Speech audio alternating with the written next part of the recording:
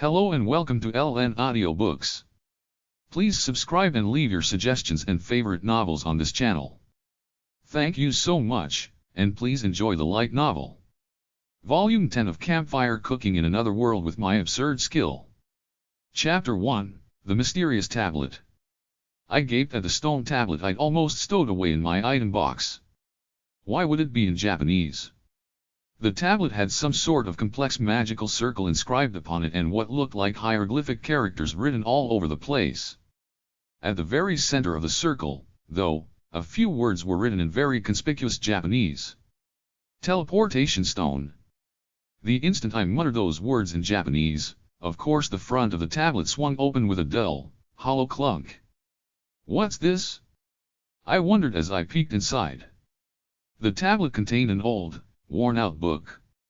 When I pulled it out and opened the cover, I found that the text within was written in Japanese as well.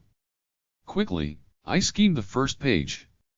If you've managed to get your hands on this book, then I imagine you're probably Japanese. This tablet's exactly what it says on the cover, a special stone made to enable magical teleportation. Made by me, incidentally, at the cost of plenty of blood, sweat, and tears. I didn't like the thought of it getting misused or abused, but on the other hand it's sort of a keepsake and I didn't want to break it, so I decided to hide it away somewhere safe. I figured I'd entrust it to my fellow countrymen, if any ever stumbled across it. I'm sure you've got all sorts of questions, so I've noted down everything that seems important in this book, including how to use the thing. Hope it comes in handy. Guess that means that whoever made this was Japanese too. And that means he must have been brought over here by a hero summoning ritual, just like me, I mumbled to myself.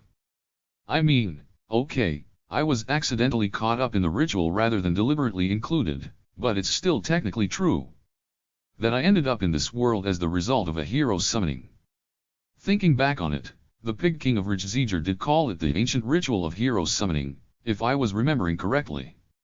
So we weren't the first people to get summoned to this world. Then, it wasn't just the four of us, other Japanese people had ended up here before we did. My curiosity was piqued, and I was about to dig into the book when Fell's voice boomed through my mind. Hey! The three of us have finished. Are you done yet? I jumped halfway out of my skin, then quickly stashed the tablet and the book away in my item box. I couldn't quite explain why, but I had a feeling that I shouldn't let Fell find out about them just yet. I'd take my time to read through the book at my leisure when I got the chance. Almost done, I think. I stammered. Gimme just a minute. I hurriedly swept the rest of the magic items and treasures scattered around me into my item box as well, then jogged over to meet up with Fell and the others. Okay, done. Here. Fell passed me the magic bag he'd been using to store the treasure he gathered. What are those two looking at? I asked, glancing at Dora-chan and Sui. For some reason they seemed really interested in the floor. Take a look and see for yourself. We found something rather entertaining beneath a mountain of treasure, something you do not often see outside of dungeons, in this day and age. Something entertaining? Whoa, the heck is this thing? I went over to take a look at whatever their attention was focused on, and found some sort of magical circle. It was clearly quite old and fairly faded, but the design was still perfectly legible. What does it do? I asked. It would appear to be a teleportation circle. Fell went on to explain that while magic of that variety is almost unheard of in this day and age, a few hundred years ago some particularly skilled mages could create short-range teleportation circles. Not very many of them, of course. Apparently, teleportation magic is incredibly complex, and the skill and understanding required to create a circle was exceptional even back then. Fell theorized that the so-called Bandit King must have abducted one of those skilled individuals and forced them to draw the circle. I mentioned the teleportation devices I remembered hearing about the Adventurers Guild using, but Fell just scoffed and asked if those could transport people, or even large objects. He had a point. I couldn't remember the details, but I had a feeling that someone had told me something about them only being able to send letters using those things. Maybe that was the most modern teleportation magic was capable of? According to Fel, the larger the object or creature being teleported and the farther the distance they'd be traveling, the more complex and indecipherable the magic circle would have to be. Glancing at the circle on the floor, I thought that explanation checked out. It was ridiculously complicated, and I couldn't even begin to make heads or tails of it. Just think about it. Carrying this quantity of treasure using the path we took would be next to impossible. Again, Fel had a point. There were 3 magic bags among the treasure we'd plundered, but unless all 3 of them had truly massive carrying capacities, which seemed pretty unlikely, there was no way they could have hauled the whole mountain of loot up here in one trip. We only managed to make it up thanks to my familiars, or, well, thanks to Fel, really, and even that felt pretty dicey from my perspective. The path was perilous enough that I probably would have died if I tried to climb it on my own. Nobody would subject themselves to a life or death scramble like that more than once. Then there was the fact that the cave was absolutely lousy with traps.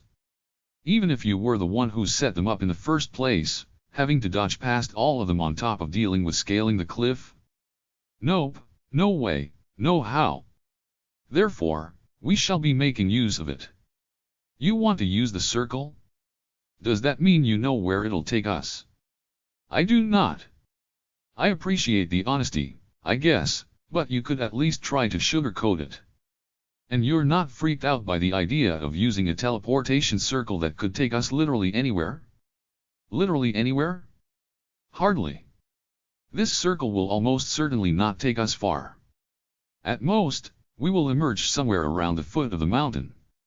Okay, sure, it sounds fine when you put it that way, but this mountain has an awful lot of foot and I'd still like to know which part we'll end up in. After all, the foot of the mountain was Black Baboon territory. I really didn't like the sound of teleporting right into a pack of those horrible things. Enough of your incessant whining.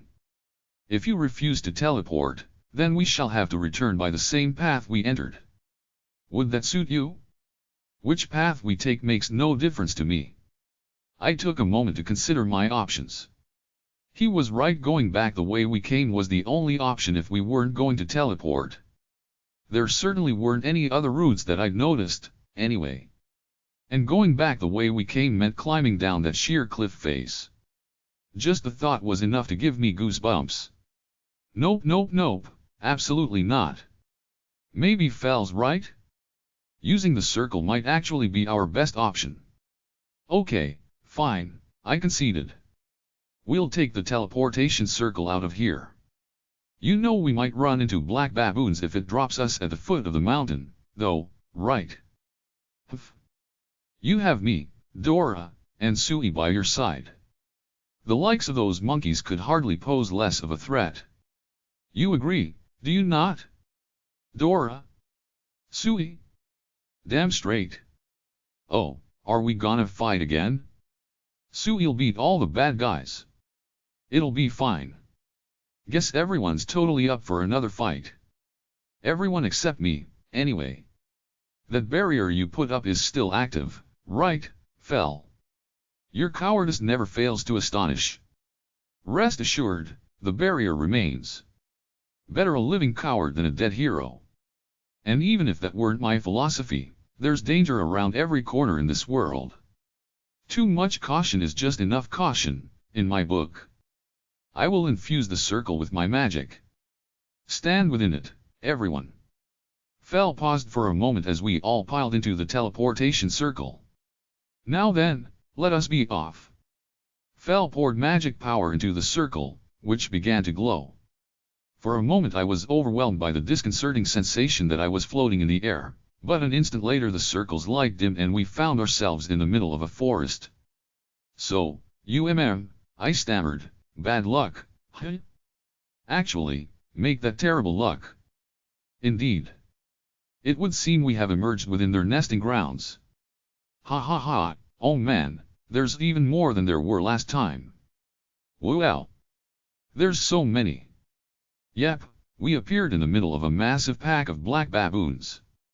It only took a glance to tell that Dora-chan was right.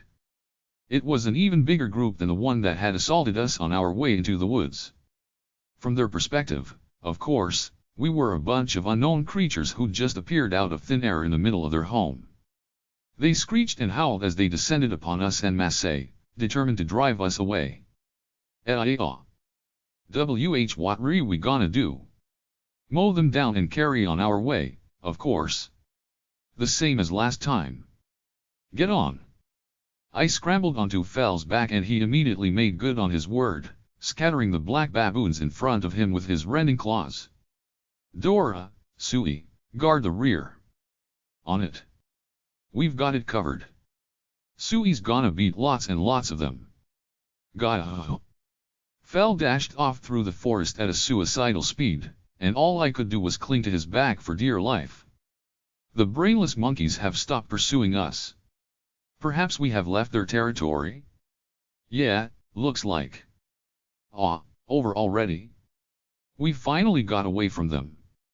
I heaved a sigh of relief and loosened my grip on Fell's fur.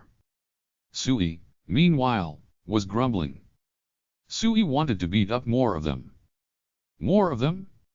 You already took out more of those things than I could count. Sui's acid bullets had left a trail of black baboon corpses in our wake. Really? Sui can do even better than that, though. Yeah, I bet you can, but I think that's enough for today. If some other monster decides to attack us, you can beat that up instead. Counting on you, okay. Yeah, okay. Seriously, how did Sui end up this bloodthirsty? It's gotta be those two's influence, right? I was becoming increasingly convinced that having two creatures that stood at the absolute pinnacle of the food chain as its only role models had led to Sui internalizing some really unfortunate life lessons. Is this any way to raise a newborn slime? Now, granted, Sui ended up being a strong and reliable party member as a result. When it comes to allies who can protect me, I say the more the merrier, but I still wished I could have raised it in a slightly more wholesome environment. I shot Fell and Dora-chan a deeply conflicted glance. What? Got a problem? I thought better of it. Nah, it's nothing.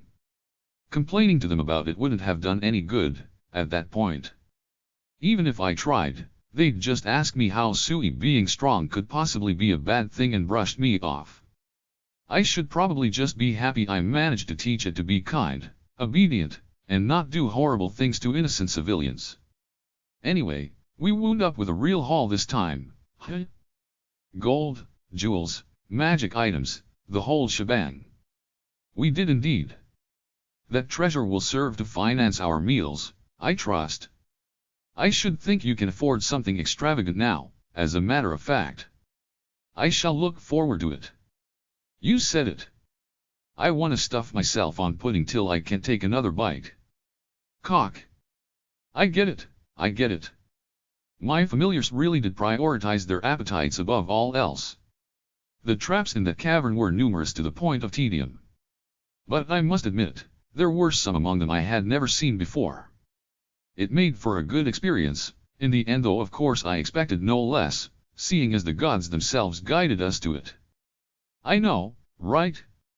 Didn't get to fight any monsters since it wasn't a dungeon or anything, but that many traps still made for a pretty good time. It was so much fun.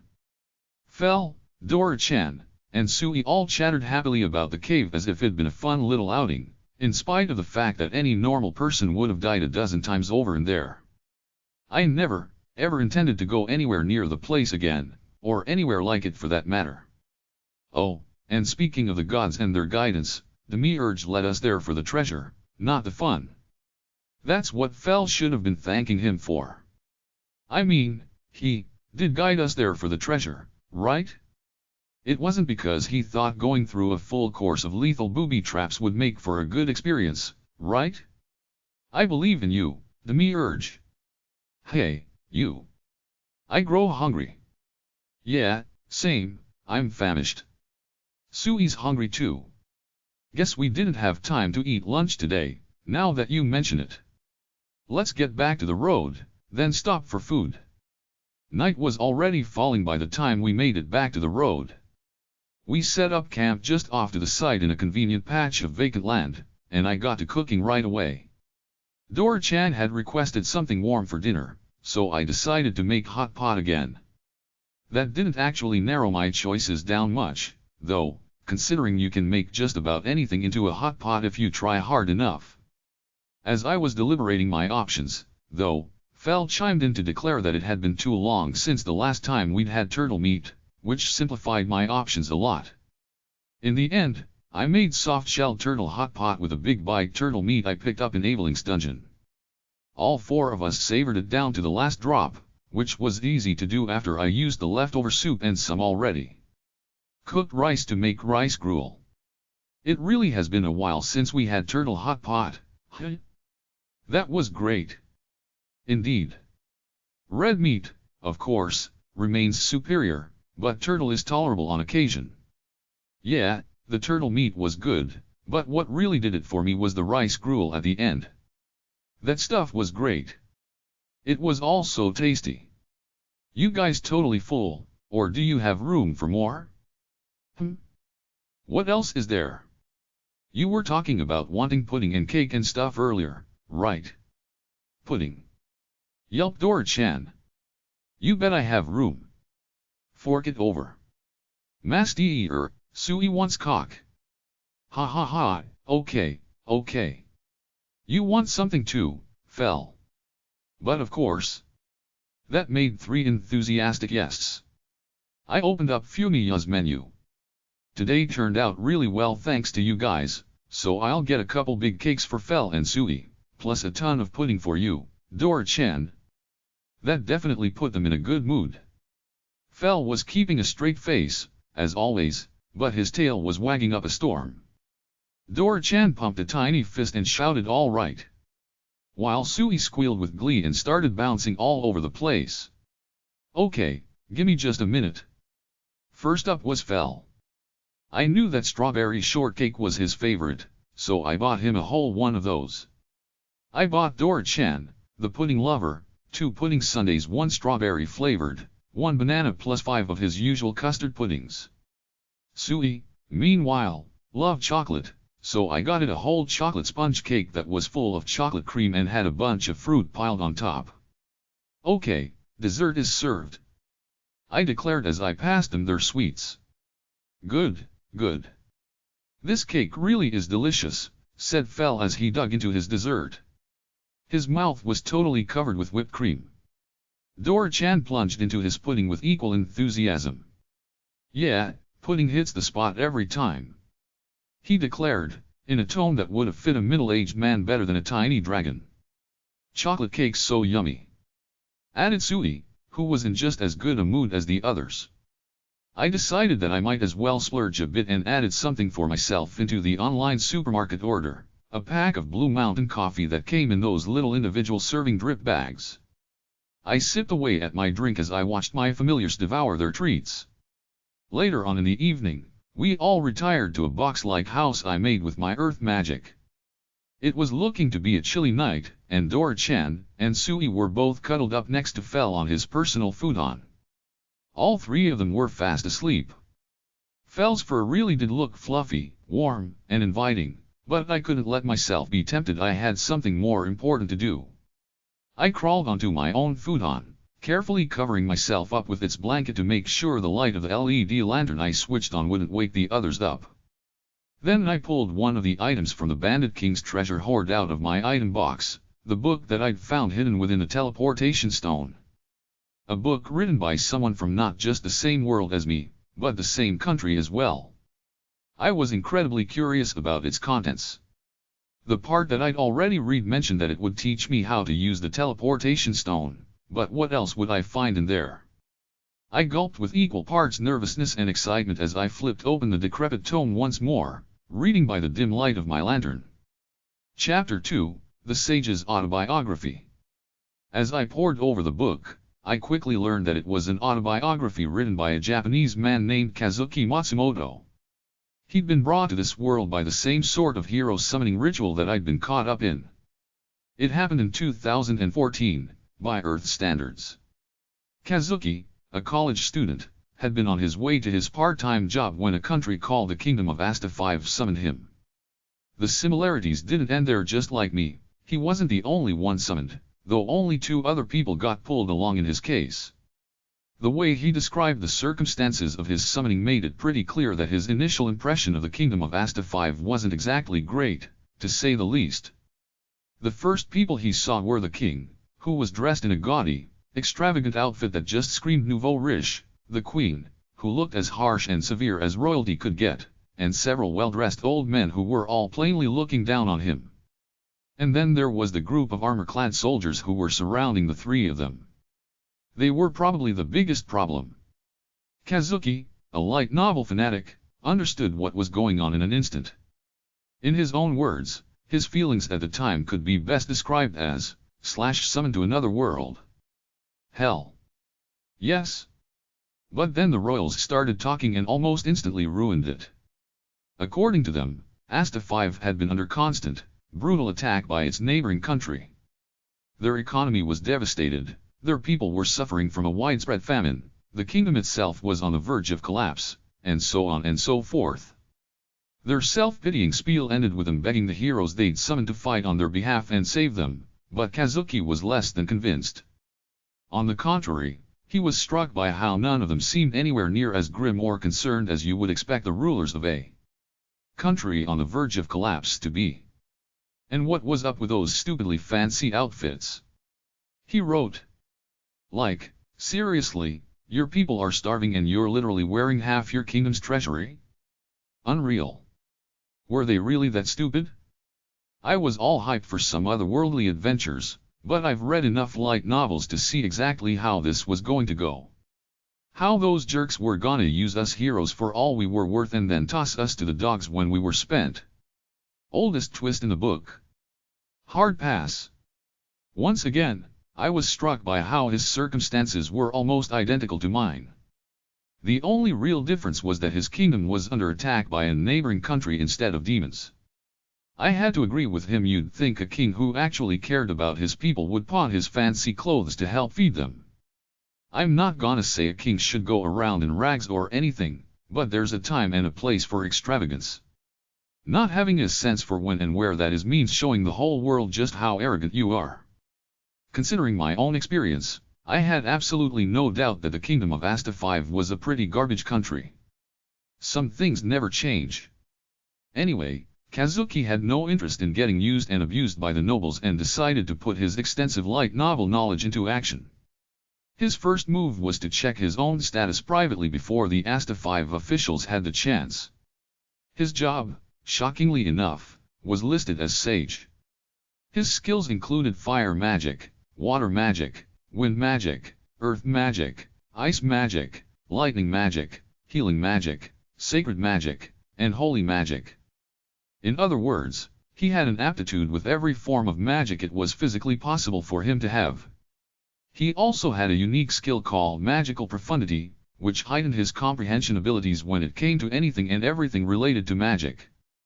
A normal person would have to spend years upon years in intensive study to learn how to use advanced magic, create magic items, or inscribe magic circles, preferably under the tutelage of a skilled master. Thanks to his skill, however, Kazuki could figure it all out in an afternoon's worth of casual reading. His MP was preposterously high from the outset, as well. In short, though Kazuki was a sage rather than a hero, his skills, and MP reserves made it obvious that he was extremely capable in the magic department. He knew for a fact that if the royals found out about his stats, he'd be exploited in the same way a hero would. His first instinct was to figure out a way to hide his real status screen and display a fake one in its place, and surprisingly enough he pulled it off instantly and effortlessly. He set his job as student from another world, hid all his skills, and put his MP at 88, slightly lower than his 96 HP. The other 2 people who had been summoned with him turned out to both be heroes, and everyone was too busy raising a fuss over them to notice what he was up to. When they finally got around to checking Kazuki's stats, the royals' attitudes immediately shifted. They looked at him with the same sort of expression they'd make when looking at human waste. The other 2 were bewildered by the way everyone was suddenly telling them how important and special they were, but they didn't seem to mind all the attention. Kazuki didn't feel totally comfortable with leaving them to their fate, But when he balanced his own life against the lives of two total strangers, the decision was an obvious one. He addressed the king, explaining that since his status made it clear he'd be of no use in a fight, he'd like to live his life in peace and quiet as an ordinary townsperson. The king agreed without protest. Kazuki had been keeping his guard up, half suspicious that they'd try to murder him on the spot to silence him, but it all turned out surprisingly well. He would later learn that the fact that Asta 5 was capable of hero summoning had already leaked to the neighboring countries, to some extent. He guessed that the king's surprisingly cooperative attitude could be attributed to that fact. If it got out that they were killing their heroes mere moments after they were summoned, it certainly wouldn't do good things for the kingdom's reputation. That said, they weren't about to turn Kazuki free to go where he pleased. According to the king, the fact remains that you arrived in this world as a consequence of our actions. Thus, we will send you to a remote region of our kingdom that has yet to be besmirched by the horrors of war. There, you may live your life in peace and comfort, along with a squad of the kingdom's soldiers, that is. In short, he'd be under constant watch. Kazuki left the capital in a carriage driven by his military escort, riding farther and farther out into the countryside. 5 days after their departure, the long, desolate road that had grown so narrow the carriage could barely fit on it plunged into a forest. They rode a ways into the woods before the soldiers came to a sudden stop and told Kazuki that he was free to go wherever he wanted, assuming he managed to survive the trip. Then they booted him out of the carriage, turned around, and left. They didn't try to kill him, but the woods were teeming with monsters. Abandoning him there was effectively the same as telling him to go get eaten. Unbeknownst to them, however, Kazuki couldn't have asked for a more perfect opportunity. After all, they had no clue that he was a sage with an especially powerful unique skill. Thanks to magical profundity, Kazuki had managed to teach himself the basics of magic over the course of the 5-day carriage ride. The monsters that tried to make a meal out of him served as the perfect test subjects, and he trained his magical abilities further by mowing them down as he traveled. Leaving the forest posed no difficulty whatsoever. He proceeded to make his way out of Asta 5, earning the money he needed to travel by taking on odd jobs here and there and doing his best not to draw too much attention. Eventually, he reached the next country over, the Kingdom of Slezak, where he registered himself as an adventurer under the name Kazu. Becoming an adventurer meant that Kazuki, or rather, Kazu, was now free and unfettered. He wandered the world, traveling wherever his whims took him. His journey led him to find all sorts of magical techniques and tomes, and his understanding of magic deepened to the point where he could produce his own magic items and inscribe his own magical circles. About a third of the way through the book, I was interrupted by the irresistible urge to yawn and decided to take a break. I rubbed my eyes and ordered a can of black coffee from my online supermarket to stave off my sleepiness. I pulled the tap nice and slowly to make sure the noise wouldn't wake my familiars, then took a sip. I couldn't get over how similar his summoning was to mine, practically down to the last detail. The Kingdom of Asta 5 wasn't around anymore, at least as far as I knew, but Kazuki was brought over here in 2014. How does that make any sense? I glanced back down at the decrepit tome in my hands. Maybe I could find out when this was written if I appraised it? It seemed worth a shot, at least, so I gave it an appraisal. Kazu the Sage's Autobiography. The autobiography of a sage named Kazu. Written approximately 600 years ago in an otherworldly tongue. YMPH. I came really close to shouting out loud but slapped a hand over my mouth at the last second. Fearing the worst, I slowly turned around and peeked out from the covers, but thankfully fell. Dora-chan and Sui were all still snoring away, fast asleep. I sighed with relief, then pulled the covers over my head once more. 600 years ago, though. Seriously? Kazuki had written that he was summoned in the year 2014. I'd been summoned in 2016, myself, which meant that over the course of those 2 years in our world, 600 had passed in this one. Could it be that time moved at a completely different speed in each world? Nope, don't really get it at all. But, I mean, they are totally different worlds to begin with, right? Of course it wouldn't make complete sense. And even if I could make sense of it, there's nothing I can do about it, so might as well stop worrying and read the next section. I took another sip of coffee, then turned back to the book.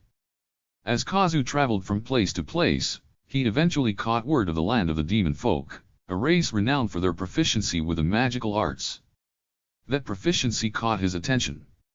As a sage and a bearer of the magical profundity skill, he was interested in anything and everything related to magic and decided to make his way to their country. I assumed he meant the region I'd heard referred to as the demon folk territories. To my understanding, those lands were so politically fractured that they didn't really have any countries to speak of at all, but it seemed that in Kazuki's day and age they were still holding themselves together, albeit just barely. He headed for their territory immediately, taking on a job as a merchant's escort to establish a pretext to make the trip, and soon arrived in a demon folk country called Andras. When he finally saw his first demon folk, he was astonished. The merchant he was traveling with had been to their territory before, and had told him that they could hardly look less human, but were still decent folks if you took the time to get to know them. That should have prepared Kazuki for their appearance, but in the end, he still couldn't suppress his surprise. Some of them were blue-skinned, some had bat-like wings sprouting from their backs, and some looked just like the dark elves he'd read about in fantasy novels. Even the ones that could be described as beastmen were more deserving of the title than any beastmen he'd met up until that point. They really did look like feral beasts that just happened to walk upon two legs.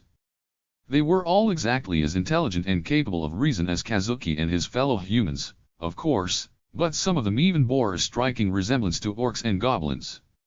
I could really appreciate how much of a shock it must have been for him. A shock, yes, but in Kazuki's case, not necessarily a bad one. The denizens of the demon folk territories were as fantasy could get, and they made him even more exuberant than ever about learning their ways. Thanks in part to the merchant's backing, he was able to stay in that first village for quite some time, growing as close to the demon folk as he could possibly manage. The locals weren't sure about him at first, and most of them kept their distance. As time passed by, however, they came to realize that he genuinely didn't mean to cause any trouble. Soon after, they gradually began to open up to him. Their village might have been tiny, but its denizens still had plenty to teach him. That village was the first place where he witnessed barrier magic, as well as spells that could charm, confuse, or otherwise beguile the mind of their target. To his utter astonishment, some of the villagers had even mastered flight magic. That last spell was the domain of the dark elves, the demon folk with bat wings, and the ones with blue skin, he quickly gathered. They warned him that it was impossible to use for those not born with the aptitude for it, but he paid those warnings no mind.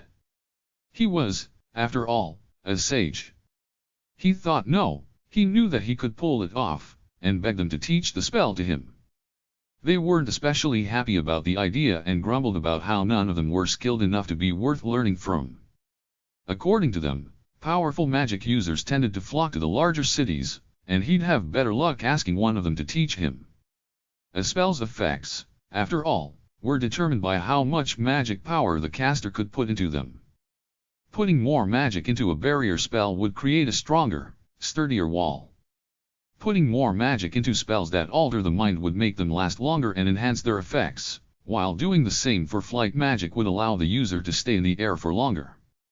Kazuki could appreciate why they'd belittle their own skills, if the effects of their spells were severely limited compared to the big city mages. But all that said, Kazuki had an overflowing abundance of MP and magical profundity backing him up. Once he learned the basic technique, everything else was child's play for him.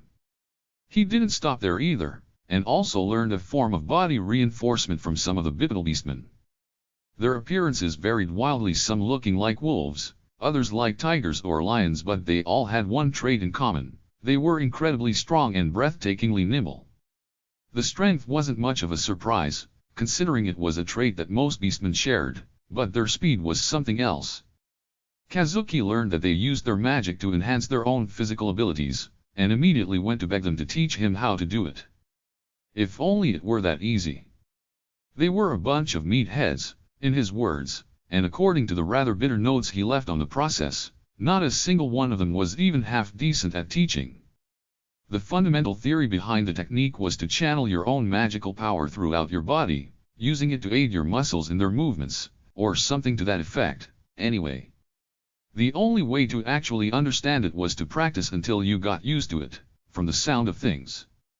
The beastmen of the demon folk territories all learned to use it at a very early age. None of them had experience teaching the basic theory. In spite of all those obstacles, though, Kazuki made like the sage he was and learned how to use the technique almost instantly. He went on to learn magic from the orc-like tribe as well, who turned out to actually be called orcs, appropriately enough. The orcs specialized in a form of magic called body hardening, a slightly different form of body reinforcement, as well as something called enchantment magic. Body hardening involves covering your whole body in a thin layer of concentrated magical power, thus hardening yourself against damage. It makes both magical and physical attacks bounce right off you, essentially. Enchantment operated under a similar principle, but involved extending the barrier of magical power around a weapon or tool, enhancing both its stability and ability to deal damage. The orc who taught him how to use enchantment magic stroked the axe he used both at work and in battle. As he explained, a real master with a knack for fire magic could bathe their weapon in flames, if they wanted to. I can do a bit of fire magic myself, but I run out of MP in seconds when I use it on my axe. Best I can do's make it stronger and sharper, he concluded with a self-deprecating chuckle. Kazuki found the orc's abilities a lot more impressive than the orc himself did, though. What are you talking about? Enchanting your weapon to be stronger and sharper is incredible. Doubly so if it doesn't take very much MP to cast. You could make a stick into a lethal weapon if you got good enough at that spell. The way he wrote out the conversation word for word made his excitement quite evident. I could understand where he was coming from too. He was highly specialized in magic to the exclusion of all else, so knowing he could use a tiny sum of MP to enable himself to fight effectively with a weapon if worst came to worst was probably really reassuring. From the sound of things, worst did indeed come to worst. On a few occasions he noted that the magic I learned from the orcs really was a lifesaver, which certainly suggested it gotten him out of some harrowing situations. The goblin-like demon folk, who once again were apparently just called goblins, had plenty to teach him as well. Specifically, he learned how to brew all sorts of potions from them. They were notably deft-handed as a race, and were responsible for the creation of most of the potions in the demon folk territories. Kazuki had already learned to make potions, but it didn't escape his notice that those the goblins made were substantially more effective than his. He could tell that he had a lot to gain from learning their methods. As time passed by and Kazuki lived in the village, learning all sorts of things from its inhabitants, he gradually learned more about the demon folk territories on the whole. The territories were home to 3 countries, in total: Andras, the country he was staying in, as well as 2 others named Kamaris and Ron. Occasional minor conflicts and skirmishes aside, the 3 nations enjoyed generally decent relations with one another. Furthermore, he learned that those 3 small countries in that relatively tiny strip of land were the only regions on the continent that the demon folk could call home. Their overall population was dangerously small. Really? I muttered to myself in surprise. According to Kazuki's book, the entirety of the demon folk territories were squeezed into a single peninsula. He later went on to walk around that entire peninsula's coastline and made it from one end to the other in just about a month, even though he was moving at a fairly leisurely pace. That tidbit made it easy to imagine just how small their territory must have been.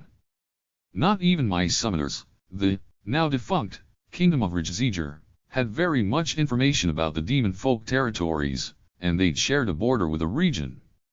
I never would have imagined I'd learn so much about it from a book I happened to randomly stumble across, of all things.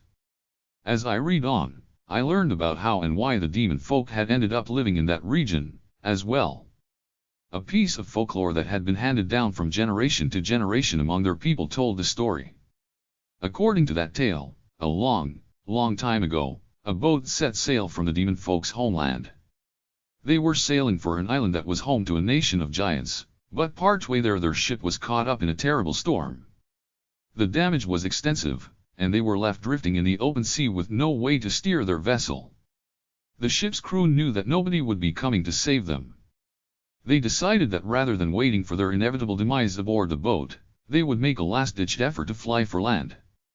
That effort paid off, and the peninsula they arrived at would later become the demon folk territories. Nobody could say for sure how many demon folk made it to land back then, but according to the legends, most of the demon folk living in the area in Kazuki's time were their descendants. Phew. I paused for a moment to take a deep breath and look up from the book. It was way more than I'd bargained for. I really didn't go into this expecting to learn all about the demon folk. From what I'd heard, the demon folk territories didn't have any diplomatic ties with the countries that bordered them in the modern day.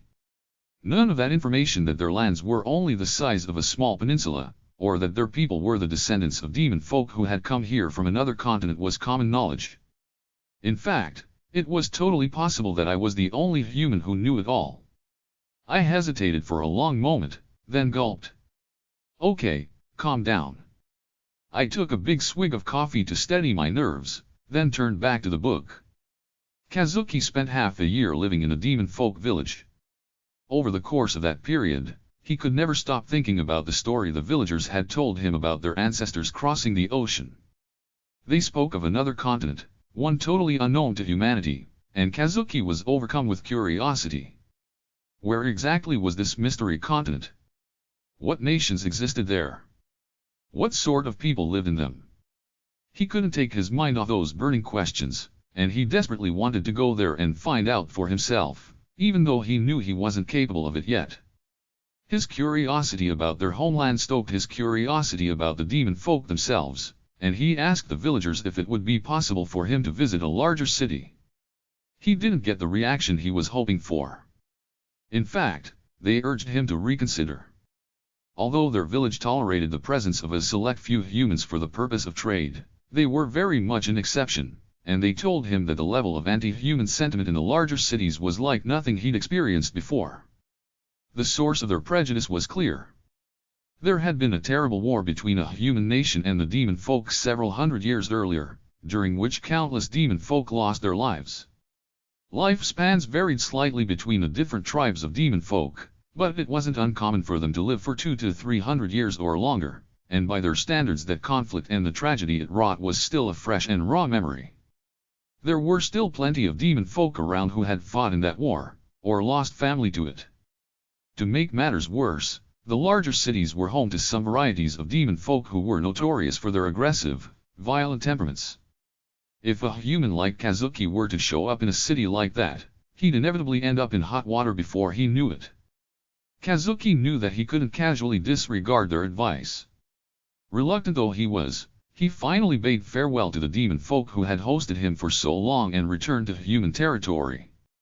He resumed his life as an adventurer, once again traveling far and wide.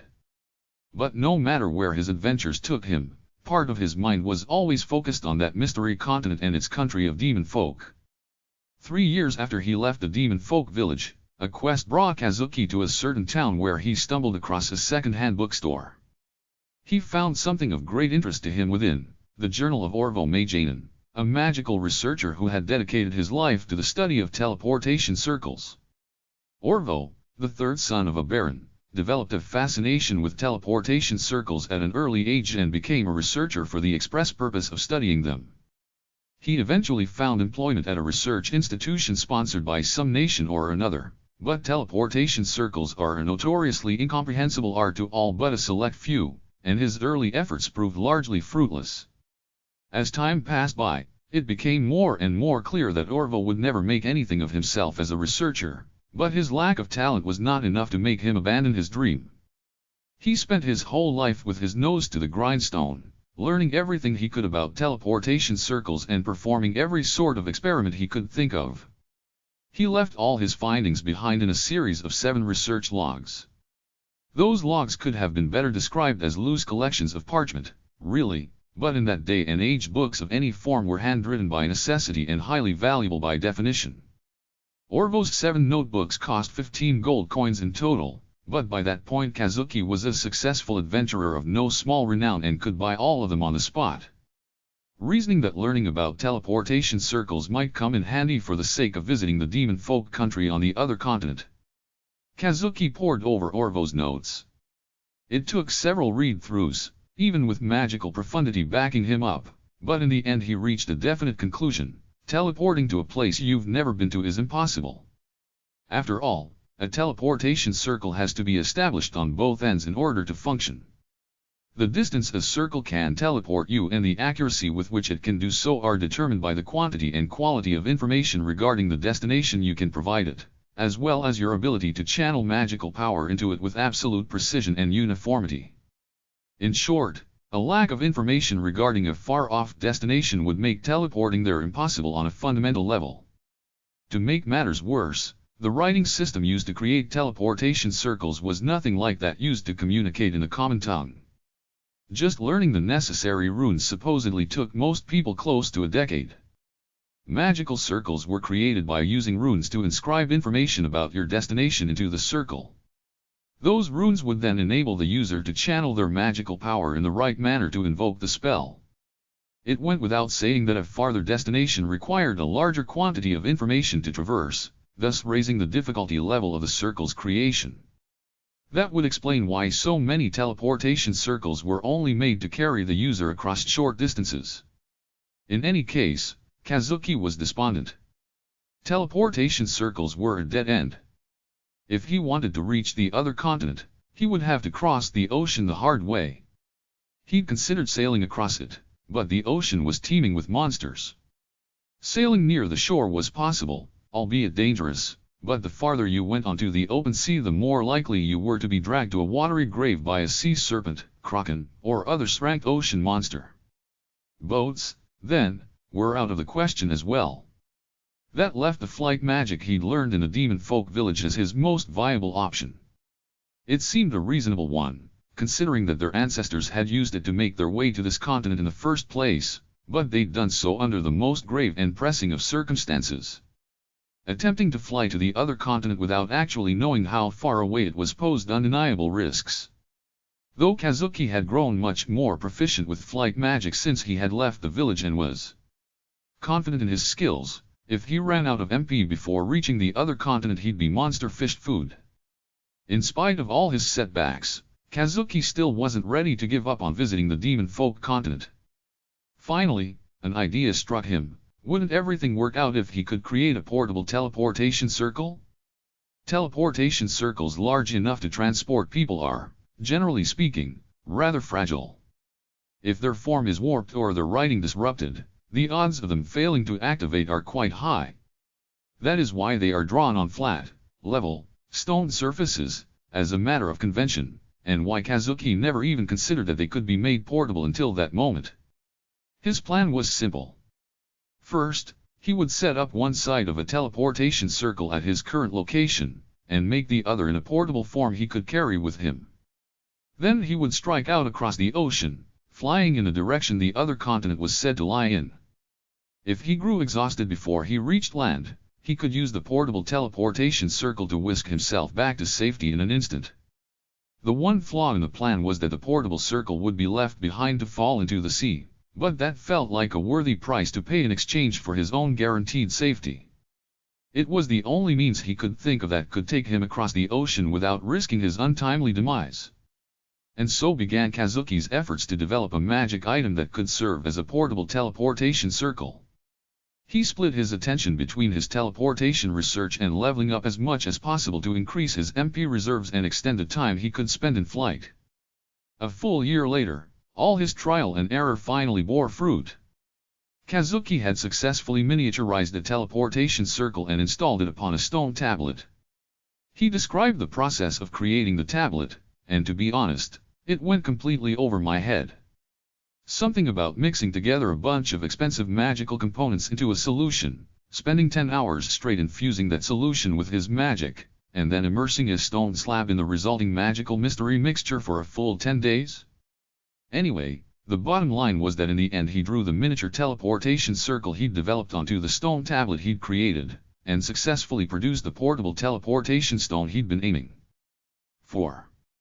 He drew the circle it was connected to within a house he'd purchased when he started his research, and his initial tests all went perfectly. His dearest wish was finally within reach: he could strike out for the demon folk continent. The demon folk in the village he visited had told him that their ancestors came from far to the west, so Kazuki flew from the coast in a straight line in that direction, but his first attempt was doomed to failure. He exhausted his MP reserves in the middle of the ocean, without the slightest scrap of land to be seen in any direction. He was barely able to muster up the last of his power and activate his teleportation stone, sending him back to collapse in the safety of his own home. The problem was obvious, he just didn't have enough MP to pull it off. Kazuki redoubled his efforts to level up, and over the course of the next year grew strong and renowned enough to become an S-rank adventurer. Finally, he felt ready to make another attempt to cross the ocean. After flying for 3 days and nights straight without pausing a moment for sleep or rest, just as he was beginning to think it might be time to turn back, Kazuki sighted land far off ahead of him. Using every last drop of power he had to spend, he just barely managed to reach solid ground. He'd done it. Finally, he'd reached the land of his dreams, the other continent, the demon folk homeland. He passed out the second he made landfall. Some time later, when he came to, a woman more beautiful than any he'd ever seen stood before him. Her skin was pale and unblemished, like that of an exquisitely crafted bisque doll. Her eyes were a lovely shade of pale violet that matched her long silky hair. The blouse and skirt she wore were hardly fashionable, but they also did nothing to distract from her voluptuous figure. Even the black bat-like wings that sprouted from her back looked almost impossibly endearing to him. Kazuki spoke without thinking, "I love you. Please marry me." That woman's name was Jenna, and, sometime later, she would become Kazuki's bride. A seemingly endless series of pages followed in which a love-struck Kazuki wrote at excruciating length about everything that was wonderful about Jenna. "I'm just gonna breeze past all that stuff. Long story short, he fell in love with her at first sight and proceeded to persistently court her, until she eventually reciprocated his feelings. He somehow smooth-talked her parents into giving them their blessing, and in the end they finally got hitched.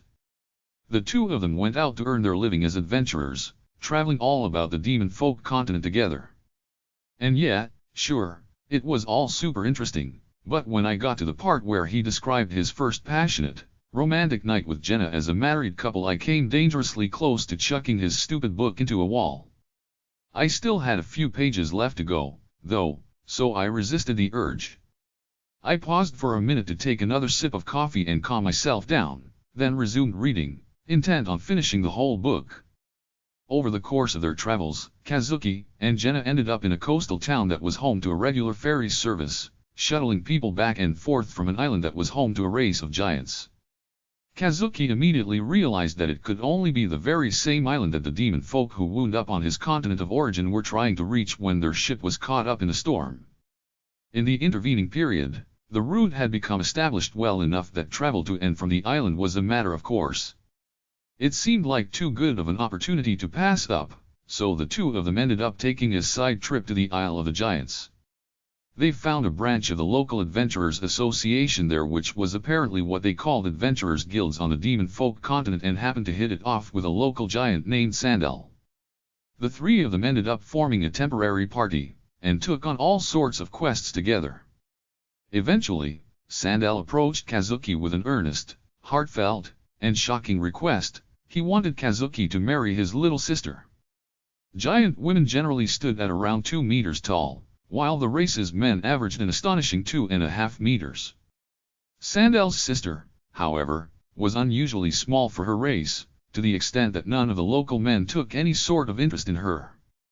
She was already 20 years old, and was growing more and more depressed as her prospects for marriage dribbled down the drain.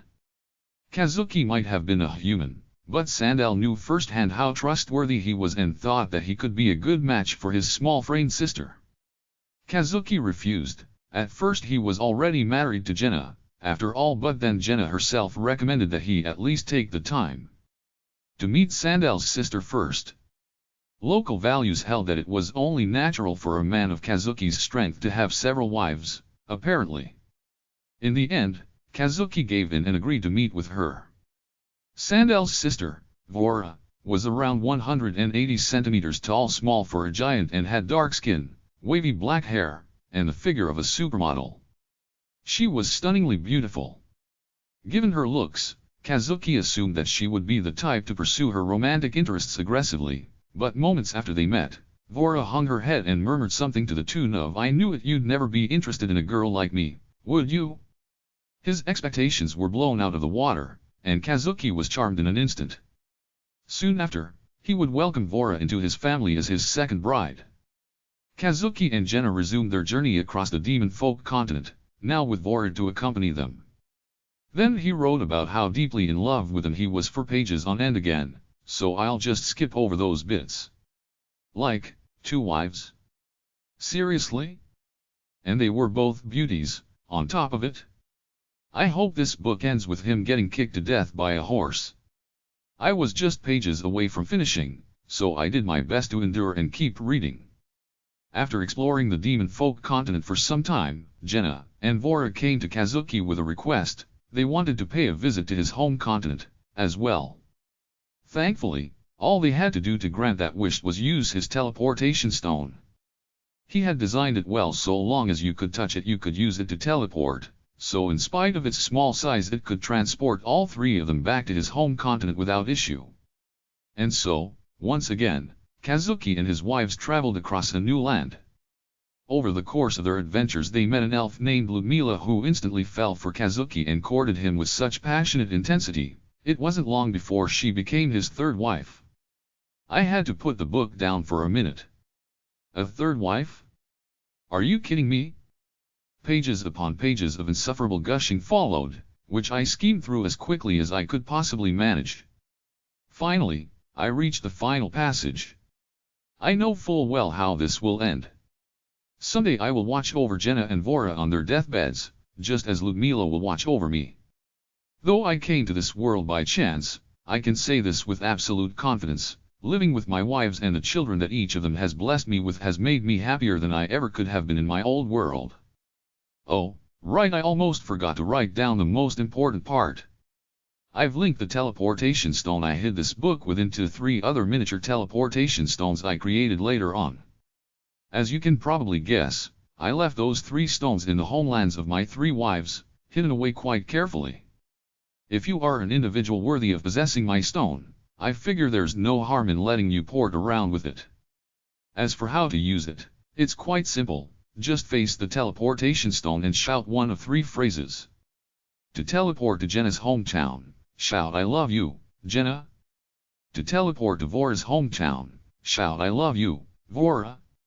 And to teleport to Ludmila's hometown, shout "I love you, Ludmila." That should do the trick. Oh, and you have to shout in Japanese, of course. I was absolutely gobsmacked. Why the hell should I have to shout about loving your stupid wives? I had to literally bite my lip to keep myself from screaming on the spot. Stupid.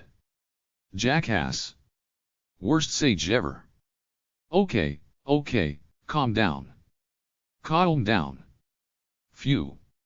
I finally managed to collect myself, but if Kazuki had been standing in front of me at that precise moment I absolutely would have decked a jerkwad. By the way, I schemed over it earlier, but apparently I can't even bring myself to say his name anymore, found an elixir in a dungeon on the demon folk continent, which roughly tripled his natural lifespan.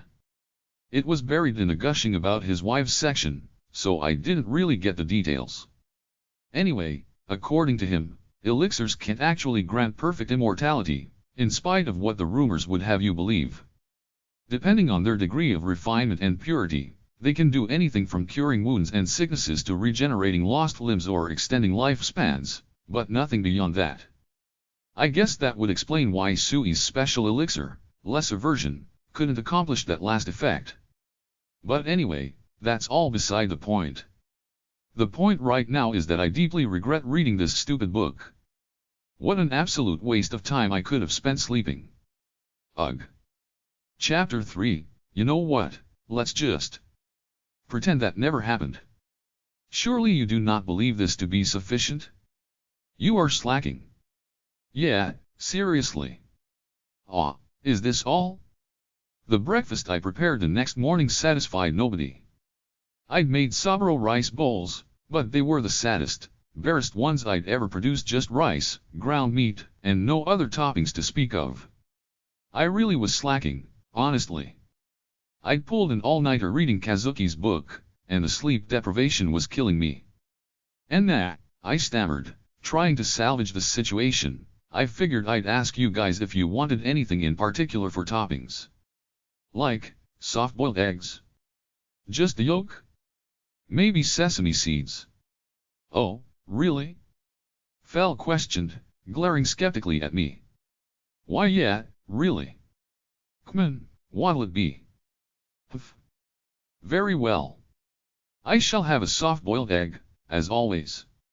Soft-boiled, got it. Dora-chan, Sui, what do you two want? Same as Fel over here. Sui wants the same too. And the tasty little white thingies that smell good.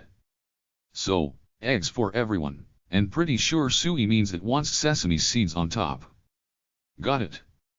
I bought the toppings directly from my online supermarket, and everyone seemed satisfied as they dug in.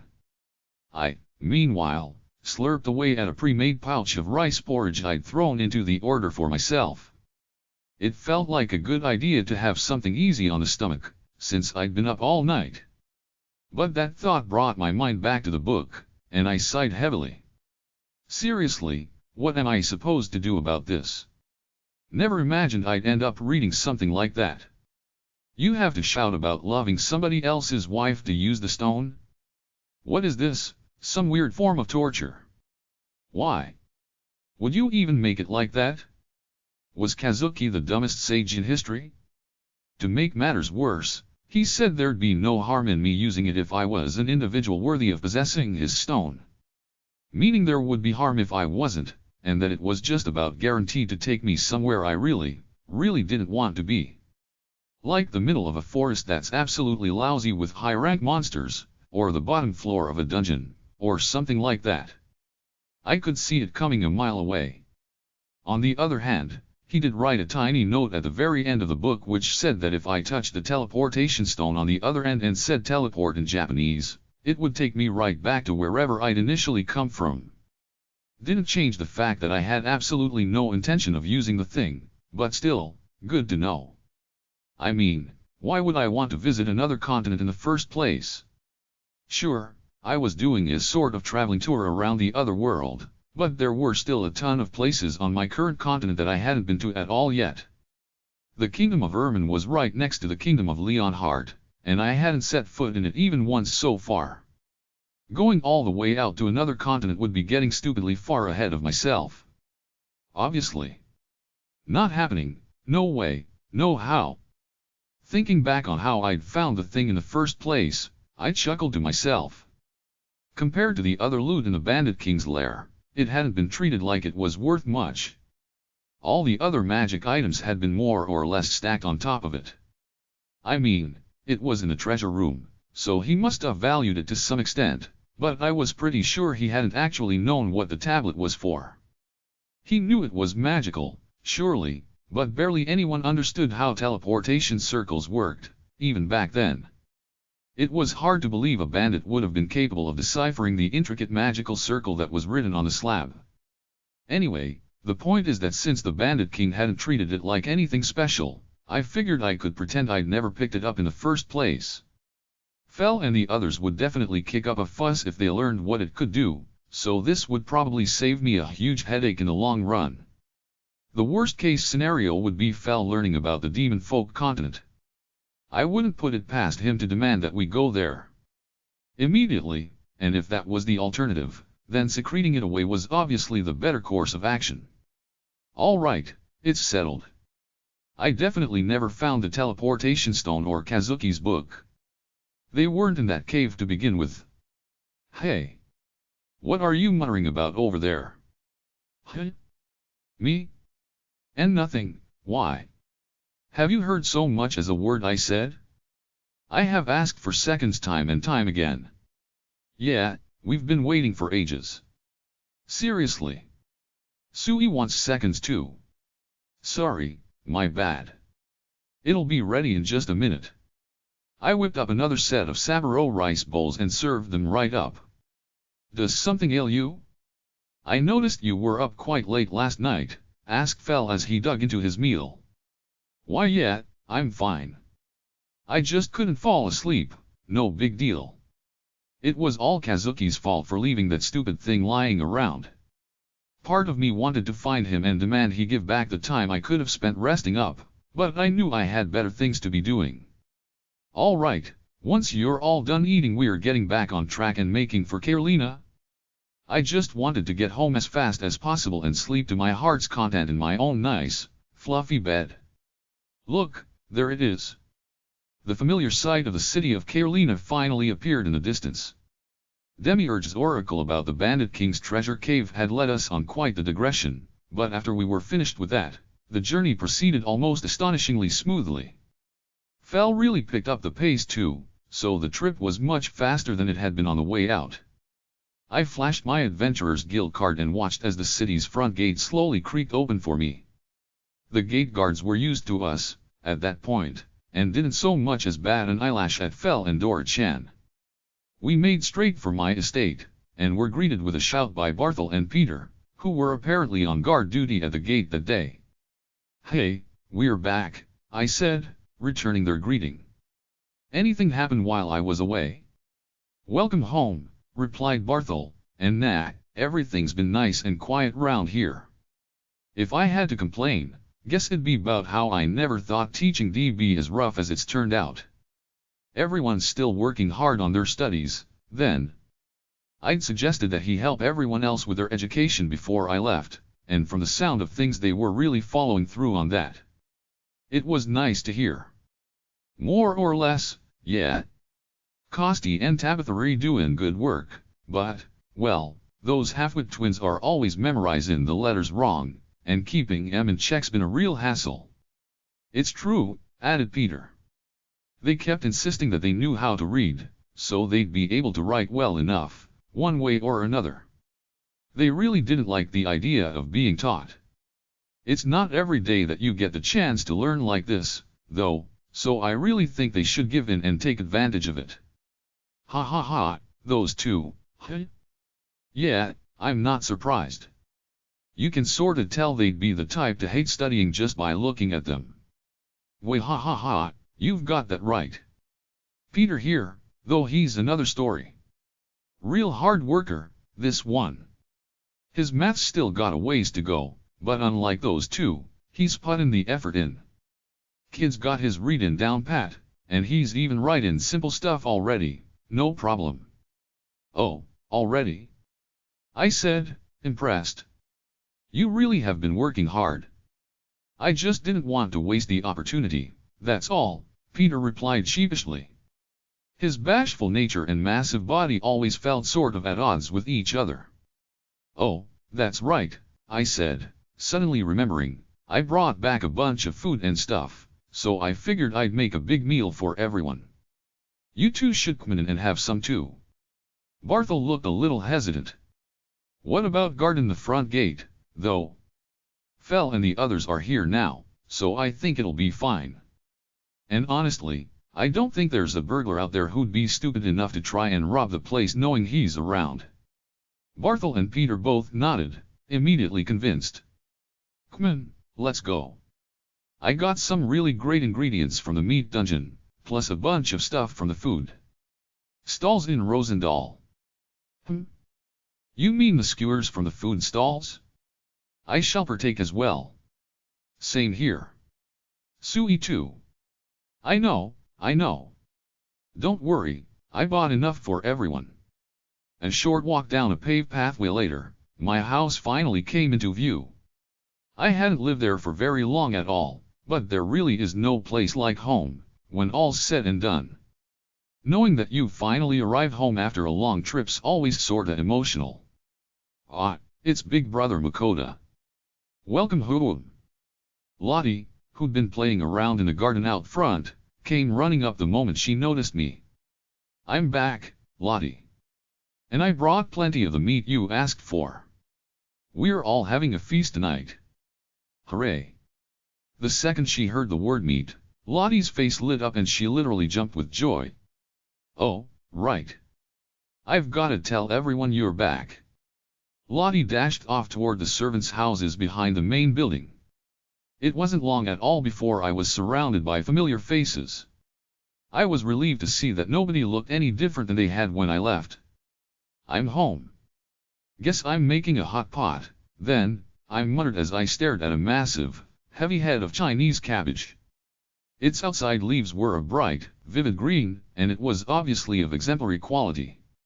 It was one of the vegetables Albin had grown in the field out behind the main house. He'd told me that everyone loved the leafy green vegetables he'd grown from the seeds I gave him. I wasn't totally sure if he meant cabbage or lettuce by that, and when I asked about it, he went out back to get one for me. I hadn't realized it at the time, but apparently there'd been some Chinese cabbage seeds in the assortment I gave him before leaving for Rosendahl. I must not be been paying close attention at the time, and couldn't remember what specifically I'd given him at all.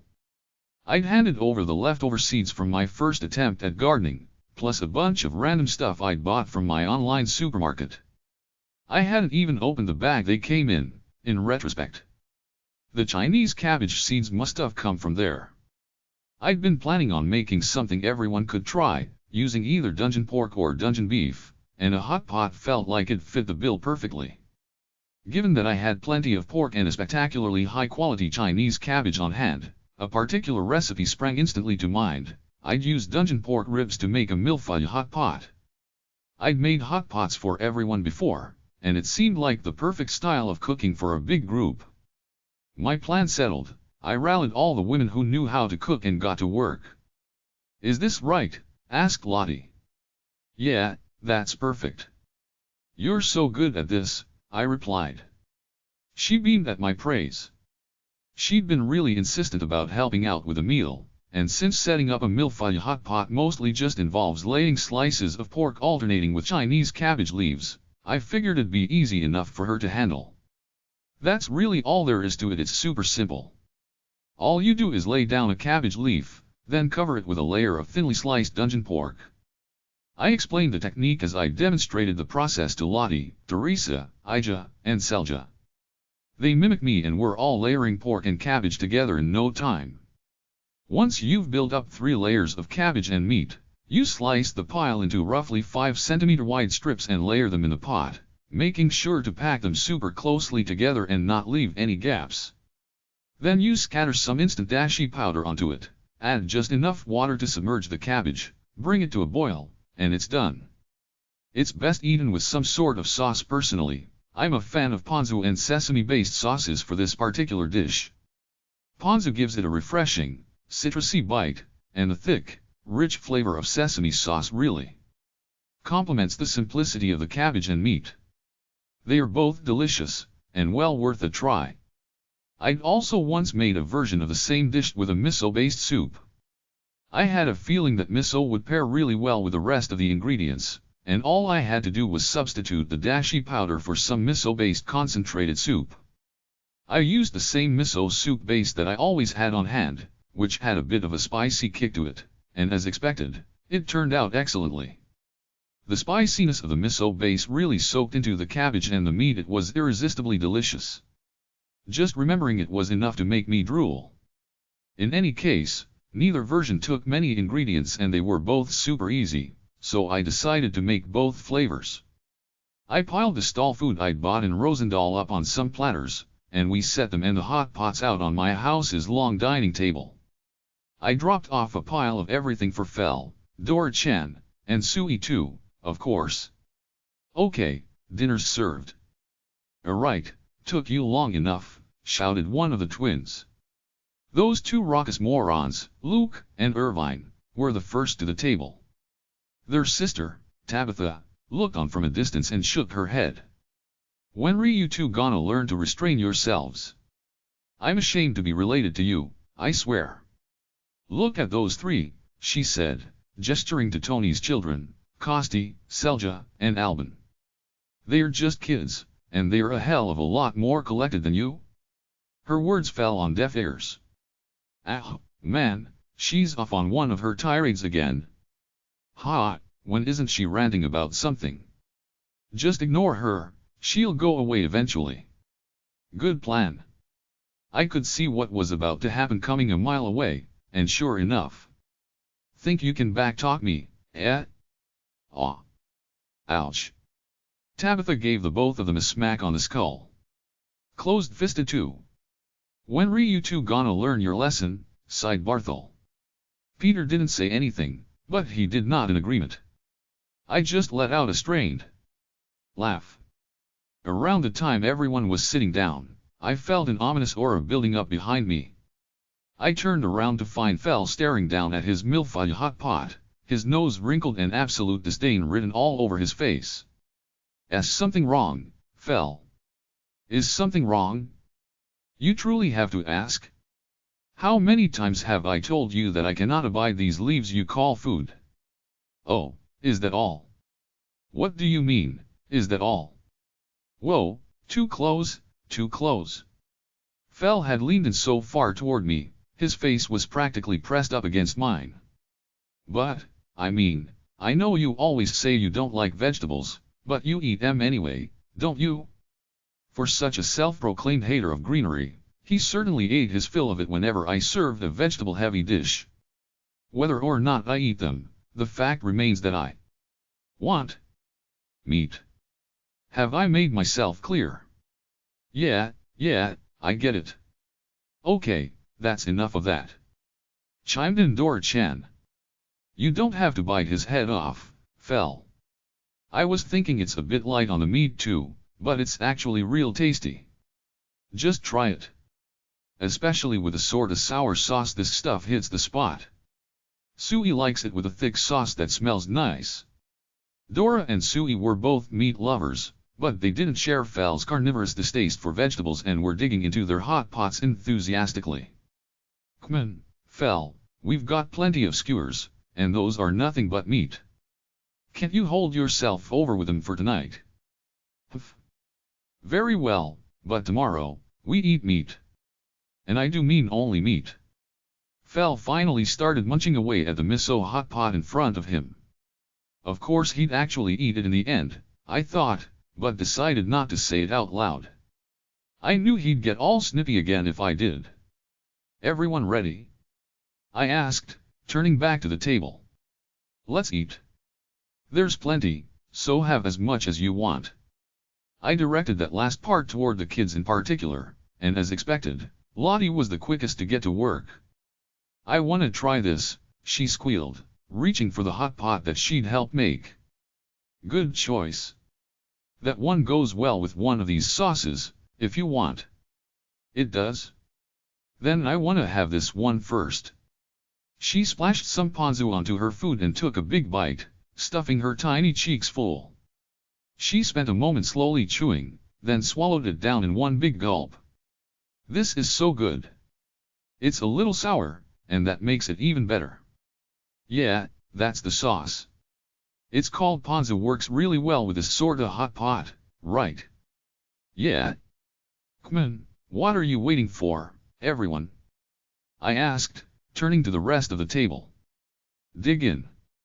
Everyone finally started helping themselves to the hot pots. Tony and Albin's households were happily eating away in their own little family groups, and it looked like they were really enjoying it. Tabitha and the rest of my guards, meanwhile, were devouring their helpings in perfect silence. I had to wonder if they'd been starving themselves up until now, or something. Oh, right. Almost forgot, I said as I produced a bunch of beer for the adults and a bottle of orange juice for the kids. I'd already used my item box and online supermarket in front of everyone before, so there was no need to be sneaky about it. Barthol the dwarf's eyes lit up as he saw me bring out the beer. I knew you had it in you, Makoto. You really know your stuff. He pulled open his can's tab with a practiced motion and chugged it down in a single draft. Now that's the stuff, he shouted. He made having a beer sound really, really nice, and everyone else quickly cracked open their cans as well. I joined in, of course, and took a nice, long swig. Yeah, this really is the best. I sighed. You gotta have a beer to get the most out of a hot pot. I was talking to myself, but surprisingly, the rest of the adults nodded in agreement. I guess the people of this world can appreciate how well beer and hot pot go together, as well.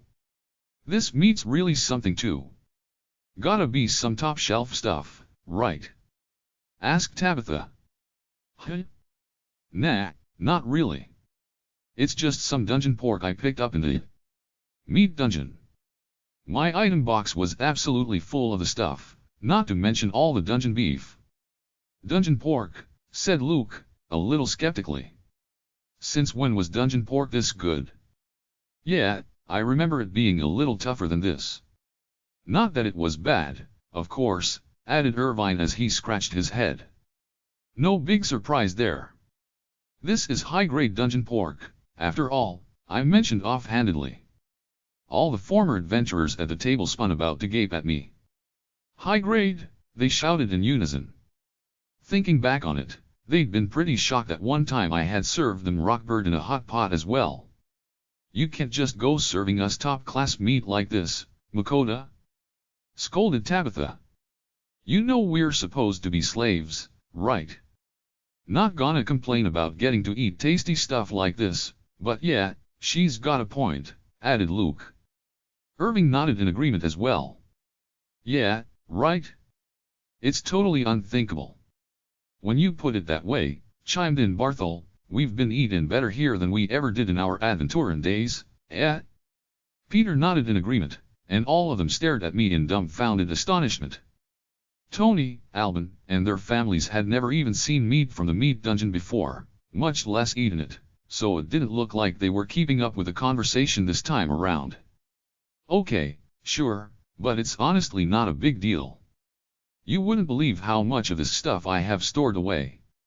The former adventurers glanced behind me, where Fel, Dora, and Sui were all chowing down. I think they got the point. Yeah, I could see Fel and the others hunting down a mountain of the stuff, and enjoying every second of it. Right.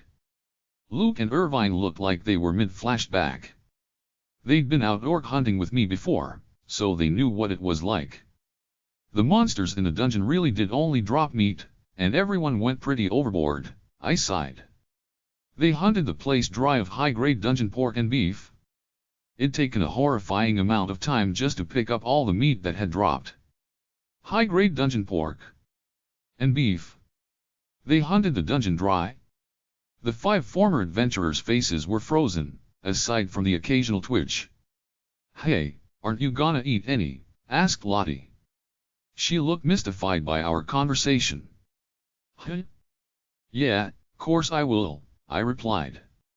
Like I said, it's not a big deal, so don't worry about it. Eat up. Tabitha sighed. Okay, I get it. Thinking about you and your familiars like you live in the same world as us normal adventurers was my bad. Wait, what? It's just Fel and the others, I've got nothing to do with it. Don't lump me in with them. I'm totally normal. Normal? Ha, as if. Luke laughed. Right. Irvine agreed. You tame familiars like them, added Barthol. Ain't a chance you're anything close to normal. Very true, said Peter with a nod. Okay, but I'd lose hard if I went one-on-one with literally any of you. I demand seconds. Same here. Sui too. Seriously, already? And wait, you're telling me a certain someone who was all complaints just a minute ago wants seconds now. If you have a point, then out with it. You know what? Never mind. I'll have it right out, just a minute. I hurried off to fix up a second helping for my familiars, and the former adventurers looked inexplicably self-satisfied as they watched me go. Yup, knew it, Makoto's one of them after all, said Luke with a nod. He's the only man alive fearless enough to talk back to Fel like that. You said it, agreed Irvine. Me? Fearless? Nope, nope, absolutely not. Something about their attitudes was weirdly upsetting. After our little banquet concluded, I took a nice, long, relaxing bath with Dora-chan and Sui. All we had left to do after that was hit the sack. My familiars were out like a light in minutes, But I had one more thing I needed to get done that day. It was time for my offering to Demiurge.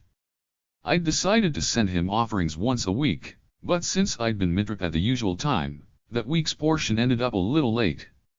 I didn't think he'd be upset about that, unlike a certain group of unreasonably materialistic deities, but I decided to get him slightly more sake and canned snack foods than I usually would as an apology anyway.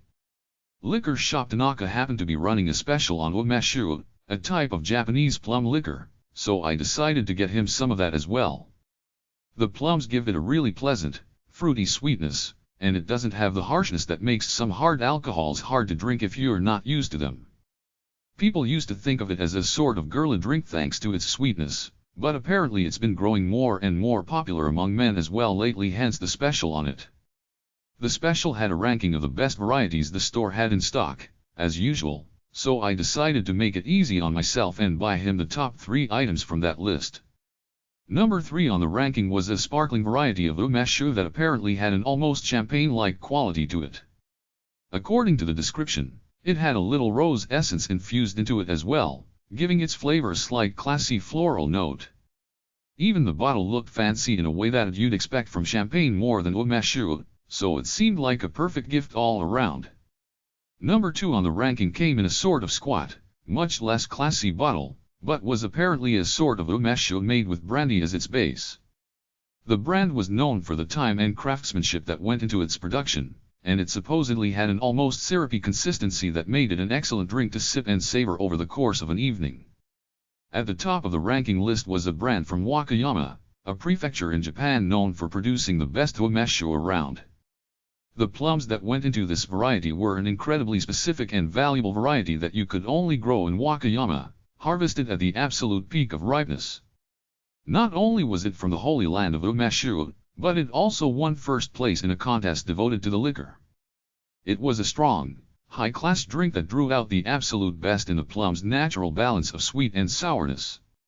I was far from an umeshu connoisseur, and had only ever drunk one particularly famous brewer's product, so I was sort of astonished to see that there were that many varieties available. I knew that the production process involved soaking the plums in another liquor along with a ton of sugar, but I'd been under the impression that it was only ever made with clear, uncolored alcohols like shaku and sake. The fact that you could make it with brandy or whiskey really caught my attention. I was so intrigued by everything I'd learned that I couldn't help but slip another bottle of the number 3 umeshu into my basket to try out myself.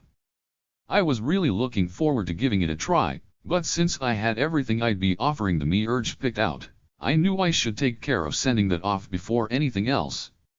I double-checked that everything I meant to send was in the cardboard box, and slipped in a few extra items as well, both varieties of the milfaya hot pot I'd made earlier that night, plus the ponzu and sesame sauces that went along with them. I'm sorry it's a bit late this week, but please accept this offering, Demiurge. I made a cabbage and dungeon pork milfaya hot pot to go along with it, as well. I hope you enjoy it. Oh, no need to worry about punctuality. I'm more than happy enough just to receive your offerings.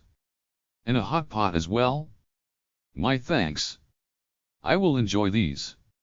My offering vanished in a flash of light.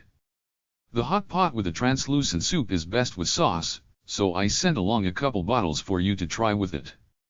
The other one's miso soup based, so I recommend trying it as is. Oh, they smell wonderful. I can hardly wait to try them. I also sent some of your usual sake, plus a few bottles of a liquor called umeshu for you to try. It's made from a particular sort of plum. A fruit liquor, is it?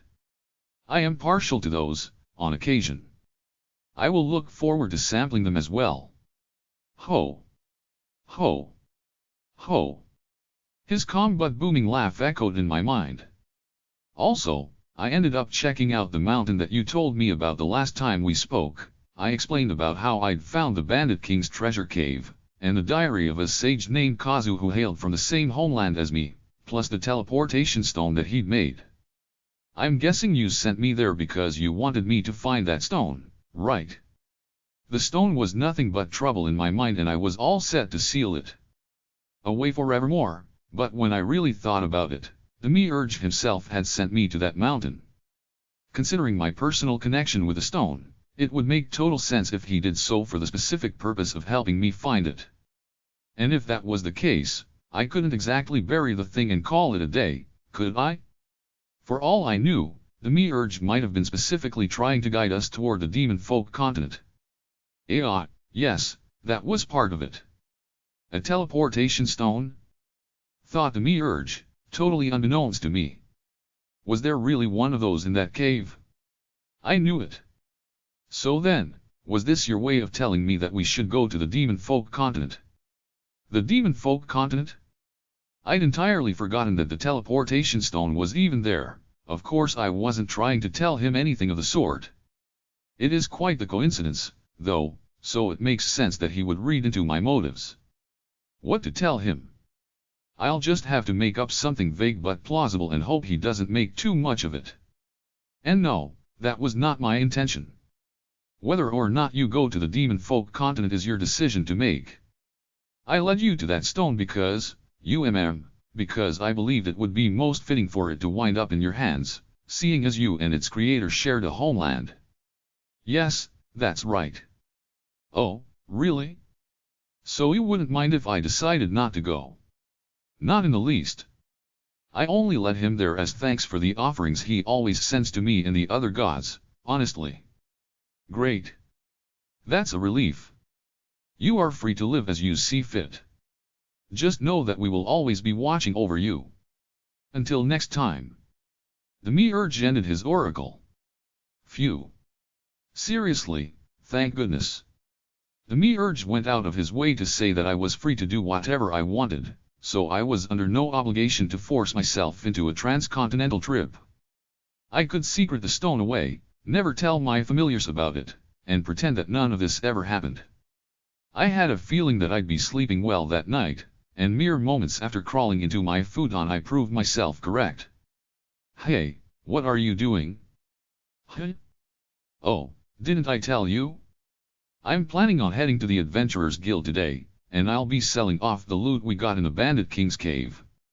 I figured I should appraise all the magic items we found before I go so we can keep any that sound like they might be useful. I was out in the garden in front of my house, and had all the magic items from the cave spread out on the ground when Fel wandered over. Where are Dora-chan and Sui? Napping, though given how early in the day it is, perhaps oversleeping would be more apt. It would seem they feasted too freely at breakfast and lulled themselves back to bed. Ha, those two sure are taking it easy. Have you already appraised everything? Nah, I'm just getting started. I've only looked at this one so far, I said, pointing to one of the items. It was a square panel with a magical circle inscribed on it. It's a soundproofing item, looks like. If you activate it and stand in the circle, absolutely no noise you make will be audible to anyone outside of it. Fel looked skeptical. What use would anyone possibly have for such a thing? I guess it could be handy if you had something to say that you really didn't want anyone uninvolved to overhear. Magic items were expensive by default, so I was sure it had to be worth something. I definitely didn't want it, though. We have a bunch of them, so I figured I'd appraise them all and see what turns up. Magic items are of some interest to me as well. I shall assist. Fel and I appraised item after item together. Most of them seemed questionably useful at best, but a few caught my attention. Stuff like a magical slab that could shoot pretty large fireballs and an item that drove monsters away were totally useless to me.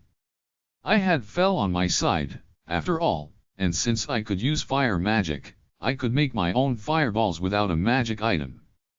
The one that drove away monsters almost certainly wouldn't work on any high-ranked creatures, so it didn't seem like it'd be especially useful either. One of them seemed handy, though, a water jug that kept itself magically full, generating fresh water out of thin air. I thought that Albin and his family would appreciate it, so I was planning on installing it in their house. I'd heard that Teresa usually took the lead on cooking everyone's meals, and the capable of cooking brigade would gather in her kitchen to help out, so it seemed like a good place for it. Drawing water from the well had to be a pain, so it saved them a lot of work. Then there was a box-shaped item that was infused with ice magic, an ice maker, basically.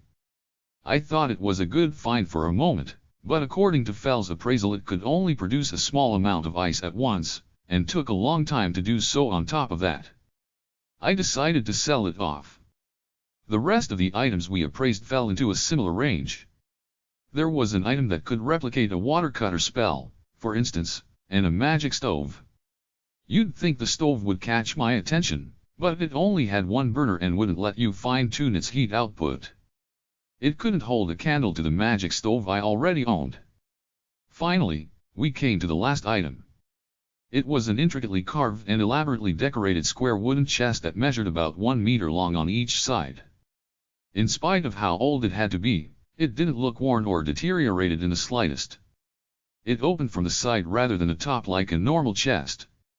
I had pretty high hopes for it. Okay, last one. Is it? Were there not more than this? I gulped. It goes without saying that I hadn't brought out the teleportation stone. There hadn't been all that many magic items in the first place had Fell noticed that it was missing. Nope, sorry, no more after this one. Oh? Very well, then. I shall appraise the final item. Why yeah, great, thanks. You get more info than I do, so that sounds good to me. Phew. That was a close one. Said Fell after a lengthy pause. It would seem to be a magic item intended to keep food and drink cold. An item to prevent food from spoiling, if you will. Wait, but that means it's a refrigerator. A magic refrigerator, nice. This is great, we can definitely use this one. Can we? Yeah, it'll be handy for all sorts of things. Marinating meat's the big one. I never really liked the idea of leaving that stuff out at room temperature. This country's big, and with the climate changing depending on where you go, it just doesn't feel safe.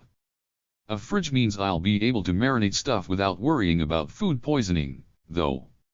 It'll let me make a bunch of desserts like puddings and jellies and stuff too. Is that so? Most excellent. Let us put it to use at once. Prepare us some meat. Sorry, but at once isn't gonna happen. My schedule's totally packed today. We'll do it tomorrow, all right. I shall hold you to that. Yeah, I know. All right, let's haul the rest of this stuff over to the Adventurers Guild. It felt like it'd been quite a long time since Fell and I had paid a visit to Karelina's Adventurers Guild. Dora-chan and Sui were both still fast asleep, so we ended up leaving them at the house. Oh, you're finally back, cried the guildmaster, Willem, who met us by the door. We are, yeah. Nice to see you. Haha, indeed. So? What do you think? He asked as he stroked his hair, which was even longer and fuller than last time I'd seen him. I got that he was so happy he just had to brag about it, but honestly, it was getting sort of obnoxious. Looks like it's working out well, huh? Good for you. It most certainly has, thanks to your shampoo and hair growth tonic. It just keeps growing and growing.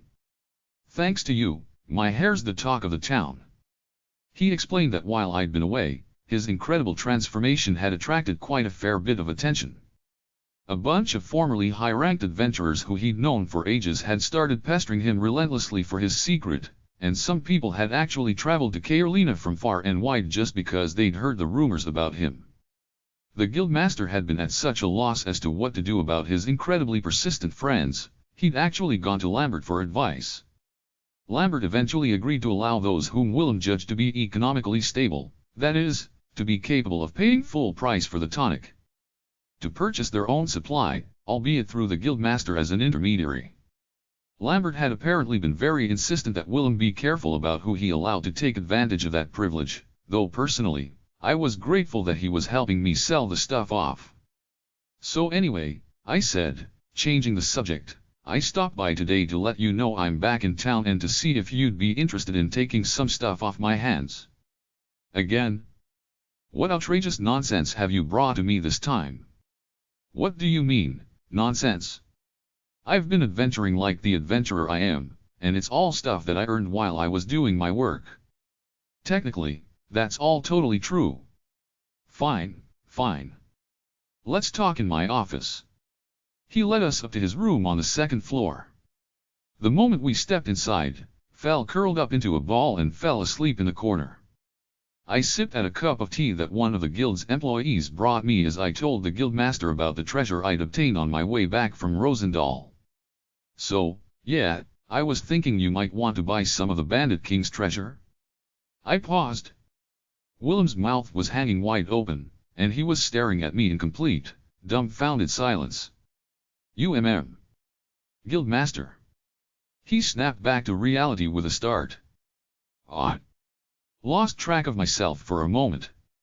You really have done the unthinkable again, I swear. I'll have you know that more adventurers than I can count have gone out searching for the Bandit King's treasure over the years. He looked oddly conflicted as he explained it all to me. Oh, that's so. I didn't know what else to say. I mean, I found the thing, and there wasn't much I could do to change that fact. Hell, I was guided there by an oracle from the gods themselves, which made it doubly not my fault.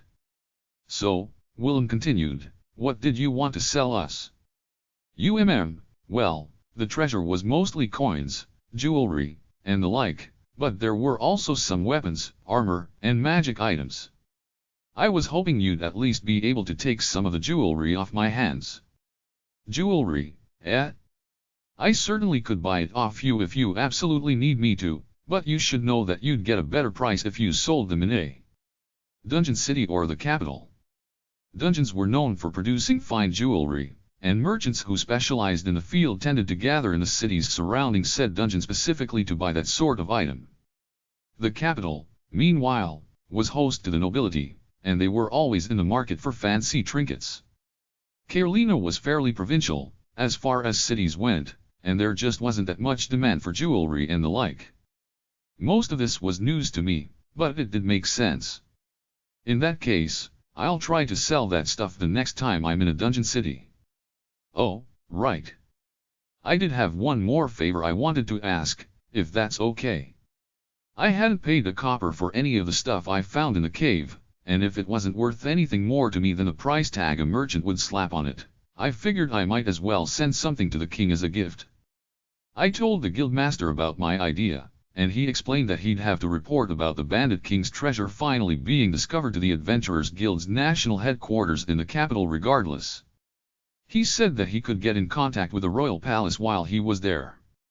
No chance they'll refuse the gift if I tell them it's coming from you.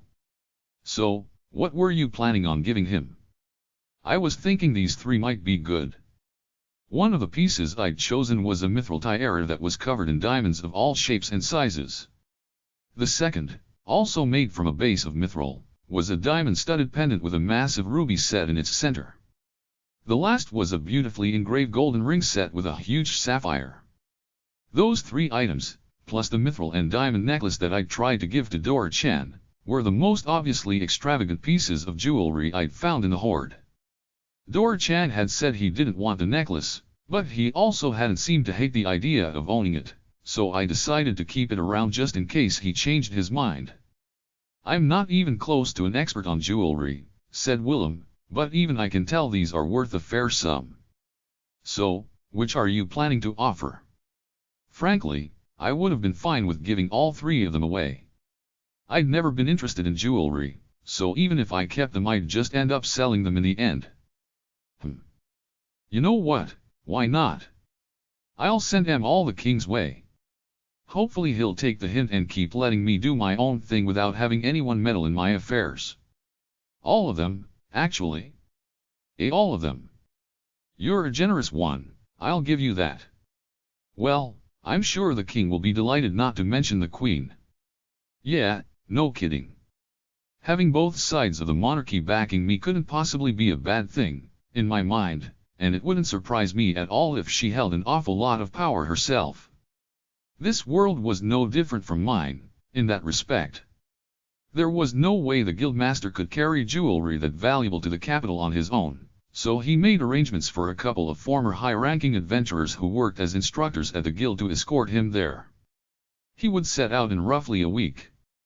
I felt bad about making him go through the trouble, but he reassured me that his branch had made almost unbelievable profits thanks to my work, and that it was the least he could do to repay me. I agreed to keep hold of the items until the day of his departure. After that, we moved over to the storehouse to take a look at the weapons, armor, and magic items that I was thinking of selling. There weren't all that many of them, but since each one would require appraisal, I was told it would take around 5 days for them to finish.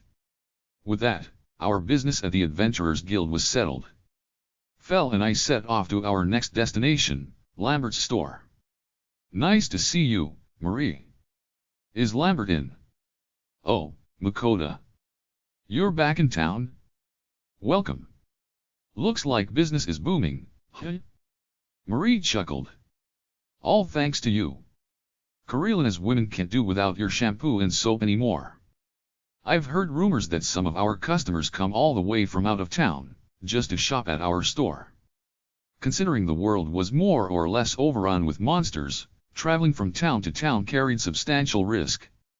Apparently, though, there were people willing to take that risk just for a bar of soap. I was once again struck by how terribly tenacious women could be when it came to cosmetics. I'd love to open up a branched store, really, muttered Marie.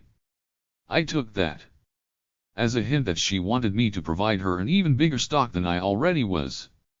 Kosti, whom I'd put in charge of my shampoo and soap stocks, had already mentioned in passing that she'd been asking about bumping up those numbers.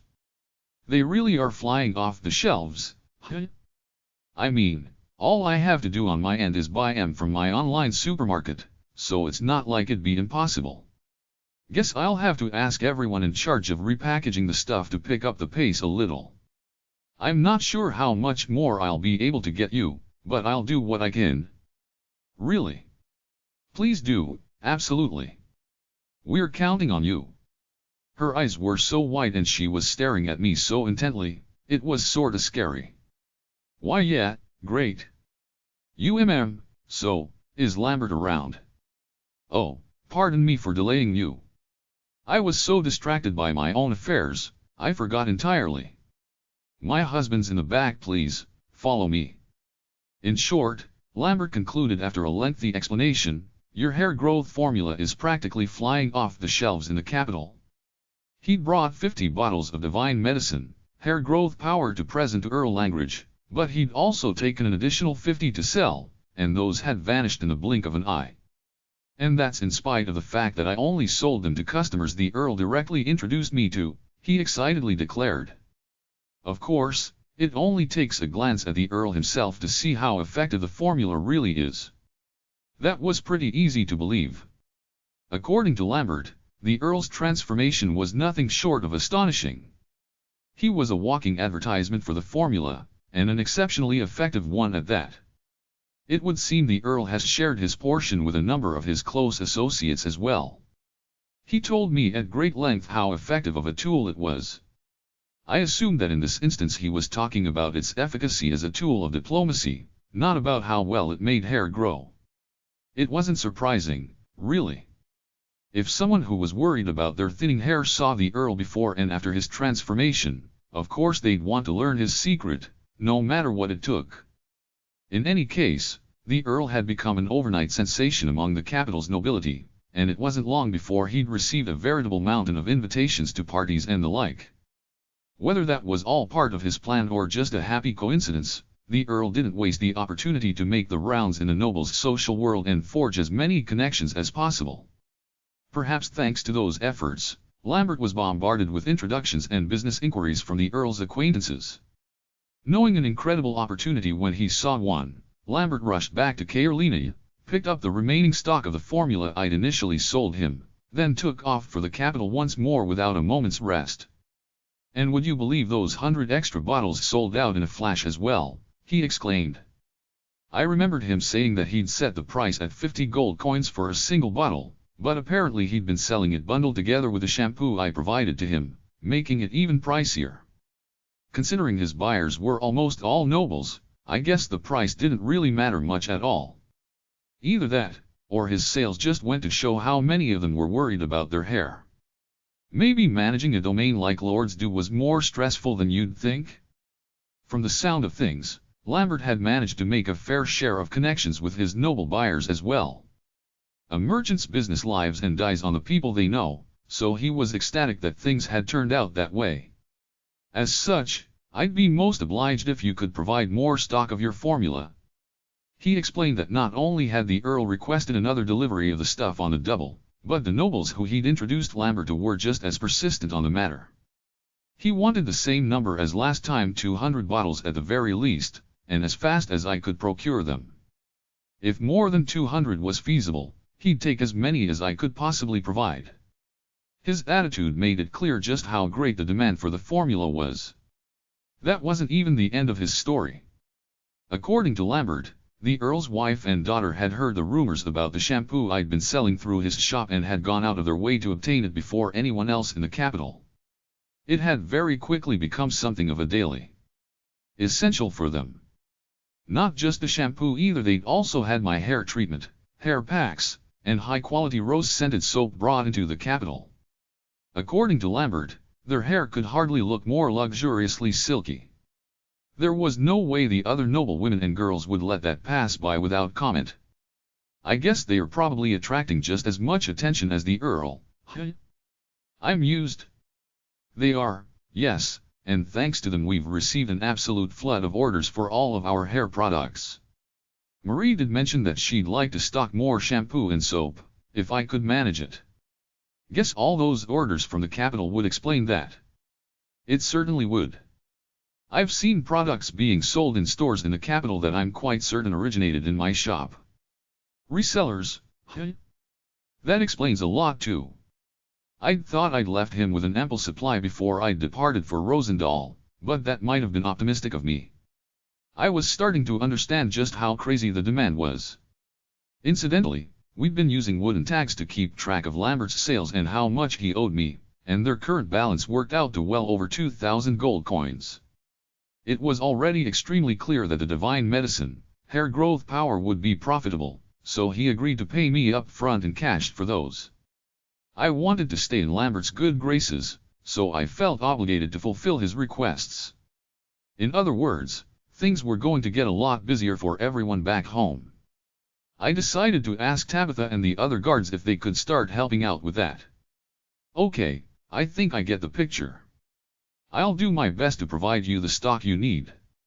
He wanted it as quickly as possible, so after a bit of discussion we decided that I'd deliver the goods in 2 days' time. Oh, and while we're at it, the Earl mentioned something you should probably be aware of. Lambert explained that the Earl had attended a banquet at the royal palace, where I'd happened to come up in a conversation with the king himself.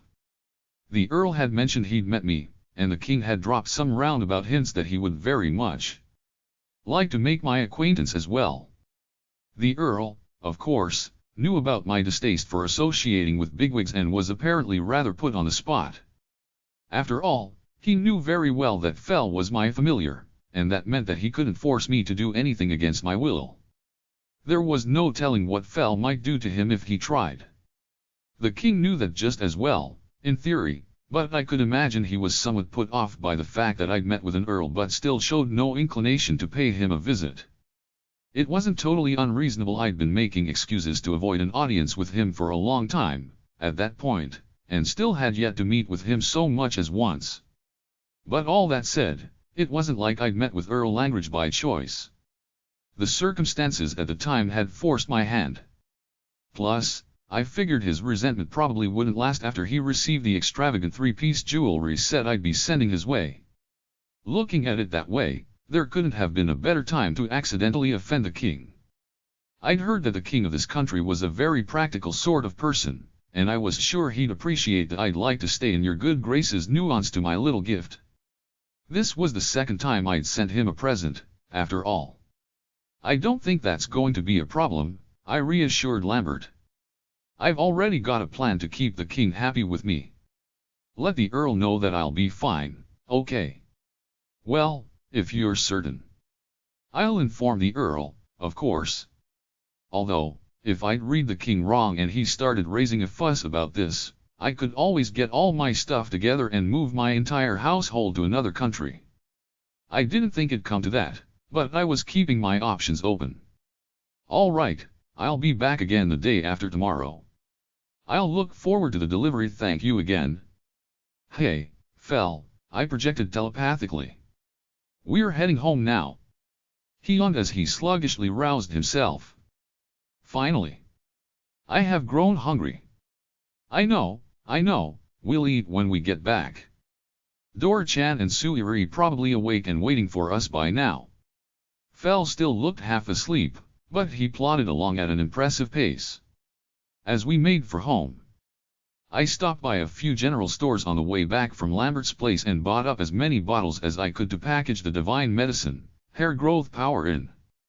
Counting the bottles I'd bought when I'd made the first batch, I had about 1,000 in stock by the end of it. I figured that'd be plenty. The moment I got home I went straight to Tony's and Albin's houses to ask them to help get all the shampoos and stuff repackaged. I knew they'd have to spend all their time on the job if they wanted to get it done in 2 days, so I offered to handle cooking their meals until they finished. Lambert had asked me to get him as much product as I possibly could, so I also asked everyone to work overtime if they could manage it. In exchange, I offered to get a present for everyone. They could each ask for one thing, whatever they wanted. Tony and Albin refused at first, claiming that I was already providing them a lifestyle beyond their wildest imagination and that it would be unthinkable to ask for more, but I thought it was totally reasonable to compensate them for working during a time they'd usually spend relaxing at home. I would absolutely not let my home turn into some sort of sweatshop. The kids, in contrast, were raring to go after I explained my offer to them. I wanted all hands on deck if possible, so I asked Tabitha and the other guards if they could help as well, and they were all for it. With me at home and more importantly, with Fel at home, they didn't really have to bother going on guard duty anyway, and had plenty of spare time. With that, everyone was ready to get to work repackaging my cosmetics. I, meanwhile, got an early start on making everyone's dinner. Buying up all the bottles I could get my hands on had taken a pretty long while, and by the time I got back it was well past lunchtime. Fel, Dora-chan, and Sui were practically drooling with anticipation, but I managed to pacify them with a massive helping of pre-made food I had in stock. I'm planning on making more meat than even you guys could eat for dinner tonight, so you'll have to hold yourselves over with that for now. I shall consider that a promise. I will not allow you to change your mind under any circumstances. Looking forward to it. Master Eater, I wanna eat lots and lots of meat. Haha, looks like they've got their expectations way up. That wasn't a problem, though. I had absolute confidence that the dish I was planning to make would satisfy my carnivorous familiars.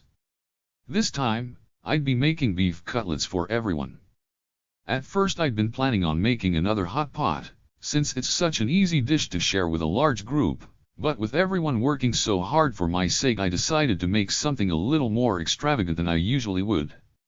It didn't take long to settle on a main ingredient, considering the ridiculous excess of dungeon meat I had on hand.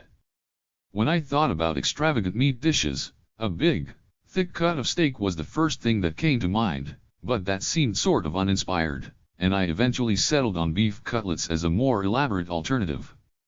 I used to make them for myself every once in a while, mostly when I'd just gotten paid and was in the mood to splurge. They satisfy a different sort of appetite than steak does, especially when you smother them in a rich, thick demi-glace sauce, and I find myself craving them every once in a while. There was a fringe benefit to making beef cutlets, as well. Whenever I made them, I'd always make a few extra to use in sandwiches the next day. Beef cutlet sandwiches have a special sort of appeal to them, even a day after you made the cutlets themselves. Just thinking about them was starting to make me drool. At that point, I was totally settled on making beef cutlets for dinner. And with that decision made, my next step was to move over to the kitchen and buy all the ingredients I needed off my online supermarket. It was a shorter list than usual since I already had the dungeon beef I'd be using as the main ingredient, and I had plenty of cabbage and tomatoes from Albin's garden. I bought flour, eggs, and panko for the breading, plus canned demi-glace, red wine, and butter for the sauce. I'd need ketchup, Worcestershire sauce, and sugar for the sauce as well, but I already had all those on hand. A cardboard box full of all the ingredients appeared out of thin air the moment I paid my bill, and I got to cooking right away. First up was the demi-glace sauce. I'd made some before back when I used chimera meat to make cutlets, but I'd be adding some red wine this time around to give it an even greater depth of flavor. Step 1 is to bring the red wine to a boil and reduce it to roughly half its initial volume. Then you just add the can of pre-made demi-glace, some Worcestershire sauce, ketchup, butter, and sugar. Simmer it all for another 2 minutes or so, and it's ready to go. I'd spoon it over the beef cutlets right before serving them. And on that note, it was time to make the cutlets themselves. You start by cutting dungeon beef, the high-grade stuff, of course, into relatively thick slices, seasoning them with salt and pepper. Then you dredge them in flour, shake off the excess, dip them in a beaten egg, and cover them in panko. Next, just fry them until they are golden brown on both sides. Scoop the cutlets out from the oil, then let them rest on a cooling rack for a minute or two so the lingering heat can finish permeating through the meat. All that's left at that point is to slice them into bite-sized strips and cover them in a demi-glace. I looked down at my own handiwork and gulped. Man, these turned out really well, if I do say so myself. One of a cook's privileges is being the first to taste test their own handiwork, and I couldn't resist immediately taking advantage of that right. I bit into a piece of cutlet with an incredibly loud crunch.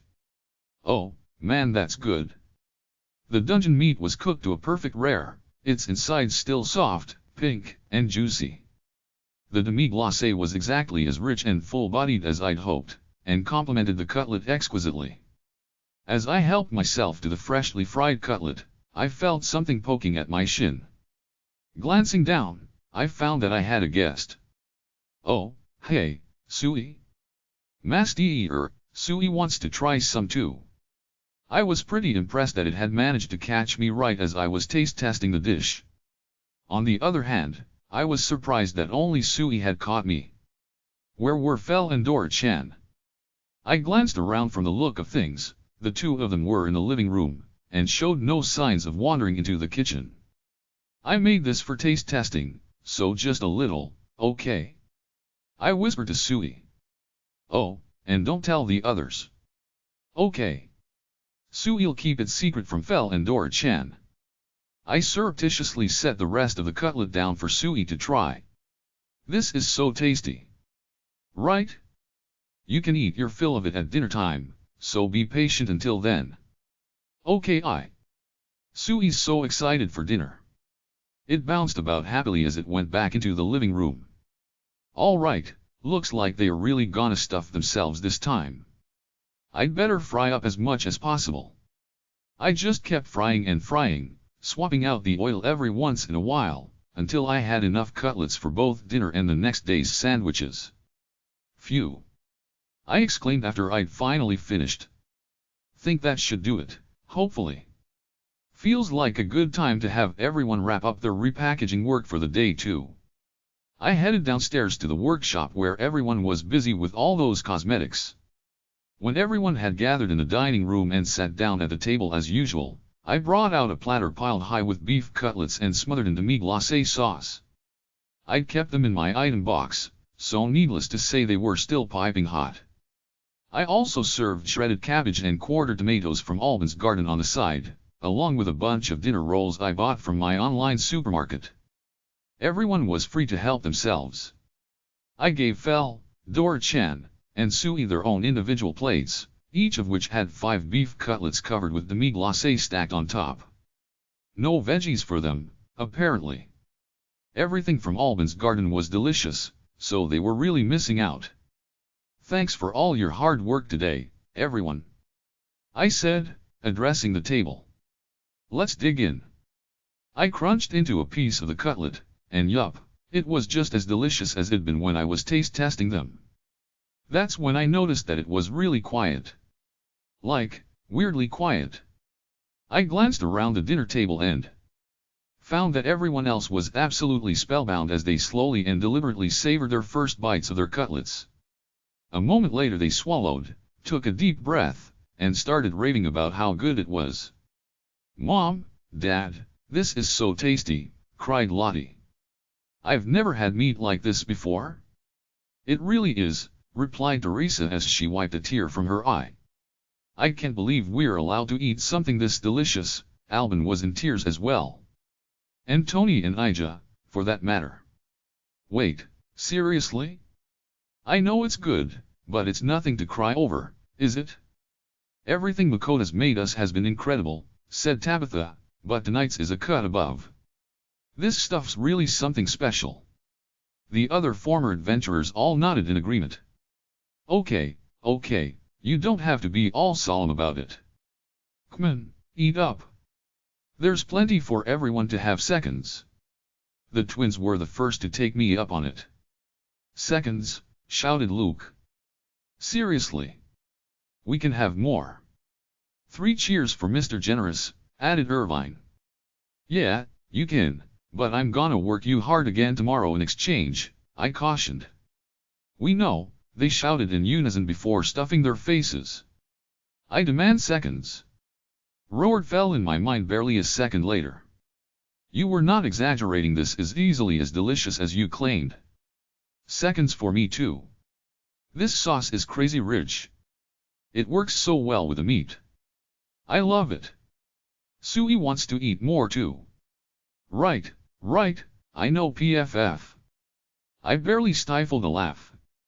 Fel and Dora-chan's mouths were totally covered in demi-glace. Ha! I'll have to wipe that off for them later.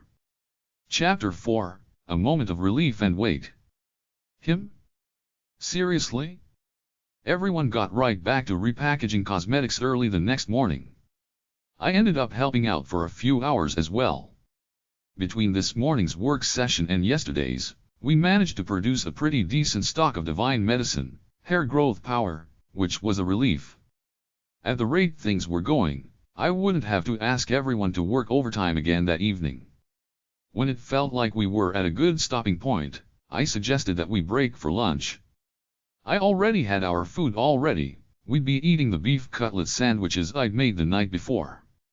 To make a cutlet sandwich, you just lightly toast 2 pieces of bread, then spread butter and spicy Japanese mustard on them. Since Sui and the kids would be eating them as well, I decided to go light on the mustard this time. Then you sauce up a cutlet, sandwich it between the slices of bread, and, well, that's all it takes. It's a super simple recipe, but oh man, are they ever tasty.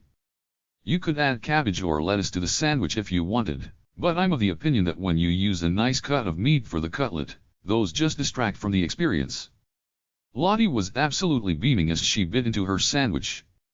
"This is so good," she shouted ecstatically. Oliver, Eric, Costi, and Selja were smiling just as broadly as they ate. As expected, the sandwiches were a hit with the kids. In my experience, children love foods they can really sink their teeth into, as it were. Which isn't to say the adults weren't enjoying theirs. The way they were scarfing them down made it pretty clear that they liked them. I couldn't blame them for eating like that, not to talk myself up or anything, but the sandwiches really were just that good. Fel, Dora-chan, and Sui were all totally absorbed in their meals too. Another. Make that too. Sui wants more. Did you guys even chew? I mean, I get it, you like the sandwiches, but that was crazy fast. I figured I might as well bring out my whole stock, and piled up a veritable mountain of cutlet sandwiches on a platter. My familiars were more than happy to dig into them. Meanwhile, Irvine was sighing with satisfaction. "Seriously," he said, "getting to eat something this delicious for lunch is as good as it gets." Everyone else agreed, the former adventurers nodding with particular vigor. "Working as an adventurer means skipping out on lunch, more often than not," explained Luke. The others piped up in agreement once again. "Huh? But wait, I'm technically an adventurer too, and I've been eating 3 square meals a day without fail. I mean, technically I've ended up too busy to make lunch a few times, but my familiars always give me an earful when that happens, so I try to avoid it at all costs." Making sure our meals don't get disrupted has been priority one for me. Rations re about the best you can expect when you're out on a quest, added Barthel with a grimace. The worst re those long-term jobs, like when you get stuck on escort duty. Those rations are so bad, I can barely bring myself to eat them, said Peter in a quiet, solemn tone. The other former adventurers nodded in agreement. I knew about rations too, of course, but since I had a handy little skill called online supermarket, I'd never actually needed to try them. From what I understood, they were made by working flour and water into a paste and baking it to make an incredibly unpalatable cracker. Flavor aside, they were supposedly incredible for replenishing your energy when you were out on the job, and as such were an indispensable asset for travelers and adventurers. I swear, it feels like my mouth goes bone dry the second I bite into one of those things, commented Irvine. And the more you chew, the worse it gets.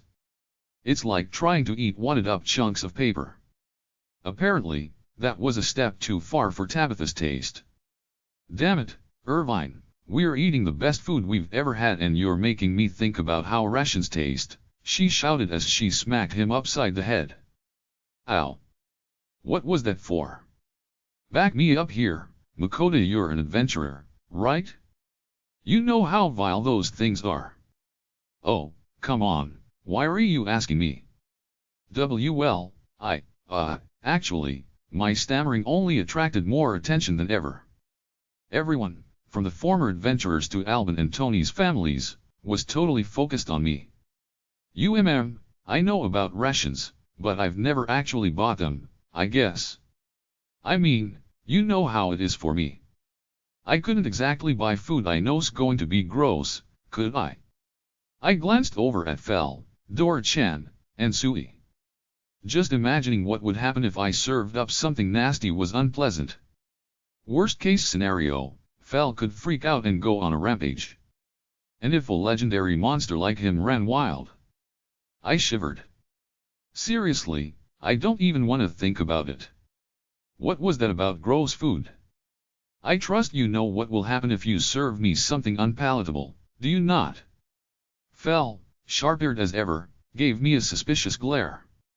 Why yeah, I know, of course. I've never served you anything nasty so far, have I? So long as you are aware of where you stand, there will not be an issue. The others, who'd been listening into our exchange, suddenly looked a lot more understanding than they had before. You've got it rougher than it looks, muttered Luke, seemingly on behalf of the rest of the group. Yeah, those three are a huge help, but they only really pull out the stops when food's involved. You'd never know it from looking at them, but my familiars are a real bunch of foodies. Later that day, Fel decided to interrogate me about the dishes I'd told him I could make using the magic refrigerator. I caved, and was busy preparing a massive quantity of cockatrice meat to marinate in the fridge, some in a soy sauce-based marinade, and some in a salt-based one, when Ija came looking for me. Excuse me. We've finished repackaging everything you asked for. Oh, wow, already? Great work, thanks. I went straight down into the basement, where I found an absolute ton of neatly stacked boxes filled to the brim with all sorts of bottles. Divine medicine, hair growth power, shampoo, soap, it was all there. Even setting aside the divine medicine, hair growth power, there was enough shampoo and soap to fulfill several ordinary deliveries, from what I could tell. I figured that had to be enough to satisfy Lambert, at least for tomorrow's order. With the work all finished, I had everyone gather up in the living room so I could listen to their requests, just like I'd promised. All right, great work, everyone. A promise is a promise, so I owe all of you one thing, whatever you want. Who's up first? Unsurprisingly, the first person to raise her hand was the ever unreserved Lottie. Me, she shouted. I want something sweet. Something sweet, huh? I can work with that, wait just a second. I opened up my online supermarket. Something sweet would mean candy, I guess. Oh, I should go with hard candy. That way it'll last her for a long time. Oh man, these were a blast from the past. I'd found a sort of hard candy that had been sold since long before I was born. They came in little tin cans with openings just big enough to shake one candy out from. Since each tin can contained a bunch of flavors and you never knew which was going to come out, they were a lot more interesting than individually packaged candies you could pick and choose from. I decided they'd be perfect for Lottie. Alright, here you go. Do you see the little cap here? You just pull it open like this. I pop the lid off the can. Okay, hold out your hand. She did, and I shook a single piece of hard candy into her tiny palm. Wow, it's so pretty. Go on, eat it. Careful, though, don't bite down. She popped the candy into her mouth. It's so sweet. Right?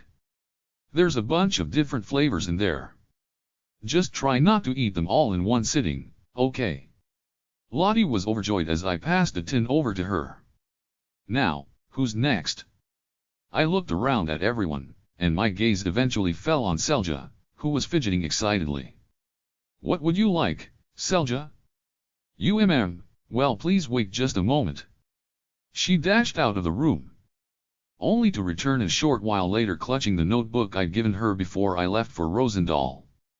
I want one of these. Whoa, does that mean you already used that one up? She held the notebook open, and every one of its pages was indeed covered in densely packed writing. She'd really been practicing as hard as she could, even the margins were full of letters. I felt sort of proud of her. You really used every last bit of this thing, huh? That's awesome, great work. She looked a little embarrassed by my praise. A moment later Lottie's brothers, Oliver and Eric, piped up as well. I'd like the same as her, please. Me too. Those two must be studying hard too, huh? This is giving me an idea. Alright, then I'll get full writing sets for all three of you. The sets I bought for them each contain 10 notebooks, a dozen pencils, and 3 erasers. That many notebooks and writing implements would surely last them a fairly long while. I know I said I'd get everybody one thing they asked for, but even though there were a bunch of things in each set, they still counted as one set for each of them. I mean, everything was packaged together, so of course it counted as one. And if I say it counts as one, it counts as one, end of discussion. I'd like the same, thanks, said Kosti, who'd been helping teach the others. I bought a set for him too. Guess teaching everyone had the side effect of encouraging him to further his own studies as well. Man, what a good kid. I only ever studied the night before my tests when I was a student, if that. All these kids are really something compared to a slacker like me. Could I have one of those as well, please? Huh? You too, Peter? You're sure that's all you want? Peter nodded. I really like studying. Learning new things always feels really nice. Come to think of it, Barthel had mentioned that Peter'd been studying hard. I nodded happily. Getting educated would be good for him, no doubt about it. I bought another set of writing implements for him. Next up is... How about Tony, Ija, Albin, and Teresa? What do you all want? The 4 of them had been really hesitant to ask for anything at first, but I wasn't about to let them go unrewarded. I'd made a promise, after all, and it'd be really unfair if I bought stuff for some people but not others. I kept emphasizing that they could ask for anything until they all finally came up with something.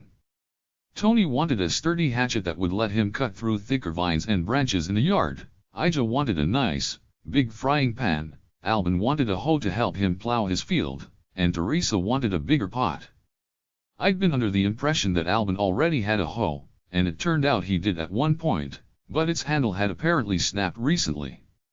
He had other tools available that he could use, but when all was said and done none of them let him do as good and quick of a job as a decent hoe would, so he wanted a nice, sturdy one that would last. The first hoe breaking might have been my bad, I reflected. It was totally possible that it hadn't been a particularly good one to begin with. The frying pan and pot were kitchen tools, so I knew for a fact I could get them from my online supermarket, but I wasn't so sure about the hoe and the hatchet. It turned out I needn't have worried. The menu had a gardening tab which offered exactly what I needed.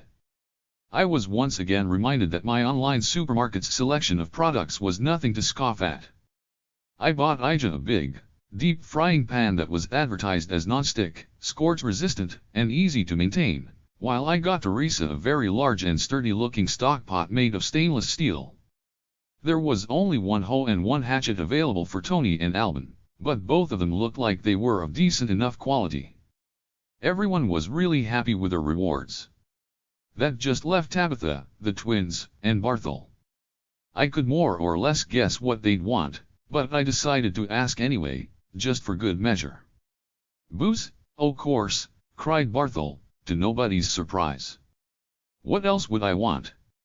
I'll take that strong stuff you gave us before.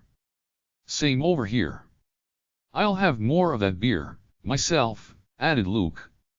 Irvine quickly jumped in as well. Beer for me too. Thought the stuff was bitter and kinda nasty at first, but it's the damnedest thing. The more I drink, the better it tastes. How about you, Tabitha? I'd like. I think I'd like some of the shampoo and hair treatment that you're selling at Lambert's place. Wait, really? I was convinced she'd ask for alcohol too, but guessed not. It did make a certain amount of sense. I'd provided everyone with a stock of shampoo, but it was that 2-in-1 combination shampoo and conditioner stuff, so if she wanted her hair to be really nice and silky, having separate shampoo and hair treatments would probably help. Okay, sure, can do. So that makes booze for Barthel, Irvine, and Luke, plus shampoo and hair treatment for Tabitha. I opened up my online supermarket once again and bought everything they wanted. It felt like buying Tabitha exactly the same stuff that they sell in Lambert's store wouldn't really feel like a special, personal reward, so I decided to get something of roughly the same value from a different brand instead. It was an old, well-established, and respected brand, just like the stuff I sold wholesale to Lambert, but unlike that shampoo, this one was designed with a focus on bringing unruly hair under control. Considering how much hair Tabitha had to work with, I figured that'd probably be desirable. It also had a fruity scent with a subtle floral hint to it, which was nice. PFF, look at her, finally setting her sights on a guy. Figures it'd be PE. Shut up, dumbass. Luke clamped a hand over Irvine's mouth, but it was too late. Tabitha was already smiling in that absolutely terrifying sort of way that tells you you're in big trouble. Morons. Irvine, Luke, she growled, stick around after we're done here. We're gonna have a little talk. Why hey. I didn't say anything, I'm innocent, protested Luke. Shut it. You're guilty by association. Oh, come on. Man, why'd you have to drag me into this? Luke pouted, smacking Irvine upside the head. My bad, said Irvine. Just slipped out, you know. I mean, come on, when was the last time we got to see her act like this? Never, that's when. What is she, a maiden who's found her first love? Ha ha ha ha. Ha. I mean, yeah, I get it, but you still can't say stuff like that. Times like these, it's a sibling's job to keep quiet no matter how funny it is. Irene? Looky? Shut up. Stay calm, okay, Tabitha? I said as carefully as possible. It's not like I don't understand how you feel, but seriously, chill out. And? Wait, first love? Tabitha? She's in love? Since when? With whom? I looked over at Tabitha, who was blushing as she shot glances toward Peter. Wait, him? Seriously? I mean, not like I have a problem with my workers falling in love, and I'm definitely not the sort of jerk who'd try to meddle with their love lives. I think this budding romance is gonna be pretty rough on the both of them, though. I delivered the goods to Lambert without issue. The final shipment came out to around 1,000 bottles of divine medicine, hair growth power, which had Lambert absolutely over the moon. I was hopeful that having that big of a stock would help things calm down on his end, at least a little. I ended up deciding to deliver the usual amount of shampoo and whatnot, but also let him know that we had more in stock if he ever needed to place another order. He paid me a lot. Like, a lot of money for it. The sack he handed over to me was small, but it was absolutely stuffed full of shiny platinum coins. Now fully stocked with hair tonic, shampoo, and all that stuff, Lambert informed me that he'd be heading back to the capital at some point within the next few days. He'd made the rather shrewd decision of accompanying the master of the Adventurers Guild. With 2 former high-ranking adventurers serving as the guildmaster's guard, Lambert would be in good company. He'd also hired a party of adventurers he and I were well acquainted with Phoenix to come along, so the trip to the capital would be just about as safe as it could ever possibly be. I had to imagine that having a big shot like the guildmaster along would make for a pretty stressful journey on Phoenix's part, though. My business with Lambert settled, I was on my way back home when Fell suddenly spoke to me telepathically. "Is it not time for us to go yet?" "Time for us to go where?" I didn't want to attract suspicion from any passers-by, so I responded telepathically as well. "To our next dungeon, of course." "You mean the one in the next country over that's supposed to be super hard?" "Indeed. Though the last dungeon provided us with an ample supply of meat, it was also a joke. I want a challenge." "Ugh. I was hoping my familiars had forgotten about that place." "No such luck, I guess." "Dungeon." The word must have caught Sui's attention. It started quivering with excitement in my bag. "With this delivery done, your business in this city is complete, is it not? Let us depart for the next dungeon at once. I look forward to seeing whether a super hard challenge proves a true test of my mettle." "Right!" shouted Dora-chan, who chose that moment to join the conversation. "Let's hurry up and get moving. Sui wants to go to the dungeon too." All 3 of them were chomping at the bit to rush off to the murdered dungeon. I, in contrast, really wanted to take some more time to actually enjoy my new home. I'd just bought the thing, for crying out loud. Well, but, I mean, Alright, that's it. I asked the Adventurers Guild to assess those magic items and see if they'd buy them, so we have to wait till they're done. They said it would take 5 days, did they not? In other words, they will be finished 3 days from now. Dang it. Fell's memory is obnoxiously good when he wants it to be. Okay, but, like, there's a whole bunch of other stuff I have to get done here too. Nothing you cannot finish in 3 days, surely? You will finish your business, and we will depart at once. Understood? I hesitated, but there was no way out of it. Fell was clearly not open to compromise. Understood. Ugh, this sucks. It was settled we'd be leaving for the next dungeon in 3 days' time. Dora-chan and Sui were thrilled. With our dungeon plans set in stone, much to my chagrin, I had to prepare our mid-journey meals right away. It was a major time sink, but there was no telling how Fell and the others would react if I didn't put the effort in. We'd be traveling to another country this time around, so it'd likely be a long journey. I had to be really thorough with my preparations. Since I was stocking up anyway, I took the opportunity to buy all the daily necessities everyone back home would need while we were away. I was anticipating a roughly 3-month trip, just like I'd budgeted for our journey to Rosendahl, so I bought more or less the same things as last time.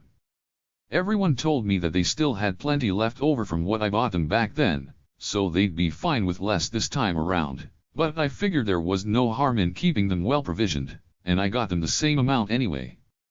Ija and Teresa were in charge of making everyone's meals, so I left them with 3 months' worth of food, meat, seasonings, and the like, plus some money to buy flour and whatever vegetables they couldn't grow themselves in the field out back.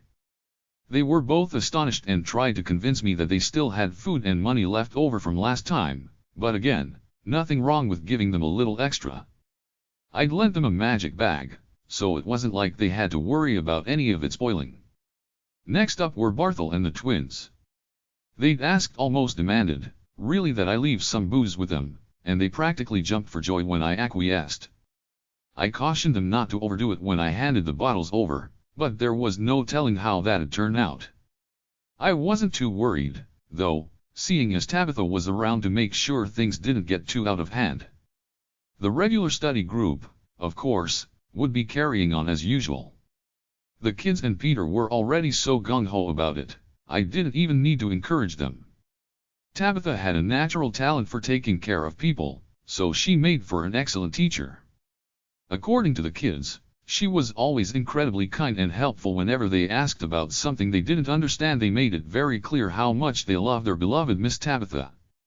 Tabitha, meanwhile, seemed a little embarrassed about getting called Miss, but not totally displeased. In the end, my preparations for the trip were complete and everything at home was so squared away that I figured I wouldn't have to worry about everyone while I was gone. Even if the absolute worst-case scenario came to pass, I'd made sure to pay them their wages well in advance. If something happened to me, they'd still be able to take care of themselves. All that was left was that month's offering to the gods.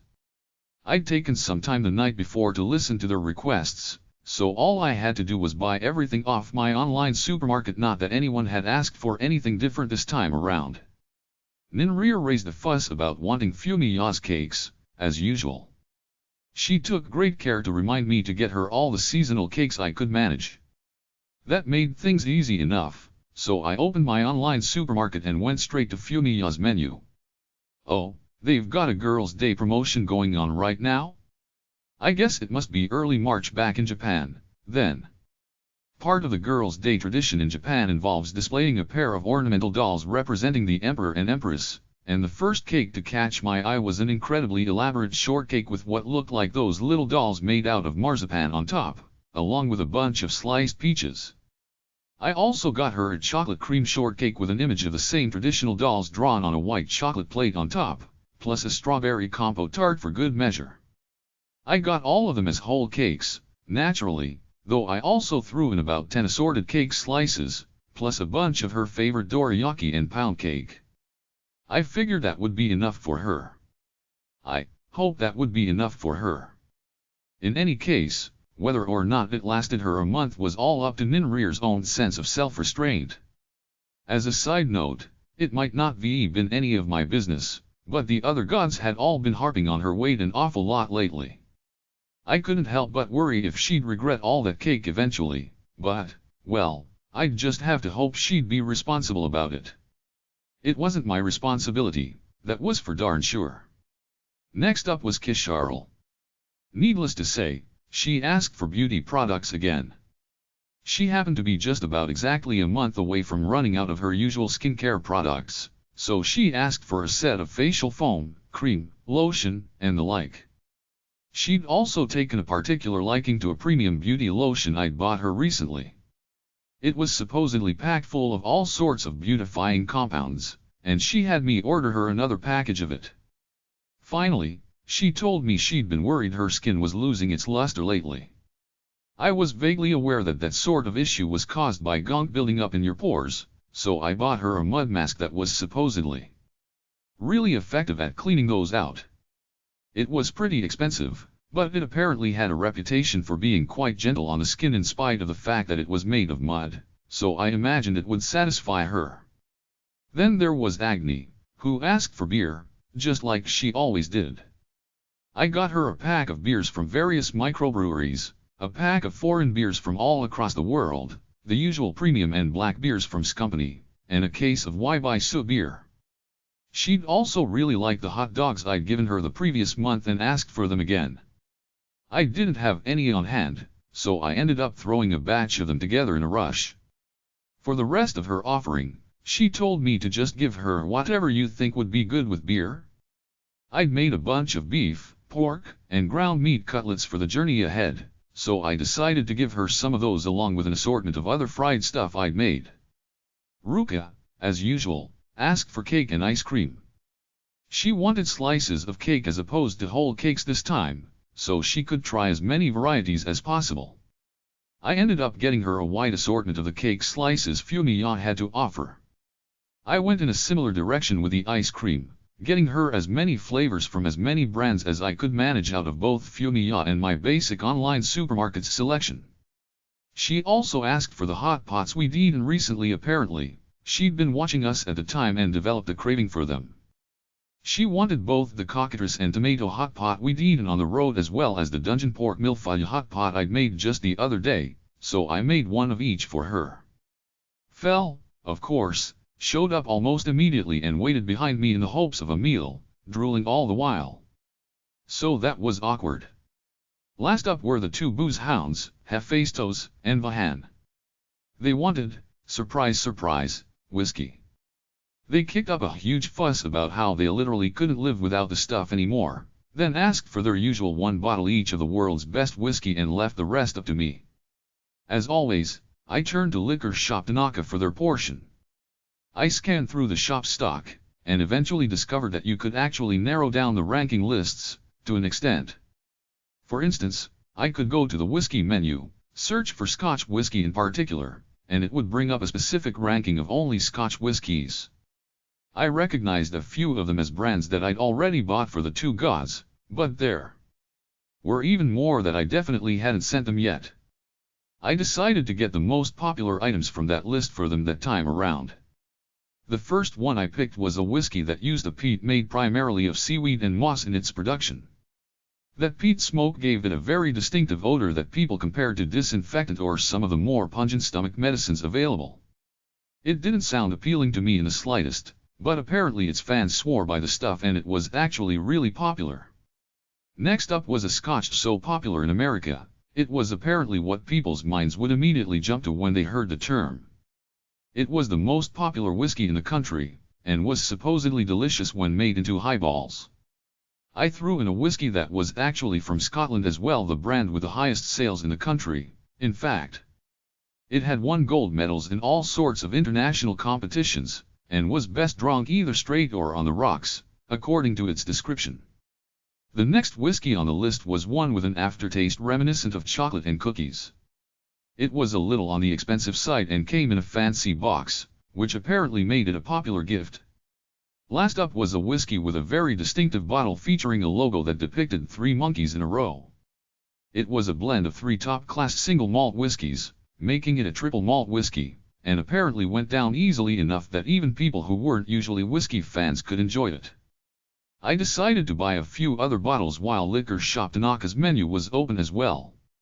I'd be making my offering to Demiurge soon, so I figured I might as well pick out stuff for him too while I was at it. That, of course, meant that I'd be buying sake. I went for a set of 3 famous sakes from Kyushu this time. Thinking about Kyushu made my mind jump to sweet potato shaku, so I got a couple bottles of that to throw in with them. One of the shakus was made with black rice malt and apparently had a really strong umami quality to its flavor. Its aftertaste was refreshing and it was a very common brand, which had earned it quite a devoted following among sweet potato shaku lovers. The other one was a brand named after a horse that features in Romance of the Three Kingdoms. Its description claimed that it had a deep, complex, and full-bodied flavor. Last up for Demiurge was the usual set of premium canned snack foods. I figured he could slowly sip at the shaku while he picked away at the canned snacks, which sounded pretty darn nice, actually. This was no time to be tempting myself with luxuries, though the cardboard box containing all the offerings had already arrived. All I had left to do was pass them off to the gods later that evening. Tomorrow I'll stop by the Adventurers Guild to finalize the sale of those magic items, then set off for the dungeon in the next country over. Ugh. Wish I could take it easy for at least a little while longer. Later that night, I got ready to send the offerings I'd purchased to the gods. Alright, first up's Ninrir's batch, I muttered to myself. I brought her cardboard box out from my item box and placed it on a table. Barely an instant passed before it was engulfed in light and vanished. I know you're excited, but come on, wasn't that a little too fast? Kaok. Finally. Finally. Her voice was accompanied by the unmistakable sound of a cardboard box being torn open. I heard one of the other goddesses sigh Kisharl, most likely. Really, Ninrir? Didn't you learn anything from what happened last time? Course she didn't, chimed in Agni.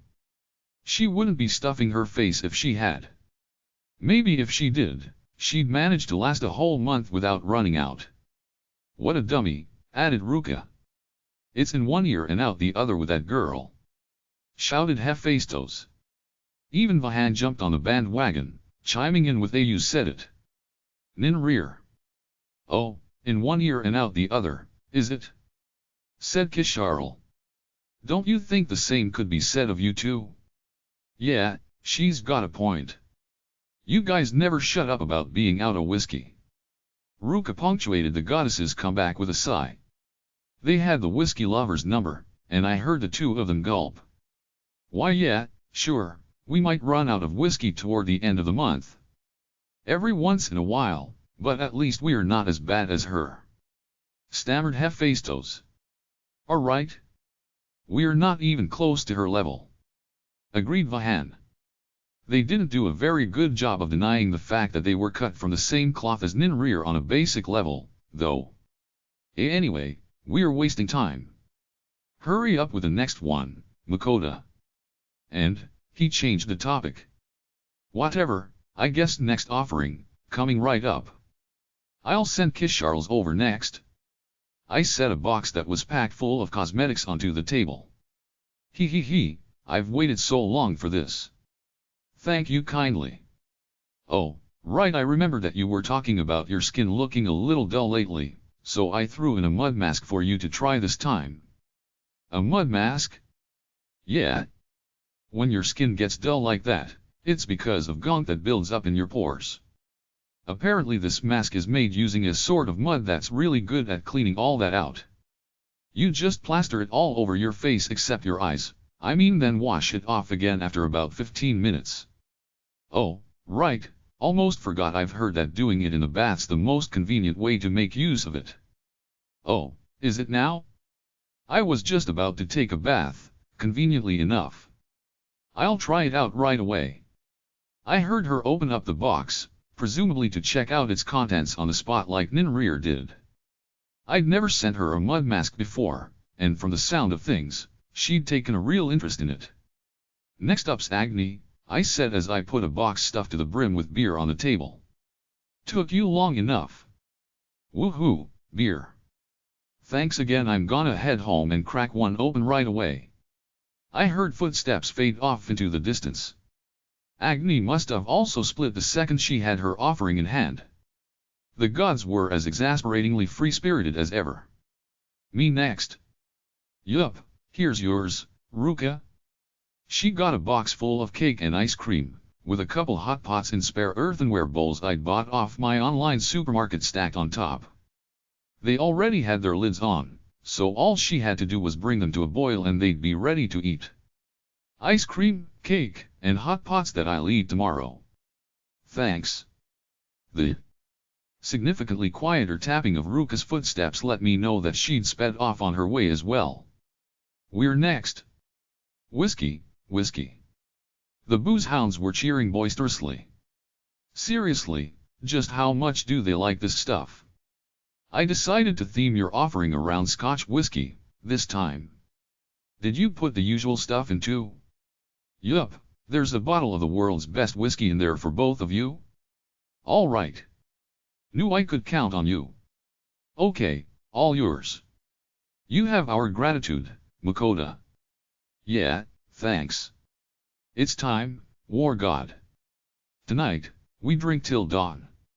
You know it, blacksmithing god. They stomped off, their boisterous laughter fading away into the distance. Phew. Finally finished. Hey, I have one last quick question. Huh? Kisharl? Guess she didn't leave after all. Can you wait for just a moment?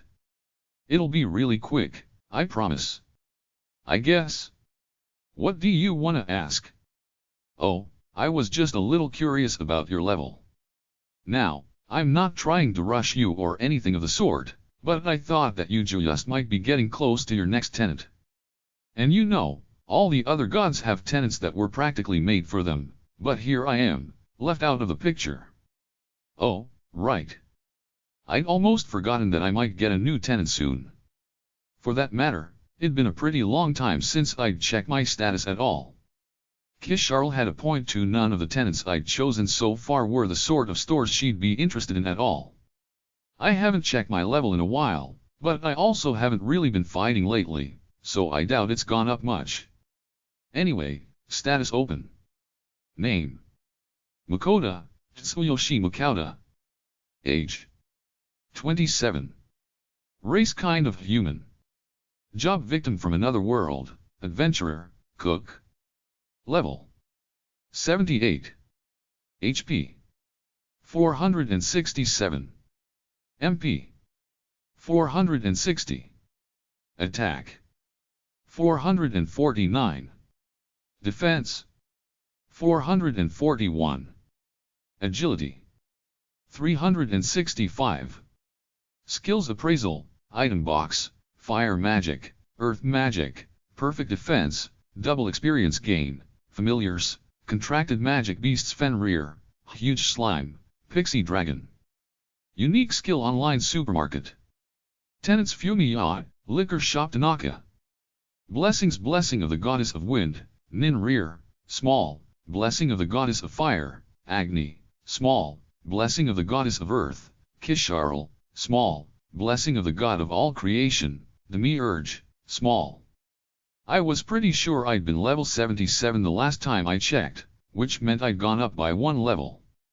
I relayed that fact to Kisharl. I see. I believe you were planning on going to a dungeon soon, correct? It's not my plan, that's for sure, but yeah?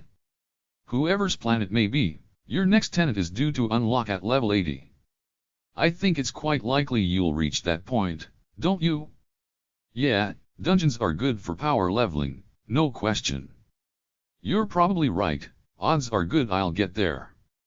So if, just hypothetically, a drugstore is available as one of the options, I'll be counting on you. Makes sense that she'd be this persistent. Feels like she practically lives off beauty products, after all. I wasn't exactly opposed to the idea. Having a drugstore available could be useful for all sorts of things, so if one did end up being available to me I wouldn't mind going with it at all. It'd probably have a lot more bath powders and stuff than my online supermarket, and I was very much a bathing aficionado. Dora-chan and Sui were too, so I figured they'd be just as happy about it as I would. I'll do what I can, but I can't promise it'll be an option. Oh, of course, I understand. We'll just have to pray that there's a drugstore in your list this time around. Ha, even goddesses pray? That's a new one. Like I said, I'll be counting on you. Got it. My third tenant. Wonder what sort of options I'll get? Everyone's gone, right? That means it's time for Demiurge's portion. Ho ho ho. You rang? Whoa. Pretty fast on the draw today, huh, Demiurge. I've got the usual sake and snacks for you, if you'd like. I also got a sort of shaka that's made out of sweet potatoes for you to try. Oh, a potato liquor? That sounds quite intriguing. Thank you, as always, for both these gifts and those you gave to the others. It's fine, really. You've all given me your blessings, so this is the least I can do. If you say so. I've heard you intend to visit a dungeon soon? Yeah, that's right. Then I recommend you keep your eyes peeled around the 20th floor. Who knows, you might just stumble across something interesting. Ho, ho, ho. The 20th floor, huh? Something interesting? The Demiurge hasn't let me down yet, so I'll keep it in mind, I guess. The next morning dawned, and the time finally came for us to set out for the dungeon in a neighboring country. We said our goodbyes and left my house behind, stopping by the Adventurers Guild on our way out of town to pick up the payment for the magic items I sold off. According to the appraiser, their designs were all really outdated, so it didn't end up being an especially large payday. I couldn't really say that was much of a surprise. The Bandit King had hidden them all away in that cave 100 years ago, so of course they'd be old. Not a big deal, in any case. After hitting up the guild, we headed straight for the town's main gate. Fel and the others wouldn't have it any other way. They were just that excited about the dungeon, and they weren't hesitant to let me know. Finally, a dungeon that could pose a real challenge. I can hardly wait to begin. Same. Who knows what sort of monsters we might find in there. This is gonna be great. Sui's excited for the dungeon too. Come on, guys, you're getting way ahead of yourselves. I looked into the dungeon city we're heading for, and it's gonna be a really long trip. It's even farther from here than Rosendahl was. That's the place with a meat dungeon, if you forgot. Distance means nothing to me. I shall bring us there in no time. Huh? You'll nope, hold your horses. You know you're carrying me on your back like usual, right? I suppose I am. I shall take that into consideration. Hey, into consideration? What's that supposed to? Sui, you are in your usual position, correct? Yeah, Sui is. And Dora will have little difficulty keeping up with my pace. Damn straight. Good. Then we shall set forth at once. I clung to Fel's back as he shot forward, picking up speed at a terrifying pace. What? Hey, Fel. What happened to taking me into consideration? I have taken you into consideration, and concluded that this pace will suffice. You're not considering me at all, damn it. Gossip, a glimpse at the study group.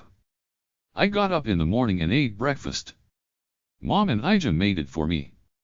I ate with Mom, Dad, Oliver, Eric, Tony, Ija, Kosti, Selja, Miss Tabitha, Mr. Beard, and Mr. Big.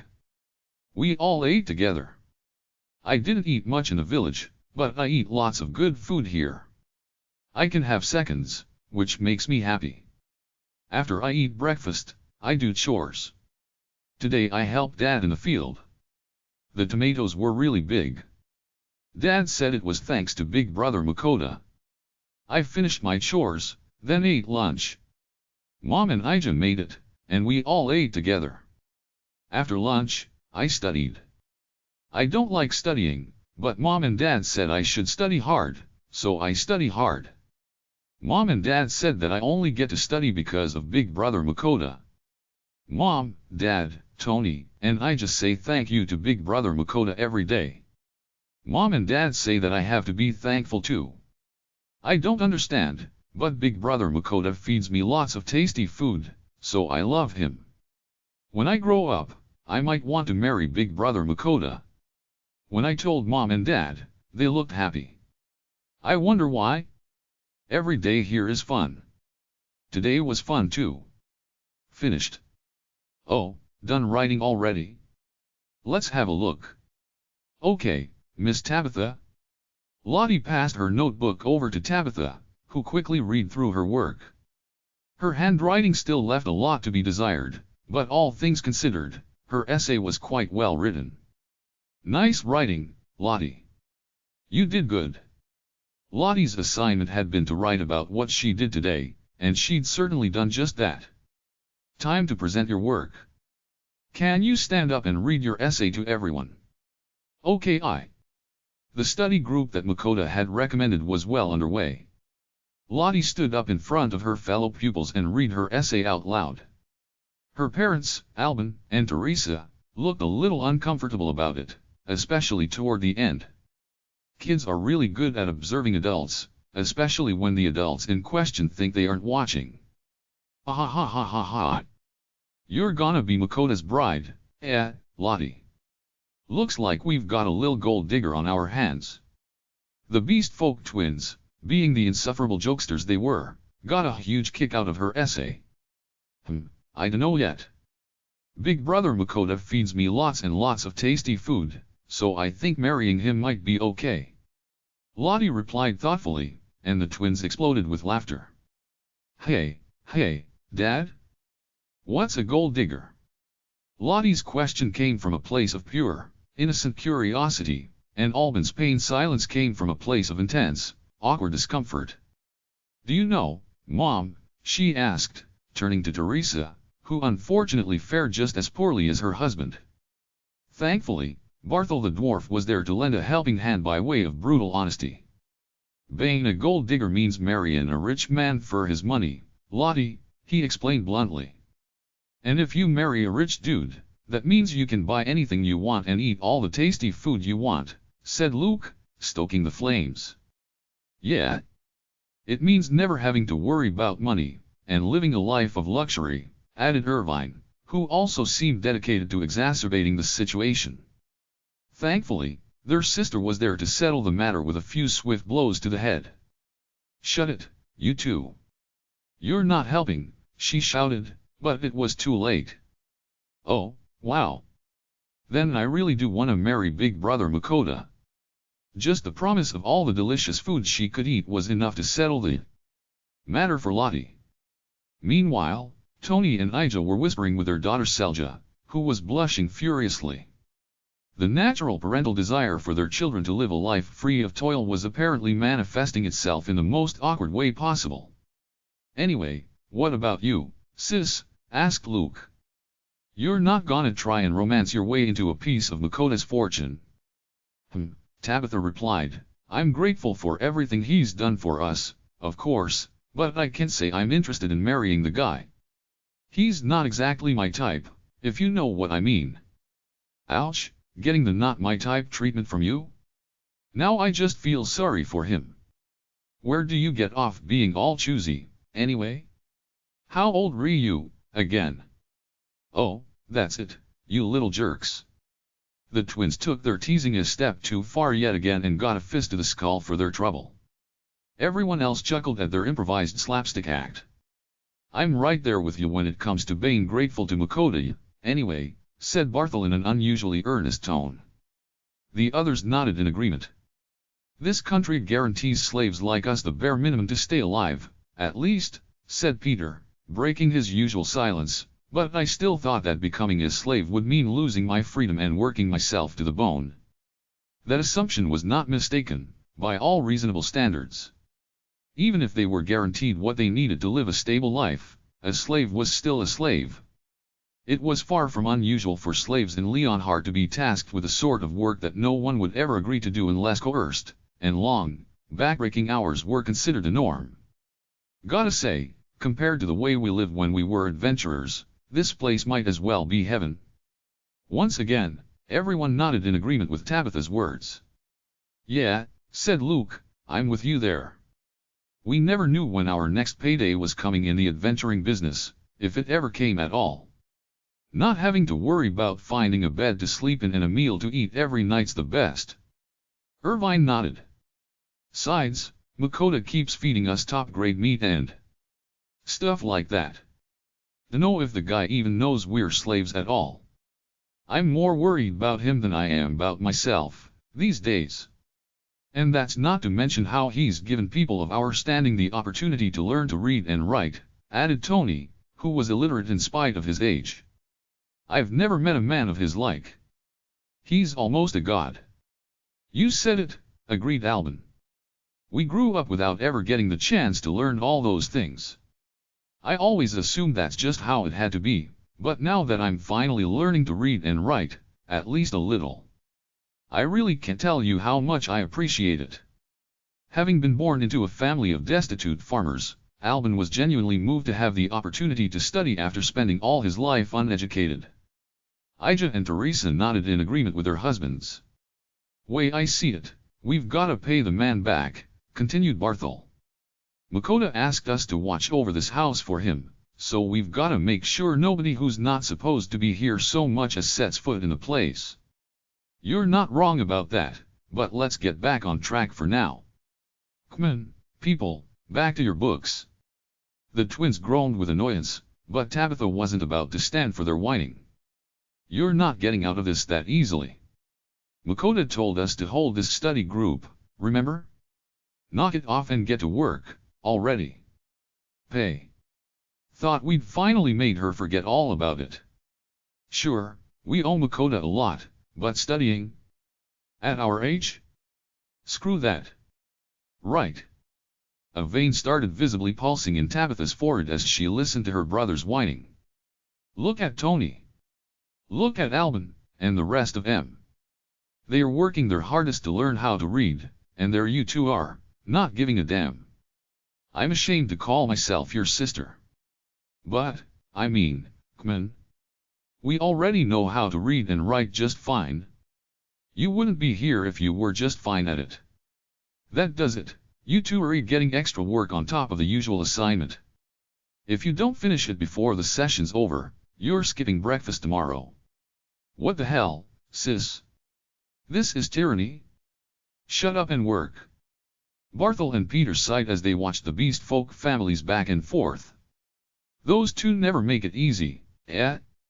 Luke and Irvine are nice enough when they're not running their mouths, but, well, they gave up on the siblings and their spat, Peter quickly falling back into his role as a student and Barthel stepping in to act as his teacher. When all was said and done, Oliver, Eric, and Costi, none of whom had stopped studying to join the discussion in the first place, probably had the right idea. Tony, Ija, Alban, and Teresa, meanwhile, quietly cautioned their children to not let themselves grow up to be like a certain pair of twins. Chapter 5, Welcome to the Kingdom of Ermin. Is that the border crossing? Sure is crowded, huh? I'd heard that trade was flourishing between the kingdoms of Leonhardt and Ermin, and the sheer number of people crossing over the border would seem to back that up. We got in line right away and waited for our turn. Plenty of people were shocked to see my familiars, well, to see Fell, really, but as soon as they noticed me riding on his back, they realized that they were with a tamer and quickly calmed down. As I continued to observe the flow of traffic, I noticed that in spite of the massive crowd of travelers slowing the process down, those with guild cards were being waved through without much hassle at all. I took that as a sign that this would be pretty easy for me as well, and confidently flashed my own card at the guard when it was finally my turn. Well, mostly confidently. It was a little worrying that the instant I stepped up to the border, the guard who'd been checking everyone up to that point was swapped out in favor of a man who was clearly his superior. What's going on here? Sir Makoto, is it? Welcome to the Kingdom of Ermin. We sincerely hope that you enjoy your stay. Okay. Everyone else had been waved through without a word the moment they showed their cards, so that was weird. He handed my card back to me, and as I passed through the gate I overheard some of the other guards whispering to each other off to the side. Is that the adventurer who has a Fenrir in his party? He's got a tiny dragon and a slime too, from what I hear. Were you watching the captain? He was shaking in his boots. Course he was. Our orders about that guy came straight from the royal palace. If an adventurer named Makoto shows up with a Fenrir in tow, take every precaution and employ great care not to offend him, they said. Didn't they also say something about making sure not to treat him like a noble, though?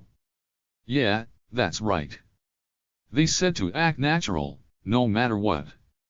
And to try to casually talk up our country, on top of it. Talk about asking for everything at once, right? Bet the captain's relieved he made it through. I mean, wouldn't you be? Gotta give him credit. Pulling off orders like that without a hitch when a monster straight out of the legends is staring you down takes some real guts. True enough. My level-enhanced ears picked up the whole exchange, clear as day. If they got orders from the royal palace for how we should be treated, does that mean that the Kingdom of Leonhardt told them something about us in advance? I don't really get what's going on here, but, I mean, we got into the Kingdom of Ermin easily enough. Whatever that was all about, I'm just gonna assume it's fine. The dungeon is in this country, yes. Let us make haste. Yeah. I wanna dive in as soon as possible. Dungeon. Okay, settle down, everyone. We've still got a long ways to go before we get to Breed and its dungeon. Is that so? Yeah, I'd say we're just about halfway there now. We've been making crazy progress, though I heard it'd take about 2 months to make the trip by cart. What, so the dungeon's not near here after all? Lame. Sui hopes we get there soon. Dungeon. The three of them seemed genuinely let down to learn that we were still a ways off from our destination. Come on, the dungeon's not going anywhere. Let's at least try to enjoy the trip, okay? We carried on down the road, heading straight toward Breed, until Fel sent me a telepathic message completely out of the blue. There is a group of humans ahead of us, under attack by a monster. The monster attacking them is a forest scorpion. A forest scorpion? I'm guessing those are probably venomous, right? Quite. Somewhat clever, as well they employ two forms of toxin. One, used upon those they do not intend to eat, is instantly fatal. The other, for those they plan to devour, is made to induce paralysis. Gaya! Holy crap, you could have opened with that. Dora-chan, fly ahead and save them. On it. Transmitted Dora-chan before shooting off like a speeding bullet. We should hurry too. I sent a Fel. Indeed, though with Dora on the way, I doubt there is any cause for concern. We chased after him as quickly as we could. Hey! You guys all right? I called out as we came across a fairly modest carriage with a group of people around it, all collapsed or stunned by sheer terror. What happened to the forest scorpion, Dora-chan? Killed it dead, of course. See? It's right over there. Oh, geez, that thing's huge. Dora-chan had pointed a short ways ahead of the carriage where an enormous scorpion lay dead in the road. Measuring from its head to the tip of its tail, it was easily over 3 meters long. Just looking at the horrible thing made me involuntarily grimace. Ha ha! Skewered the sucker clean through with water magic. Bragged Dora-chan. Yeah, I can see that. Nice work. Nice enough to earn me an extra helping of pudding tonight, right? Sure, sure. I can make that happen. Then perhaps I should remind you who it was that warned you of the forest scorpion's attack in the first place? I believe I have done exemplary work as well. I know, I know. Pudding? Are we eating sweets? The word pudding caught Sui's attention, and it poked its head out of my bag. Yeah, but not until after dinner, okay? Ah, not now? Ah, Sui's never seen one of those before. Sui finally noticed the scorpion corpse, which grabbed its attention even more than talk of pudding had. It bounced up and down with excitement. Ha ha, that one was my kill. You beat it up, Dora-chan. Aw, lucky. Sui wants to beat one too. That's the first thing you think after seeing a big-ass, horrifying scorpion corpse? My familiars really are fearless, huh? Ha ha ha. I, in contrast, didn't even want to get near the thing even though I knew it was already dead. Hey, said a man clad in leather armor. He looked like he was probably in his mid-20s, and I assumed he was an adventurer. Is the tiny dragon that did in a giant woodland scorpion your familiar? Yeah, he is. Then you saved our lives. We owe you big time. Wait, what did you just call that thing? It's not a forest scorpion. Think I've heard people call them that before? Probably a regional thing. Given the sheer size of the abomination, I assumed that giant woodland scorpion was its more technical name. Looks like everyone around your cart's alive, huh? Anyone wounded? Just one. One of my party members got a full dose of paralysis poison. Look, I know you just saved us and I know that asking this is gonna make me look like an ass, but do you have any antidotes on hand?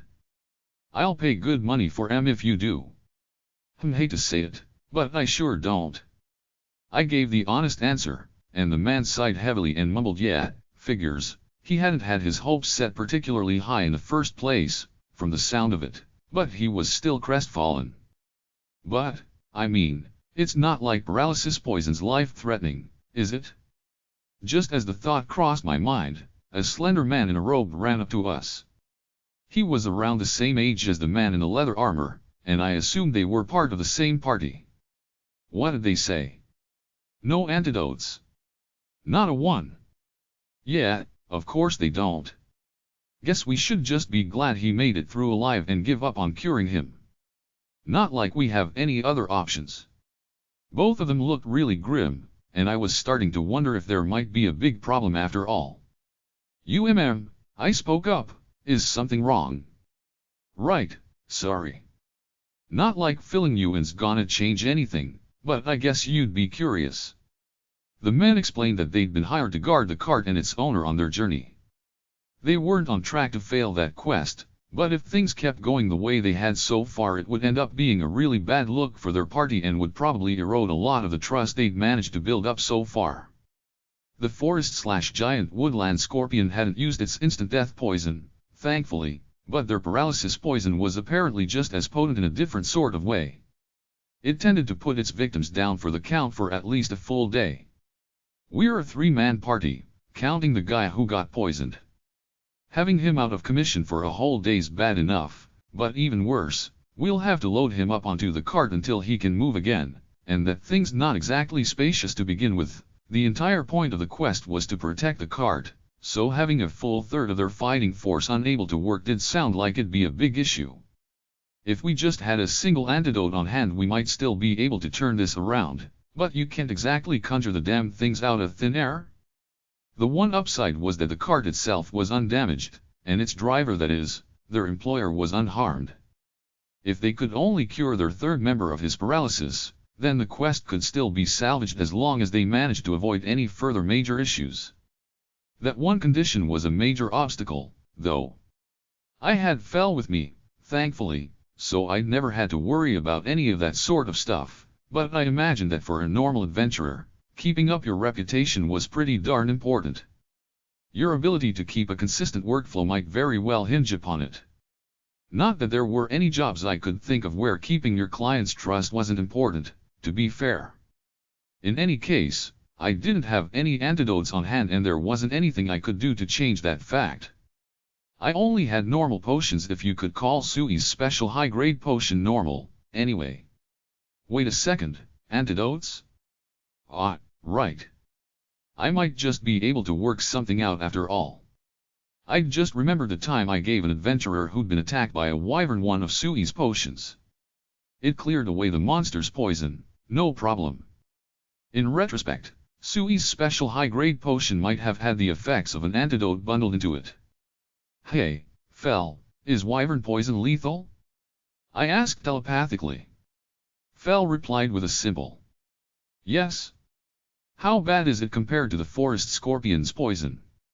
Though both are lethal, I would imagine a wyvern's poison would be slightly stronger. Okay, that clears that up. Since the high-grade version had cured a wyvern's poison, I figured it would probably be overkill for a weaker monster's weakest toxin.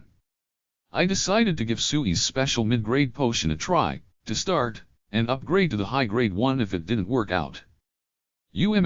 So, I really don't have any antidotes, but I think this potion might help with the poison too.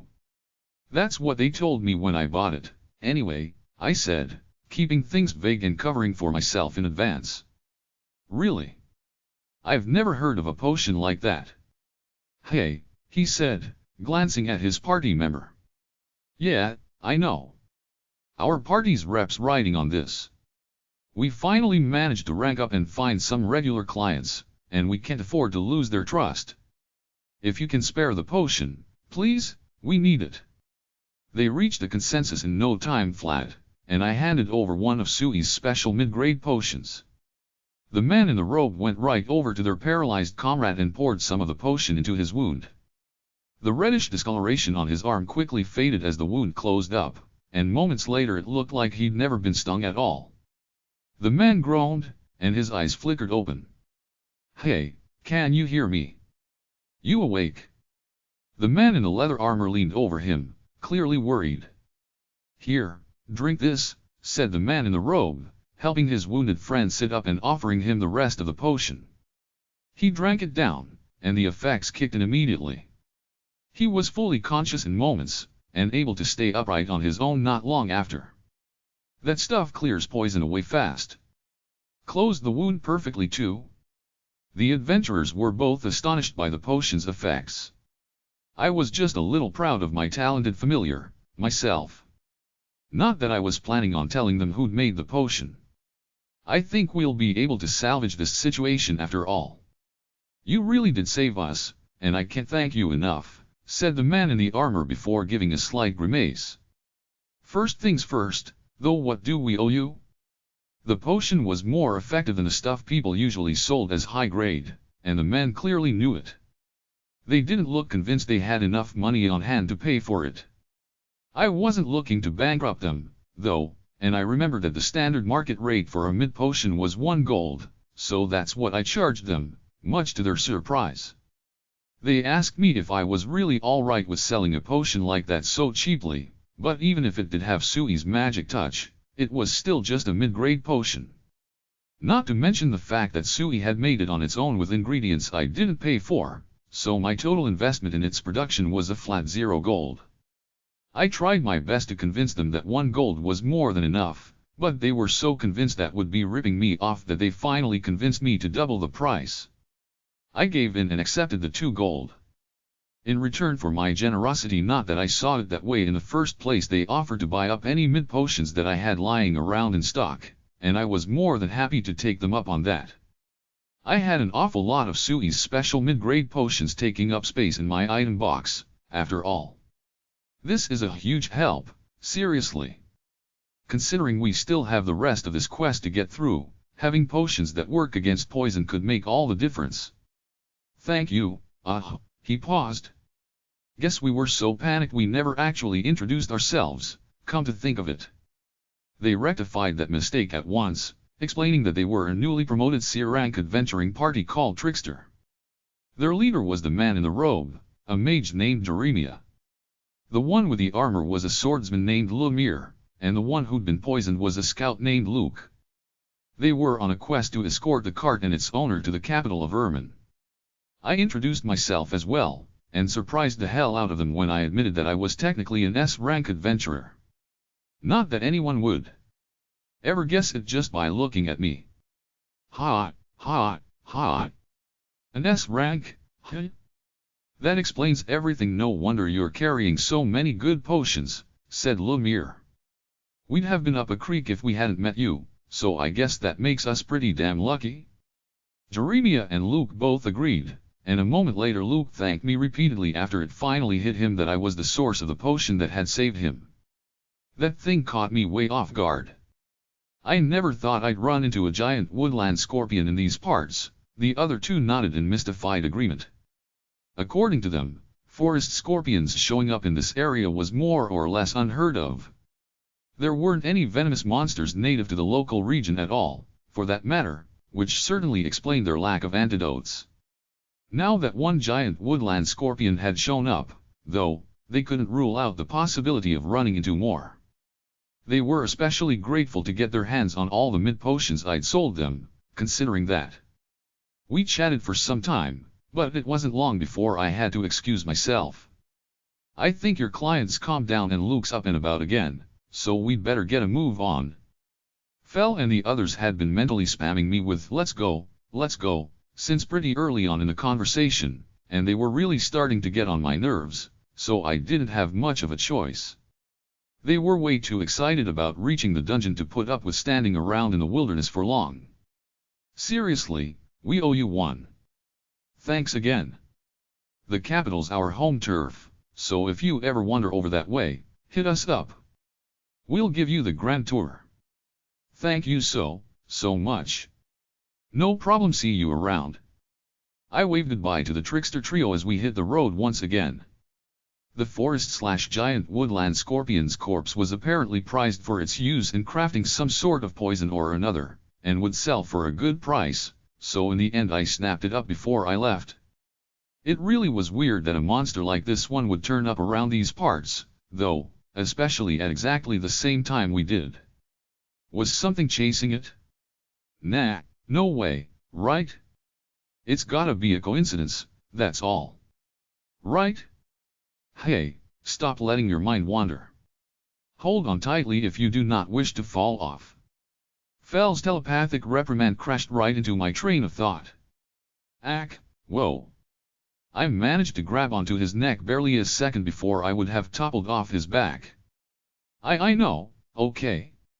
Ha, careful up there. Unless you wanna eat dirt, I mean. It was Dora-chan's turn to send me a message next. He was flying along beside us and laughing his head off, the little jerk. Master, Sui's hungry. Sui complained from inside my bag. We'll have dinner soon, let's get just a little farther today first, okay? Indeed. Though I am also famished, we must forge ahead. The farther we run, the closer the dungeon will be. That's the spirit. I want to get there as quickly as possible. Okay. Sui wants to reach the dungeon soon too, so Sui can be patient. The call of the dungeon must have been mighty indeed to win out against my familiar's appetites. We spotted a town ahead of us right around dusk. I'd done my homework before we set out, and was relatively confident I knew where we were. Pretty sure that town's called Hirschfeld. This is perfect timing, let's spend the night there. You mean, within the town? Yeah, I figure it'd be nicer than camping out. I'd really like to get a good night's sleep in a nice soft bed. Doesn't stopping in town mean it'll take even longer to get to the dungeon, though? Interjected Dora-chan. Quite. We should ignore the town and press on. Both of them were against the plan, much to my dismay. Wait, what? Come on, why not stop in? We haven't spent a single night in town since we started this trip. And besides, the Adventurers Guild asked us to take on as many quests as we could from the towns we passed through on the way, right? Perhaps, but regardless. Oh, and stopping in town means I'll be able to cook a real, proper meal. Don't you want to eat something tasty? If we rent a house like we usually do, we'll be able to soak in a nice big bathtub too, I said, deliberately targeting Fel and Dora-chan's interests to sell them on my idea. A proper meal, you say? And a big tub. Sounds nice, right? The dungeon's not going anywhere, so let's take it easy in town for just a little. Very well. But not long. And you'd better rent a house with a big bath. I managed to secure Fel and Dora-chan's approval, and we made our way into Hirschfeld. Incidentally, Sui spent the entire conversation fast asleep in my bag. I plopped down into a big luxurious chair in the living room of the house I'd rented and took a moment to stretch. Finally, a real house with a decent bed. I said to myself, I'm gonna sleep well tonight, that's for sure. The moment we got into town, we went straight over to the Merchants Guild to rent the house I was now lounging in. It had 12 bedrooms in total, which made it larger than the sort of place I'd usually go for. But its massive bathtub had caught my and Dora-chan's attention. It was nice and close to the Adventurers Guild too, where we'd have to go the day after. Unsurprisingly, a house of that size in that convenient of a location came with quite the price tag attached to it. I had no shortage of funds thanks to my familiars, though, so I rented it on the spot without even bothering to tour the other houses that were available to me. Hey, Master. Is it dinner time?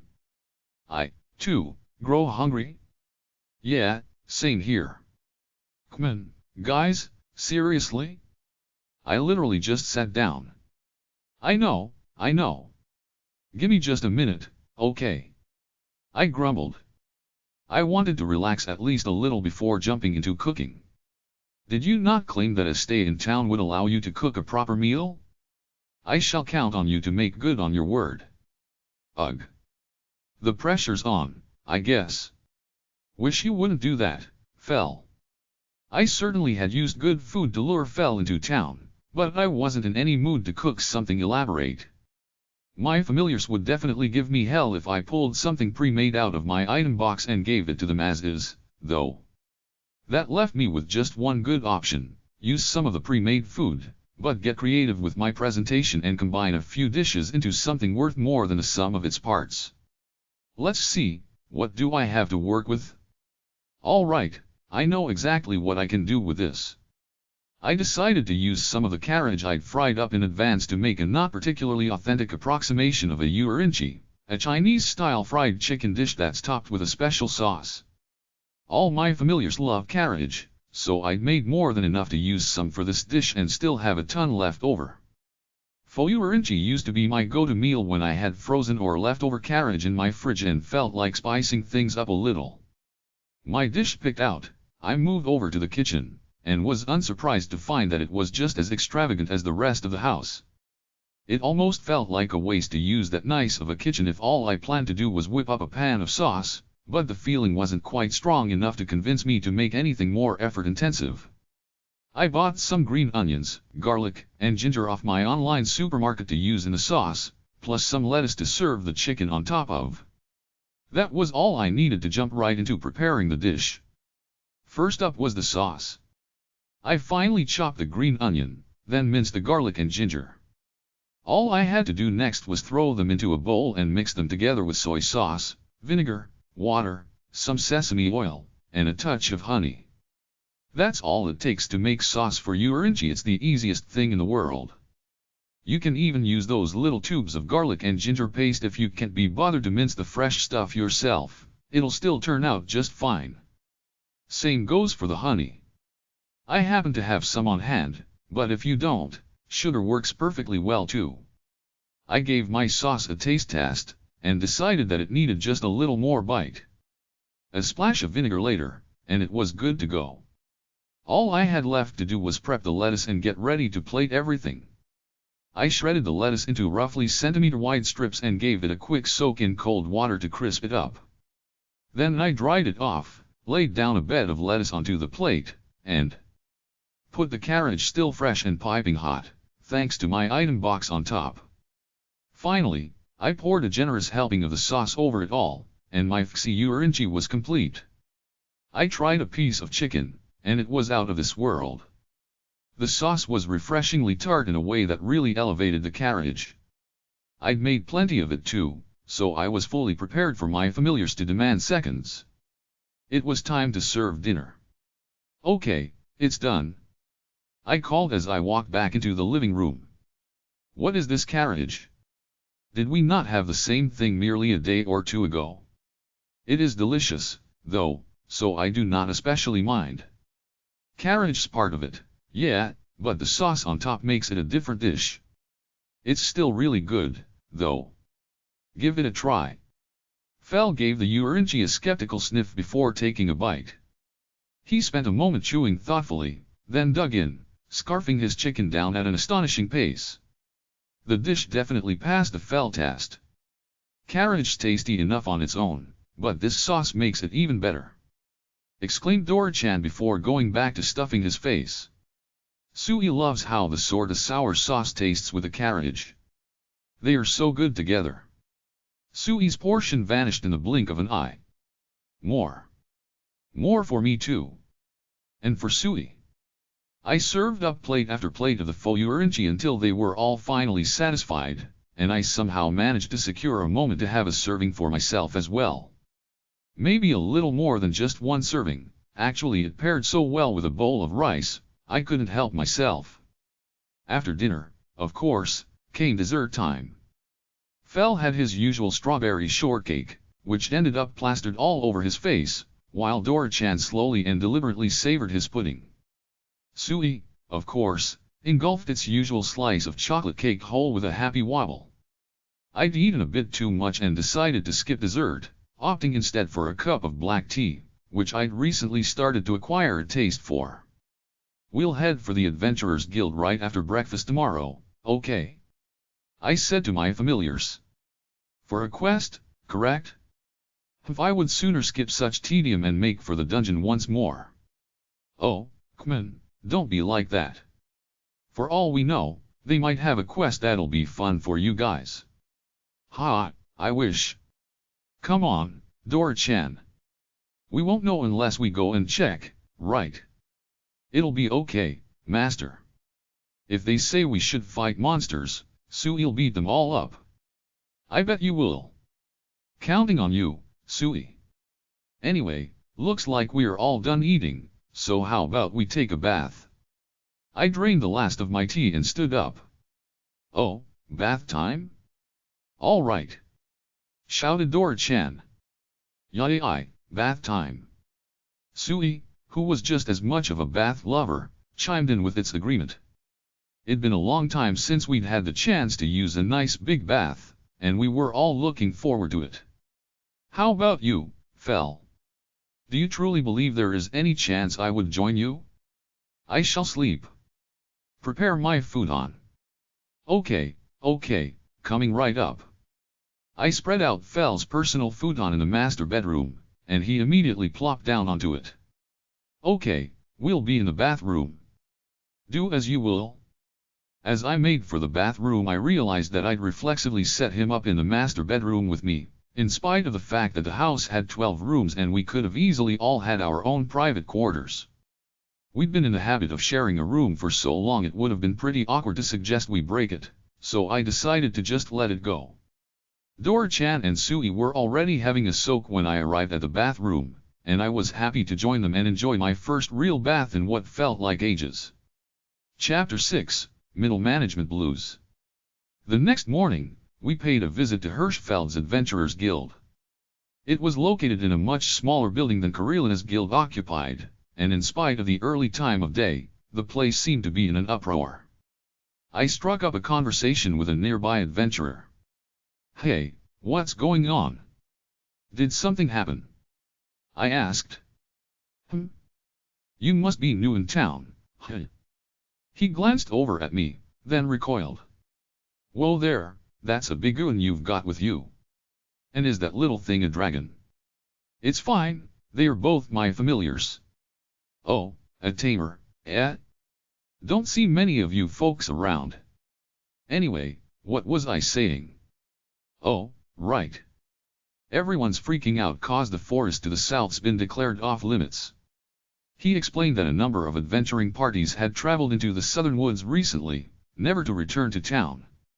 A B-rank party that had happened to be in the area was dispatched to figure out what was going on in there, but they had returned to town at a sprint the moment the gates opened earlier that morning. According to them, the woods had become the residence of a snake monster known as a woodland tyrant python. In spite of woodland tyrant python's serpentine nature, they didn't actually make use of any venom at all. They were just really big and really hungry. Whenever one turned up in an area, all the other wildlife, monstrous or not, tended to make itself scarce. Considering the beast's presence, it seemed more likely than not that the missing parties had all been devoured. I'm impressed the scouts made it back, considering, I commented. From the sound of things, witnessing a woodland tyrant python and making it out alive was quite the feat. Yeah, they got real lucky. They spotted the very tip of the thing's tail, and had the sense to make tracks without trying to take a closer look. Oh. That'd do it. Another huge snake monster, though. It was starting to feel like they were drawn to me, or something. Fel had dealt with them in dungeons, and I'd seen my fair share of them in the wild as well. Just how big would a woodland tyrant python be compared to all those other ones? Fel had the highest chance of knowing, being the oldest in our group, so I sent him a telepathic message. Hey, Fel, do you know about these woodland tyrant python things? But of course. Put plainly, their brains are as small as their bodies are large. Well, somebody's not mincing words. I once encountered such a python that attempted to have me for a meal the moment it laid eyes on me. It had no conception of my power. It died as it lived, stupidly. I've run into one of those things too. Added Dora-chan. Same deal, tried to eat me. That pissed me off, so I used my lightning magic and rammed a hole straight through the thing's stomach, but it still didn't die. Spilled most of its guts out as it ran away, though, so I didn't bother chasing it. Woodland tyrant pythons must have been pretty memorable for both Fel and Dora-chan to have stories about them. The fact that one of them took Dora-chan's magically charged tackle and managed to survive was really impressive. They'd have to have crazy high levels of vitality to slither away from a hit like that. You know them as well, Dora? They are tenacious, I will give them that. Fel explained that while he instantly slew the one that had tried to eat him, it had kept moving around for quite a long time even after he had relieved it of its head. There is no point in hunting them. Their meat is tough, and so gamey it hardly counts as edible, he added with a scowl. Oh, you ate yours. I sorta wondered if I'd wasted some good meat after mine got away, but sounds like not going for it was the right call after all. Indeed. There are few creatures that taste worse, and you are better off for having not tried it. The fact that Fel knew they were gross, of course, implied that he had taken a bite or two himself. Between that and all the poisonous stuff he'd tried, he was a surprisingly adventurous eater. In any case, considering the state of things in the guild, I decided that it would probably be best to come back another time. Just as I was getting ready to leave, though, I heard a shout of surprise from across the room. I turned to look, only to find a man I could only describe as resembling an office worker on his last legs. His back was hunched, his hair was combed over in an ineffectual attempt to hide his sizable bald spot, and he was pointing directly at me. "You," he shouted, "you, yes, you. You're Makoto, aren't you?" He jogged over to me. "Huh? Yeah, that's my name." "Huzzah. By all that is good and decent, I'm saved. The gods haven't abandoned me after all," he shouted as he grabbed my arm, dragging me off to who knows where, whether I liked it or not. I ended up seated in the comb-over guy's office. Judging by the guest chair and the other assorted furnishings, I assumed it was the guildmaster's room, which would make him. Allow me to introduce myself. My name is Eguchi Ren, and I'm currently employed as the guildmaster of the Hirschfeld Adventurers Guild. A pleasure to be of service. That settled it. The comb-over guy really was the local guildmaster. He certainly didn't look the part, though. All the Adventurers Guild masters I'd met up until that point had given the clear impression that they'd worked as adventurers until they were promoted to the post, but in Isaac's case, I couldn't possibly imagine that was true. Nice to meet you." "My name's Makoto," I replied hesitantly. Isaac was absolutely beaming at me. "Makoto, the S-rank adventurer, yes. I've heard all about you. That would make the Fenrir and the pixie dragon behind you your familiars, but weren't you supposed to have a slime?" "Yeah, it's named Sui." "It's right in here," I said, patting my bag. The pat was enough to wake Sui up, and it poked its upper half out to see what was going on. "Is it mealtime, master?" "No, sorry. You can go back to sleep." "Nah, Sui's all awake now." It bounced up onto my lap. Perfect. "I see your familiars are all just full of energy," said Isaac. "Now then, on to business. I have a quest I'd very much appreciate if you'd take. It's an emergency, in fact. I want you to venture into the forest south of town and slay the woodland tyrant python. Please." I had a feeling he was going to say that. I also had a feeling that Fel wouldn't be into the idea, though, which posed an obstacle. I glanced over in his direction, and as expected, he was scowling. "Absolutely not." "Oh, so the Fenrir really does speak." "Most impressive, and on a related note, absolutely not." "But, why? They taste vile." "You mean woodland tyrant pythons?" "Of course they would, they are completely inedible." "Inedible, yes, but their skin and fangs fetch incredibly high prices if you sell them as materials. How do you like the sound of that? I bet I have your interest now." "You do not." "I cannot eat them, and dealing with their stupidity is a trial I do not care to endure." Isaac was desperate to catch Fel's interest, but Fel just wasn't taking the bait. He turned away with a snort, signaling that he was done with the conversation. Dora-chan, meanwhile, was putting on his best "not my problem" expression. One look at Isaac's frantic attempts to bring Fel on board was enough to convince the little dragon that he wanted nothing to do with the conversation. Surely you can't be serious." "Makoto, please, I'm begging you. At this rate, I'm going to take all the blame for this nightmare." He gave up on Fel and set his sights on me next, leaning over the table between us and clinging to my shoulders like a drowning man would cling to a piece of driftwood. "Please, take the quest. Please," he wailed. "Hey, too close, too close. Look, just calm down for a minute, okay? I somehow managed to push Isaac away from me and convince him to mellow out a bit. At that point he finally explained the details of his situation, and I began to understand why he was so desperate. In short, not only were the adventurers of Hirschfeld pressuring him with all their might to do something about the serpent, the non-local adventurers who happened to be working in the area were liable to move on to somewhere they could make more money if things didn't change soon. With fewer adventurers around, the guild wouldn't be able to fulfill requests from merchants for escorts, which would drive them away from the town as well. To top it all off, the townsfolk were worried that a lack of adventurers could impact their safety. The worst-case scenario was the lord of the region getting involved, and if nothing was done to address all those complaints, it wasn't difficult to imagine that coming to pass. Isaac hung his head as he explained it all to me, his sorrow and exhaustion written all over his haggard face. He was the spitting image of a put-upon middle manager. "Why am I taking all the heat for this, anyway?" he whined, his gloom shifting to indignation. "Isn't that unfair?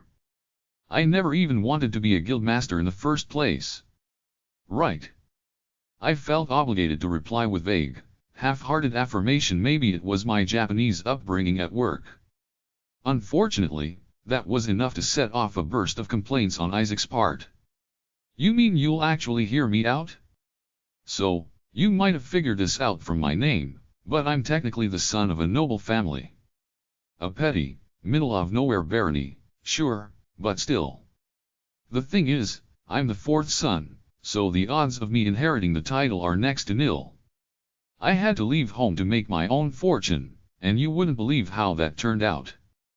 Isaac's whiny tangent went on for way longer than I would have liked, so I'll just sum up the important parts. In short, as the son of a noble family, even with 3 older brothers, he was privileged enough to be sent to a school that educated the up-and-coming children of nobles, wealthy merchants, and the like. That school taught lessons on magic, sword fighting, and other practical pursuits, and many students who specialized in those areas found employment well before they graduated. Isaac, on the other hand, had virtually no talent for magic and even less for combat. He didn't stand a chance of securing a job while still in school, and he knew it, which led him to consider finding work in the civil services. Unfortunately, his grades were middling enough to make him question whether he could get a job in that sector either. Isaac thought long and hard about what sort of job he could definitely land that would secure him at least a moderate wage. After a long period of research, he settled on one option in particular: the Adventurers Guild. Their members were very vocal about how understaffed the guild was at the time. Not that that had changed in the intervening years, and even with mediocre grades, the fact that he had graduated school, was literate, and could do simple calculations would make him a valuable asset by their standards. His theory was proven correct in very short order. The guild's upper management quickly set their sights on him. He found himself rising into positions of greater and greater responsibility with dizzying speed, in spite of the fact that he'd never been an especially ambitious man. He was finally promoted to a position as a guildmaster at the relatively tender age of 28. In retrospect, that was where his troubles really began. The mere fact that Isaac had attended school made him more competent than any other member of his guild's staff. He was capable of handling all the paperwork and management responsibilities of his position more or less perfectly. Since most guildmasters started their careers in the adventuring field, their organizational abilities simply couldn't hold a candle to his. The upper echelons of the guild were well aware of that fact, and ended up using Isaac as their resident problem solver, transferring him to serve as the guildmaster of one troubled branch after another. When he got his first guildmaster position at the age of 28, he assumed he'd be there for life, but in the end he was ordered to move to a different branch barely 3 years after he took up the post. The new branch he was supposed to lead was in an absolutely appalling state when he arrived. He spent 2 years frantically working to undo the damage their sloppy bookkeeping had dealt, only to be transferred again the moment he'd restored some semblance of sanity to their system. The same process repeated itself in his third post. Hirschfeld was the 4th town Isaac had worked as guildmaster in. "You know how old I am now, Makoto?" 37. For real? He didn't look it, especially around the hairline. I found my gaze lingering awkwardly on his comb-over. You thought I was older than that, didn't you? I don't blame you. I've seen my own head. But I didn't look like this just a few years ago. It's the stress, I tell you. It just kept piling up, and before I knew it, I was in this sorry state. From the look of things, the Adventurers Guild was about as exploitative as companies could get. Or maybe Isaac was just a special case. The higher UPS had found an incredibly useful tool in him, but were doing a poor job of wielding it responsibly. Hey, Makoto, be honest with me. I should just quit, right? He gazed at me with a look of exhausted anticipation that made me incredibly uncomfortable. I know the pay's not bad, I know I'm still a guild master, even if all the details are messed up. But the thing is, having all the money in the world doesn't make a lick of difference if you don't have the time to spend it. And that's not even starting on my social life. I haven't met a woman in years, and I'm still single to this day. The only other people I know who are still unmarried at my age work in a church and took vows of celibacy. 37 and single. Now that, I could relate to. I was still about a decade off from his age, but considering how young people in this world tended to marry, I felt a weird sort of sympathy for his struggles. Suddenly, I actually wanted to help the poor guy out. Hey, Fel? Dora-chan? Sui? What is it? Have you finally finished talking? MNHH. What? Done? Are we leaving now? They hadn't been listening. At all. Actually, I was pretty sure they'd been asleep. Sui was still out like a light. It was napping on my lap, not moving at all. I was just thinking I might want to take on that woodland tyrant python quest after all. You what? Were you not listening when I explained that their meat is abhorrent? I was listening, really. It's just, you know, this guy Isaac has it really rough right now. His troubles are no concern of mine. Oh, come on. Okay, how about this? If you agree to do the quest and slay the snake, I'll make dragon meat for dinner. As a fellow man, I felt an obligation to play my trump card for Isaac's sake. My familiars were the ones who had hunted the dragons and gotten me that meat in the first place, of course, but details. What? Dragon meat. As expected, Fel and Dora-chan instantly took the bait. That's right, dragon meat. How about it? In that case, I would consider it. Yeah, I'm up for it too if it means dragon meat. Great. I'll tell him we'll take the quest, then. Not so fast. I said I would consider it, not that I would do it. If we are to take on this quest, you will be serving a thick cut of dragon meat. I will not allow you to buy us off with table scraps. Understood? Yeah, I know. You'll get a big, thick cut of dragon steak. Good. So long as we have an understanding, we shall take the quest, Fel said with a smirk. Dora-chan was grinning right along with him. A thick cut of dragon meat, huh? It felt like I'd paid a pretty hefty price for the arrangement, but for the sake of helping out a long-suffering semi-comrade, it was worth it. Isaac was so happy when I said we'd take the quest, he literally wept with joy. The poor guy really did have it rough. I was considering slipping him some divine medicine, hair growth power before I left.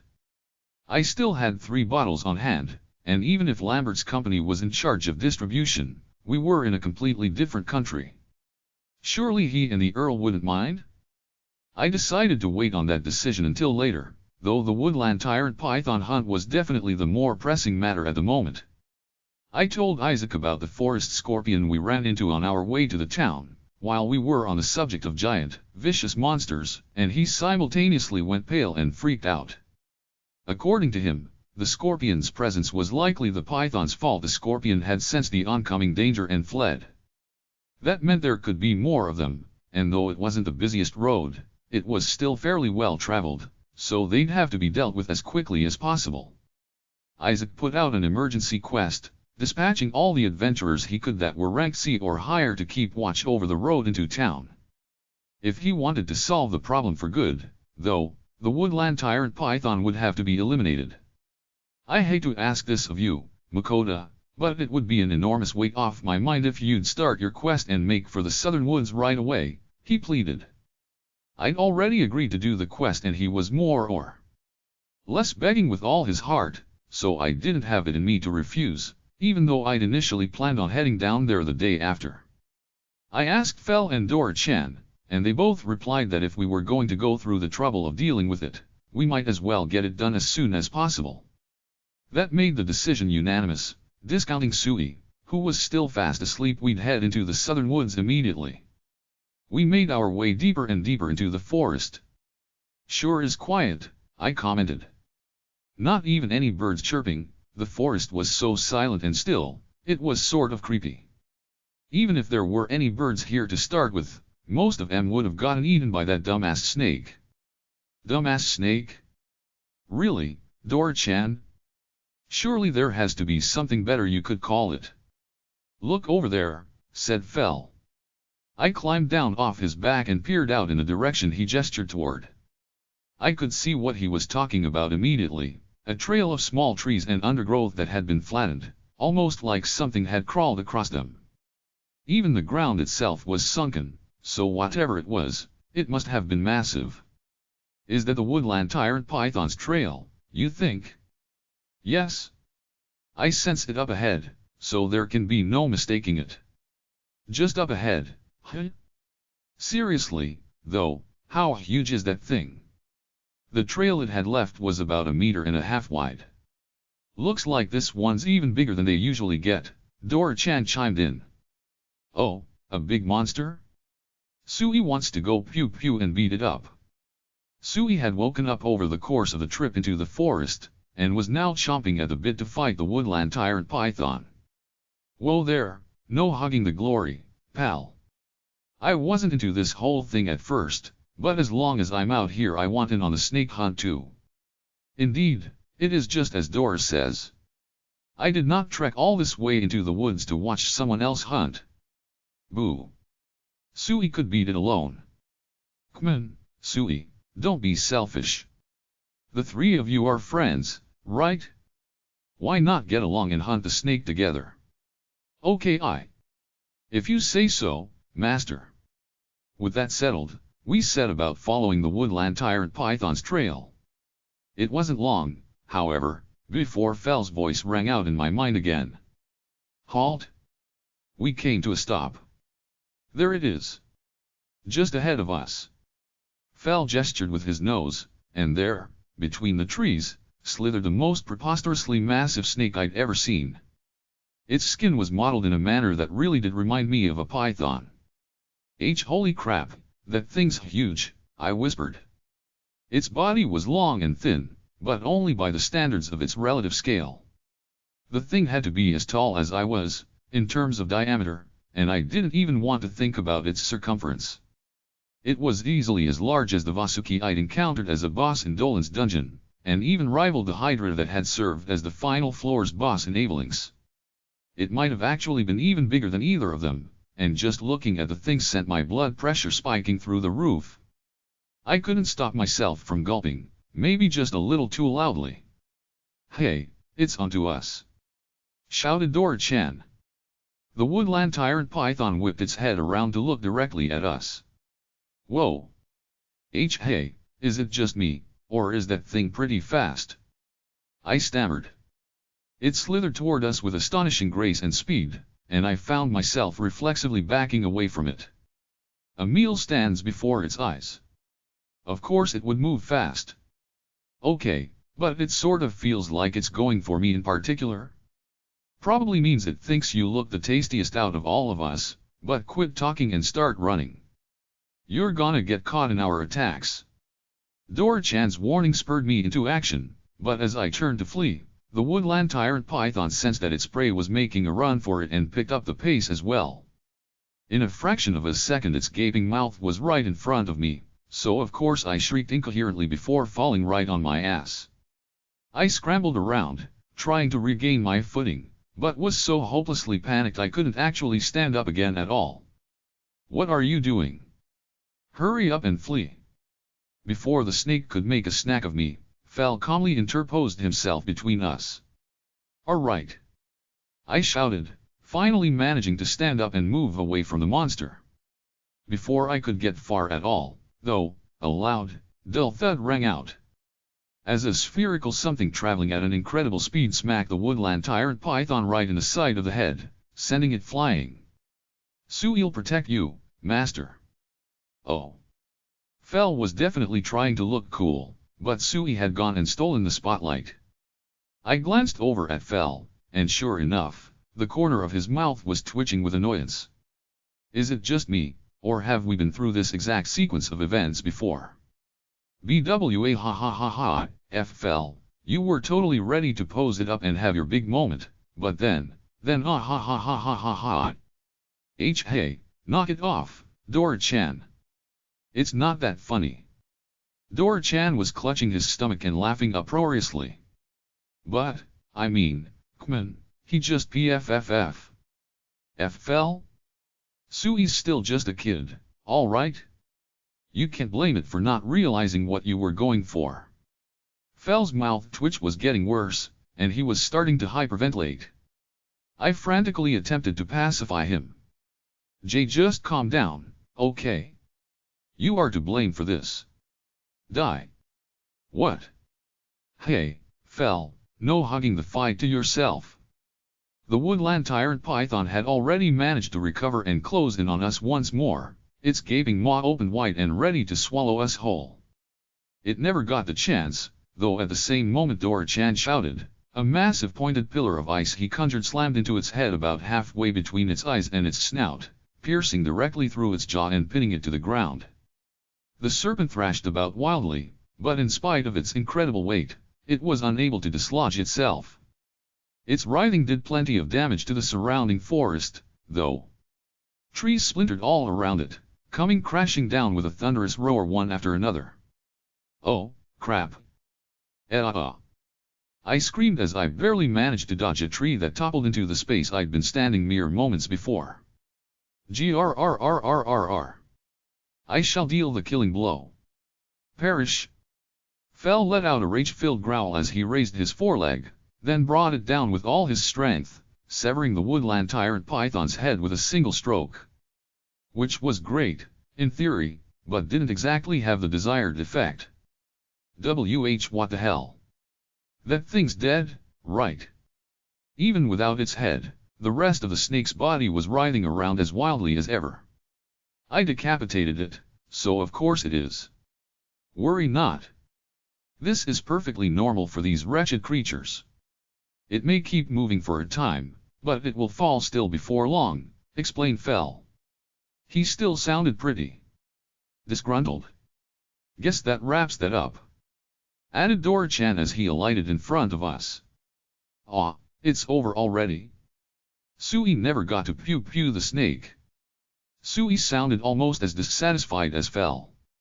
That first tackle had ended up being its only contribution to the whole battle. Humph, I will hear none of your complaints. You interrupted me right at the good part. Fel murmured sulkily. Don't take it personally, I said, forcing a smile and patting him on the shoulder. Yeah, why get pissed about a small fry like that?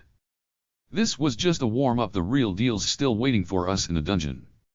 I suppose you have a point.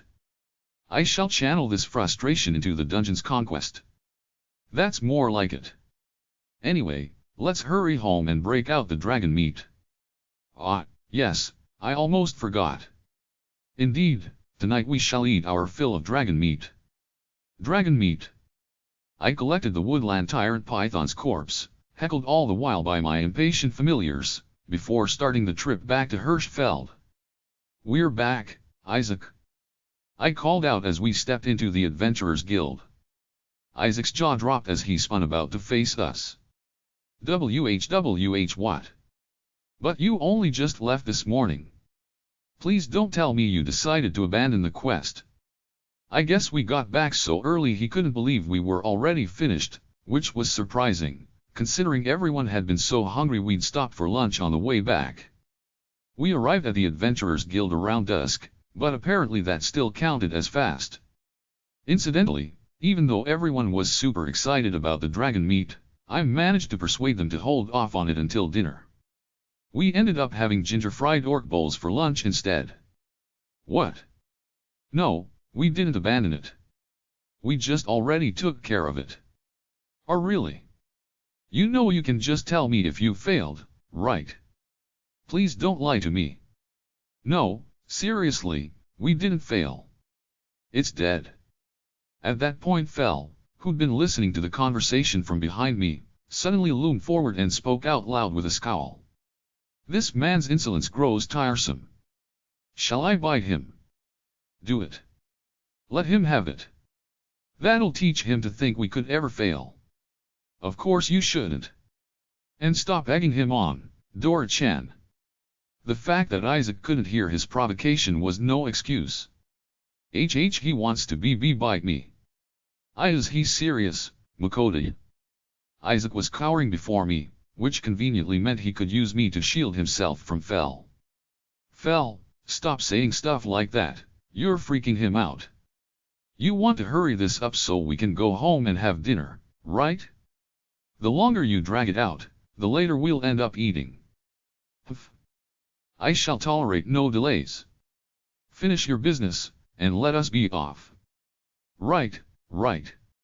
Anyway, the woodland tyrant python's pretty big, so I think I should wait to bring it out until we're in the storehouse. Is it? In that case, follow me, please. The woodland tyrant python was stashed away in the magic bag Fel kept hung around his neck. I assumed that they'd heard a fair bit about me from the Leonhardt Adventurers Guild, considering Fel's presence didn't raise a fuss even when he decided to bust out his most intimidating glare, but I still decided to err on the side of caution when it came to showing off my item box. It was a totally different country, after all. The moment I pulled the snake out of Fel's magic bag, Isaac froze in place, with the exception of his jaw, which dropped once again. One woodland tyrant python, as requested.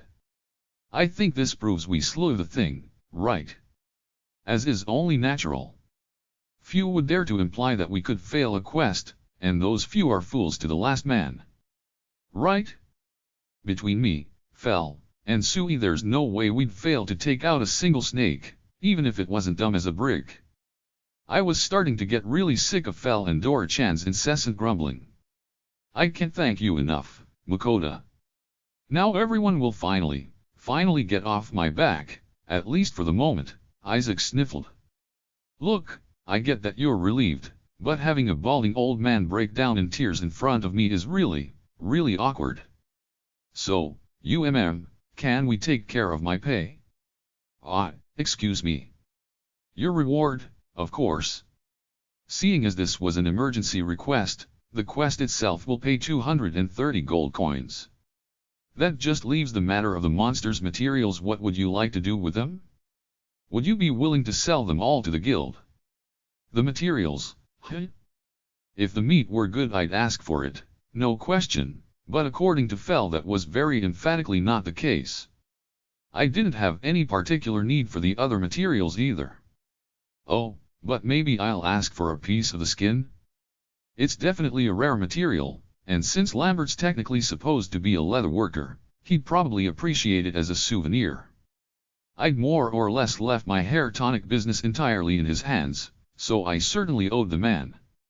I decided to ask for about a third of the skin and let the guild buy the rest. I told Isaac, and he explained that even if they fast-tracked the job, they could only get me my part of the skin and the money for the rest of the materials by the day after tomorrow, at the earliest. That's so. Guess we'll be staying in this town for another day, then. No sooner had the words left my mouth than the heckling began. What? But what about the dungeon?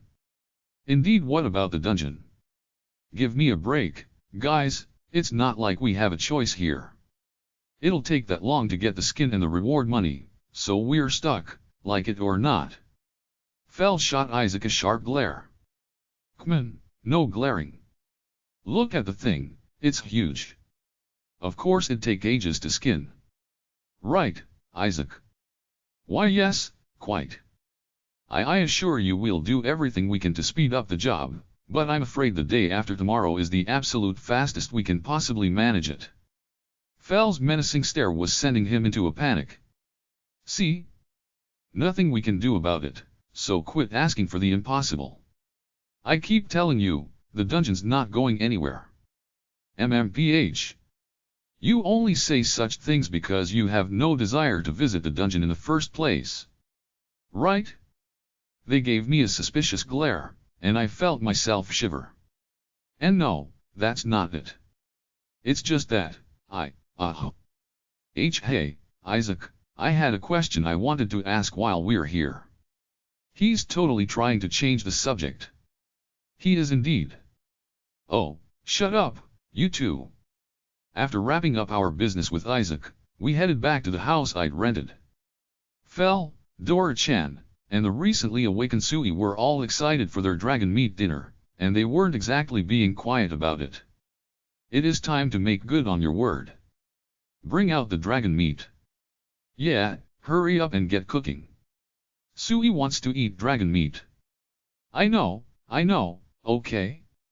We'll have an early dinner, I'll start cooking right now. They were so impatient, they actually followed me over to the kitchen. There'd be no talking them out of it, so I decided to give in and make a bit of a show out of grilling up their dragon steaks. I asked my familiars if they'd prefer earth dragon meat or red dragon meat, and they all simultaneously replied both.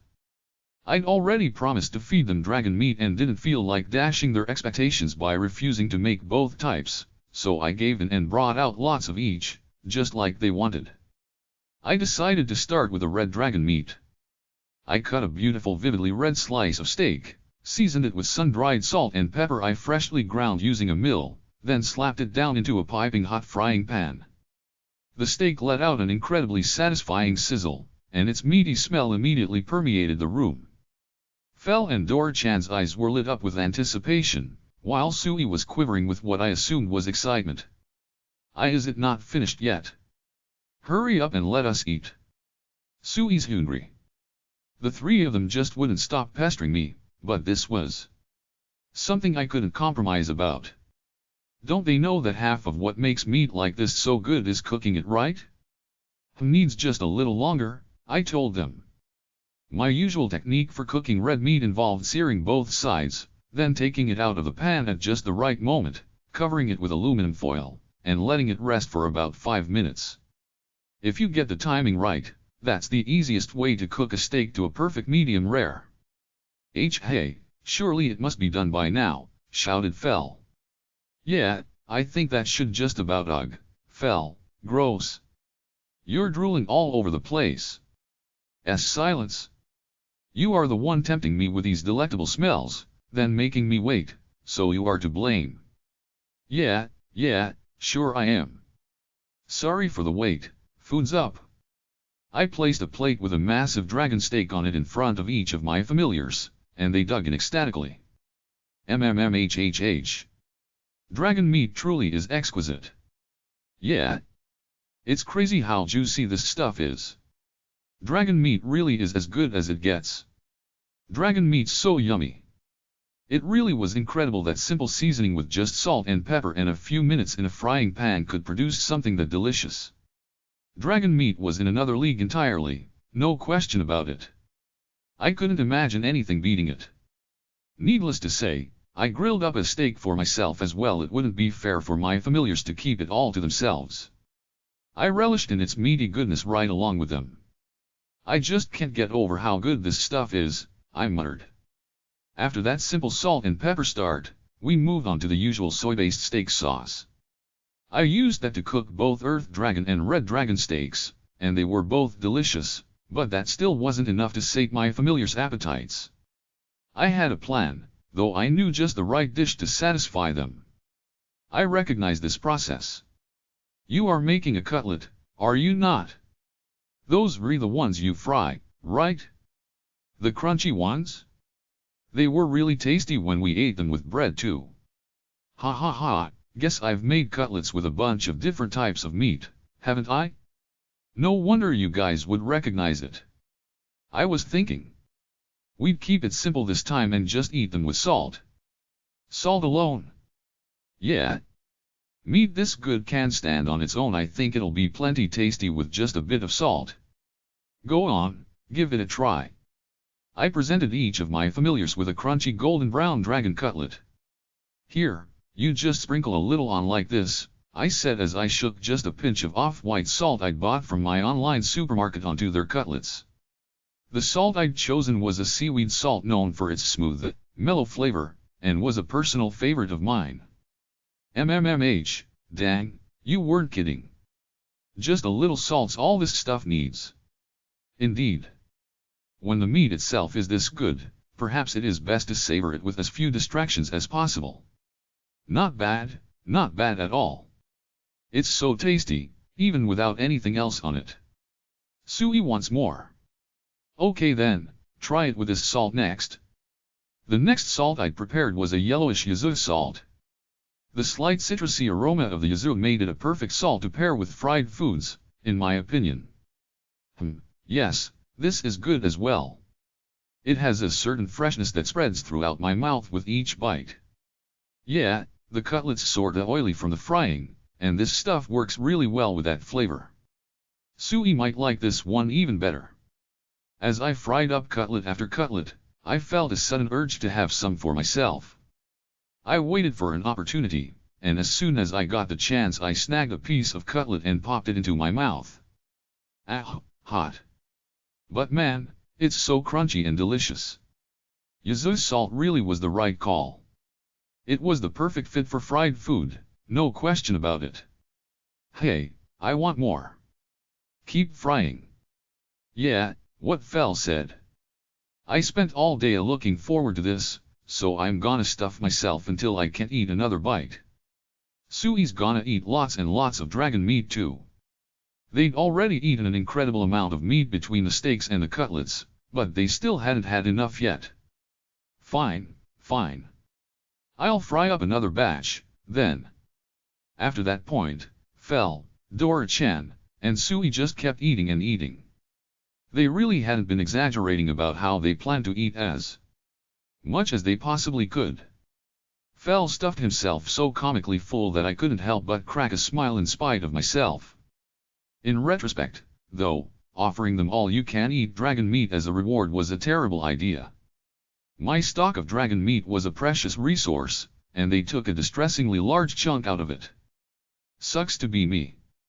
Chapter 7, The Hirschfeld Orphanage. The next day I made use of the info I'd obtained from Isaac.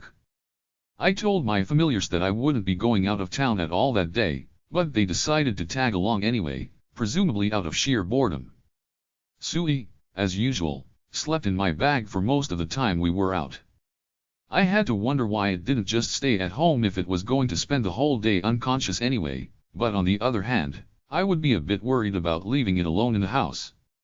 In any case, it was pretty much business as usual for the four of us. So, where are we going? Will we be finding food stalls to eat at, like usual? Inquired Fel. Oh, I like the sound of that. Dora-chan chimed in. Those stalls always go light on seasoning their meat, but with a couple shakes of our own seasonings, they end up real tasty. Nope, sorry, not happening today. I wasn't planning on stopping for food at all. I also felt like getting Dora-chan used to putting my seasonings on food we bought from other people was a mistake. The last thing I needed was him picking up even more rude habits. Nah, we're heading for this town's orphanage. The orphanage? Why are we going to a place like that? Just an idea I had. When I had first arrived in this world, I'd been super anxious about my financial future, but ever since I met Fel and the others, I'd been totally economically stable. Stable would actually be selling it short thanks to my familiar's random acts of chaos and violence. I'd actually been accumulating money.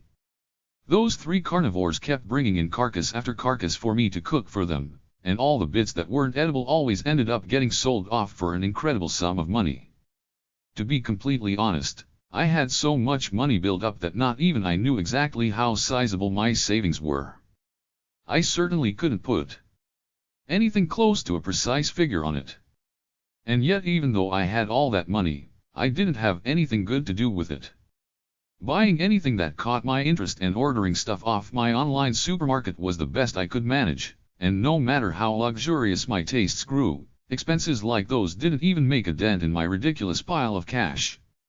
I mean, sure, I bought that magic stove and my house in Carolina, plus all the slaves who were keeping it maintained, though for what it's worth I sincerely thought of them as my employees rather than my possessions, but even if those were expensive, they were one-time purchases. I couldn't exactly keep buying house after house. Long story short, my income exceeded my living expenses by such an outrageous margin, my savings were piling up way past the point of reason. So, I'm really grateful that I haven't had to worry about money thanks to you guys, but I actually have too much of the stuff right now. You really have that much? Yeah. I stopped counting somewhere around when I hit 100,000 gold coins. I don't even know how much I have at this point, to be honest. Guess we have hunted down an awful lot of stuff, when you put it that way, mused Dora-chan, crossing his tiny little arms. You really have. I mean, take the dragons, those things made me a crazy amount of money. Both the Earth Dragon and the Red Dragon had produced so many valuable materials, the Adventurers Guild couldn't even come close to buying them all. Most of that stuff was still sitting in my item box. And when I really thought about it, it wasn't just the dragon bits. I had a whole bunch of other materials I'd more or less forgotten about stashed in there, not to mention a few whole monsters I hadn't even attempted to sell yet. Trying to deal with those felt like it'd be kicking a hornet's nest, though, so I decided to keep ignoring them for the moment. Anyway, the point is that we keep making money and don't really ever spend it. That may be the case, but we have little need for your human money. The food stalls are the only place I have ever had a use for it. Right? Yeah, I know, I've seen how you guys act in town. But you get where I'm coming from about how it's been building up, right? Perhaps, but what do you expect us to do about it? If you mean to ask us to stop hunting, that will not be possible. However much you wished for us to restrain ourselves, should another dragon come calling, we shall slay it without hesitation. Yeah, I'm not about to stop hunting either. It's an instinct thing, you know. I know, and that's not what I'm getting at. You guys all eat a ton, so it saves me a lot of trouble when you hunt down your own meat. Plus, not gonna lie, the meat that you three find for me's world's better than the stuff I could get at most butcher's shops. Indeed. Such is the way of things. Really wish you'd cool it with the dragons, though. I shall agree to not proactively seek them out, though should one cross our path, I will not hesitate to hunt it down. Yeah, same. How could we not hunt a dragon when it flies right in front of us like the red one did? Of course we're gonna hunt those. Please, don't. But, look, we're getting off topic. The point is that I've been thinking of a practical use for all this money that's been piling up. A practical use? Echoed Fel and Dora-chan in unison. Yeah, in a giving back to society kinda way. I'd been thinking about that sort of thing ever since I'd gotten back from Rosendahl, the city with a meat dungeon. The donation I'd made to the orphanage there was the trigger, even though it was technically an unnecessarily large payment for a bunch of bread rather than a classic, no-strings-attached donation. The orphanage itself had been shockingly run down and their staff were barely keeping the place open, and yet from what I understood those kids were actually better off than the majority of orphans in this world. The more I learned about their situation, the more I realized how hard orphans had it. Adults have to take the good with the bad, no matter what, but in my opinion people should at least get to be happy and carefree when they are kids. I knew that some people would probably call me a hypocrite for it, but I figured that since I had all that money at my disposal, using it for the orphans would beat the hell out of not using it at all. In the end, that train of thought naturally led me to the conclusion that I could just keep making donations. I'd been planning on talking with my familiars about all that stuff for a while, but then the Woodland Tyrant Python quest had happened, we had gotten busy, and I'd ended up with even more money to deal with. Long story short, I was thinking of donating some of it to the local orphanage, I explained. Though I guess since we're on the way there now, I sorta already started the process unilaterally? My bad. What do you think, Fel? Dora-chan. In this regard, you may do as you will. So long as my meals remain delicious, I shall not object. Same over here. I'm in it for the grub, and going around to human towns means getting to go to dungeons too. This is the life. As long as you keep the food coming, the rest is all up to you. Got it, thanks. Fel and Dora-chan gave me the go-ahead without hesitation, which just left Sui. It was still a child, but since it had been going out and hunting monsters with the other two, it was still responsible for providing me with my livelihood. It would have felt wrong not to run my plan by it too. I shook it awake and explained the situation in as simple terms as I could manage. So, what do you think? Sui doesn't really understand, but if Sui can eat master's cooking, Sui doesn't mind. Oh, and Sui wants to fight more and pew bad guys. That's so much fun. Well, that was off topic. I guess this subject might be a little too mature for Sui? Sui would not take issue with your plan. Chimed in Fel. Like us, it has no need or want for your human money. Right? Even I'd be shocked if I saw a slime bouncing around town to go shopping. I think that'd surprise anyone, Dora-chan.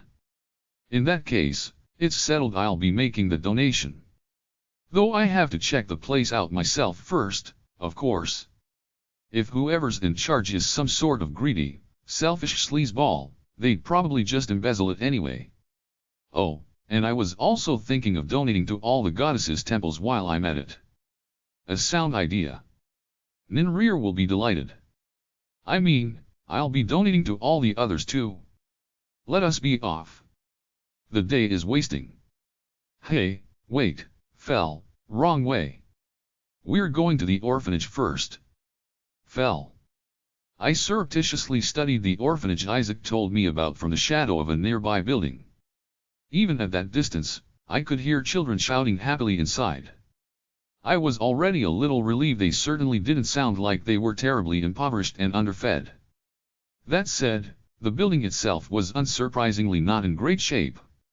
It looked just as old and run down as Rosendal's orphanage had been. Guess I might as well ask around about the place, I muttered to myself. The one problem, everyone I approached took one look behind me at Fel and Dora-chan, turned around, and fled without pausing for a second to hear me out.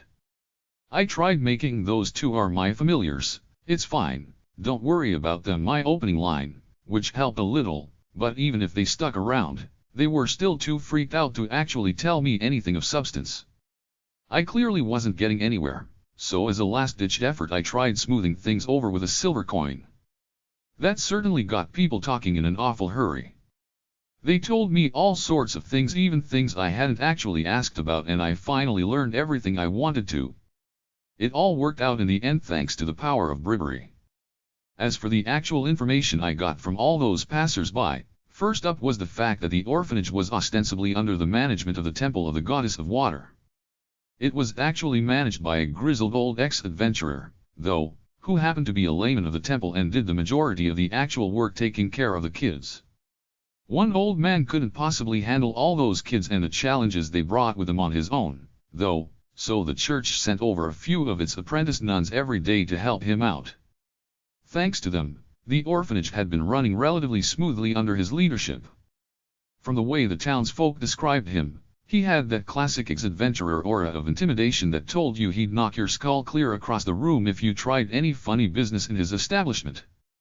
On the other hand, they also claimed that he was kind and attentive to the kids under his watch, who all looked up to him as a sort of father figure. All that sounded nice, but there was still the question of the place's finances, and as I'd suspected given how it looked from the outside, they were apparently running on a shoestring budget. In theory they were funded by both the lord of the region and the church, plus any direct donations they happened to receive. In practice, all three of those sources combined amounted to little more than a drop in the bucket compared to their total expenses. From the lord's perspective, an orphanage would never be an especially high priority. Whether or not the place was doing well, it wouldn't be earning them anything, so they certainly wouldn't be generous with their financial support. The church, meanwhile, was running on charity itself and couldn't possibly have much to spare. Donations, meanwhile, only came every once in a blue moon. Keeping a financial safety net for yourself was a foreign concept in this world, and most people live hand to mouth, so of course they wouldn't have money to spare. I'd heard from the director of Rosendal's orphanage that orphanages all across the land were struggling, and seeing the worn-down building before me made it easy to appreciate the truth of his words. Looking at it made a feeling I couldn't quite put into words well up inside me. How has that building not been condemned? That roof has to be leaky. Is the place really livable? The info I'd obtained certainly suggested that it was a worthy cause to donate to, but I wouldn't be comfortable committing until I'd seen how things were on the inside for myself. It was time to take a closer look.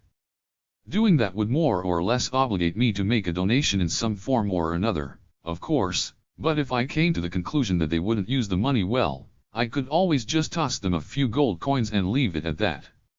"Excuse me," I called, cracking open the gate that led into the orphanage's grounds. A moment later, somebody arrived to greet me. "Who are you, Gramps?" said a rabbit-eared girl. She looked like she was around 5 years old. I'd been treated like an old man plenty of times since I'd arrived in this world, but it hadn't stopped grating on my nerves. I'm not actually that old, and I'm definitely not anybody's grandfather, so do you think you could just call me big brother or sir or something? Also, would you mind calling the director over for me?" "Okay." She dashed off, and returned a few moments later holding the hand of an incredibly rugged-looking man. "This old guy said to go get you," said the rabbit-eared girl, who had apparently already forgotten my other request. "Oh, did he?" said the man who I assumed was the director, looking me up and down. "All right, then come in." I took him up on his invitation and walked through the gate. My familiars followed behind me, and no sooner had we entered the grounds than a cluster of children gathered up around us. Unlike the adults outside, the kids were absolutely fearless when it came to Fel and Dora-chan. Actually, they looked downright excited. "Hey, wait, hey," said Fel, but it was too late. "It's a huge wolf and a dragon," shouted one of the kids. The rest of them squealed with glee. "Wait, me too," shouted Dora-chan. Their interest in Fel was a given, considering he was a massive furball in their eyes, but I guess Dora-chan hadn't expected to draw an equal measure of their interest. It didn't surprise me, though you don't see tiny dragons every day, so of course the kids would be curious about him. My familiars were quickly surrounded by a crowd of kiddies, all intent on manhandling them as much as possible. "Do not pull on that." "Stop," shouted Fel out loud. "Hey, hands off, pal. No touching," screeched Dora-chan, though considering he did it through telepathy, I don't know what he thought he was going to achieve. Then again, considering how little effect Fel's scolding seemed to have, it might not be made a difference regardless. "That thing's a Fenrir," commented the director. "Yeah, technically," I replied.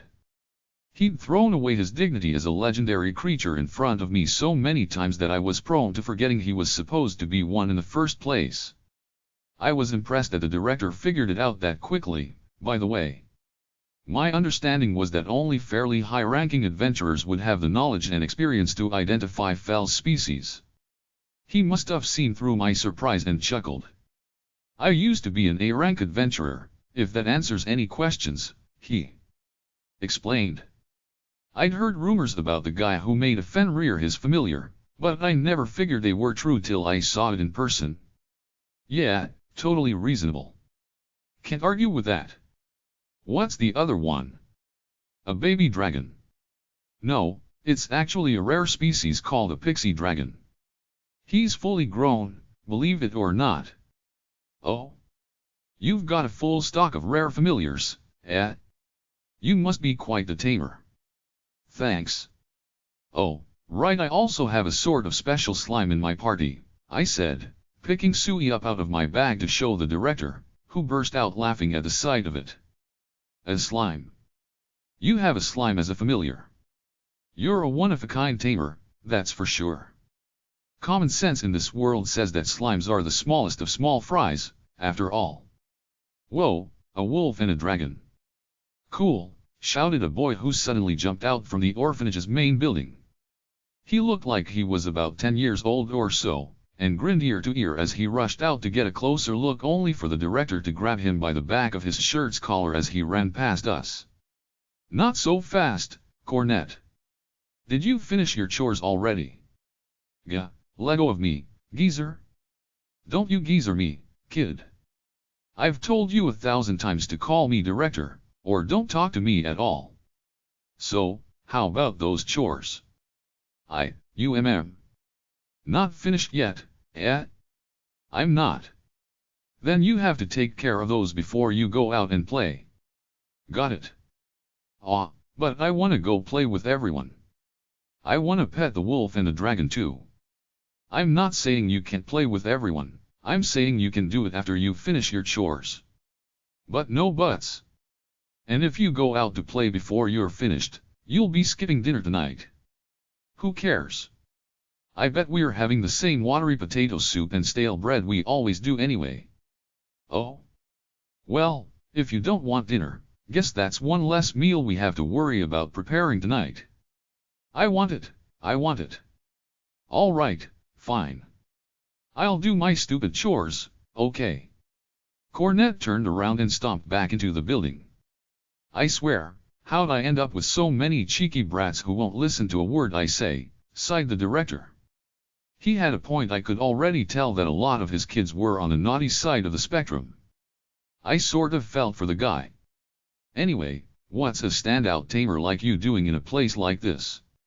You need something. Well, I was actually thinking of making a small donation. Suddenly, the man was all smiles. He threw his arm around my shoulders.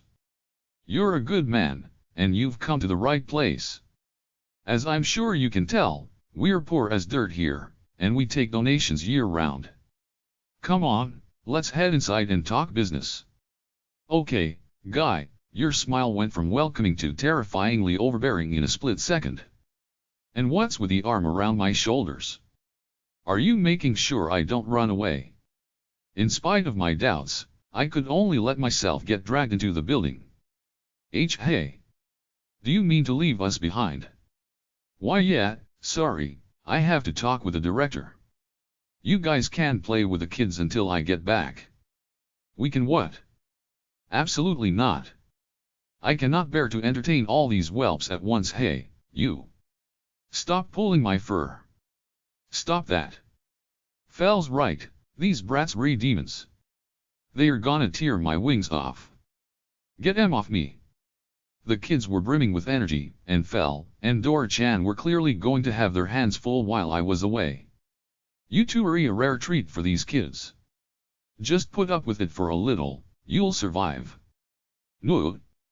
Fell and Dora-chan shouted telepathically in perfect unison. Fight hard, you two. See you on the other side. Hey, master? Sui's gonna go to sleep, Sui said as it oozed its way back into my bag. Looks like the kids will be occupied with their new playmates, so we can have a nice, long chat, said the director with a smirk. God. This old dude would take any excuse to keep me here.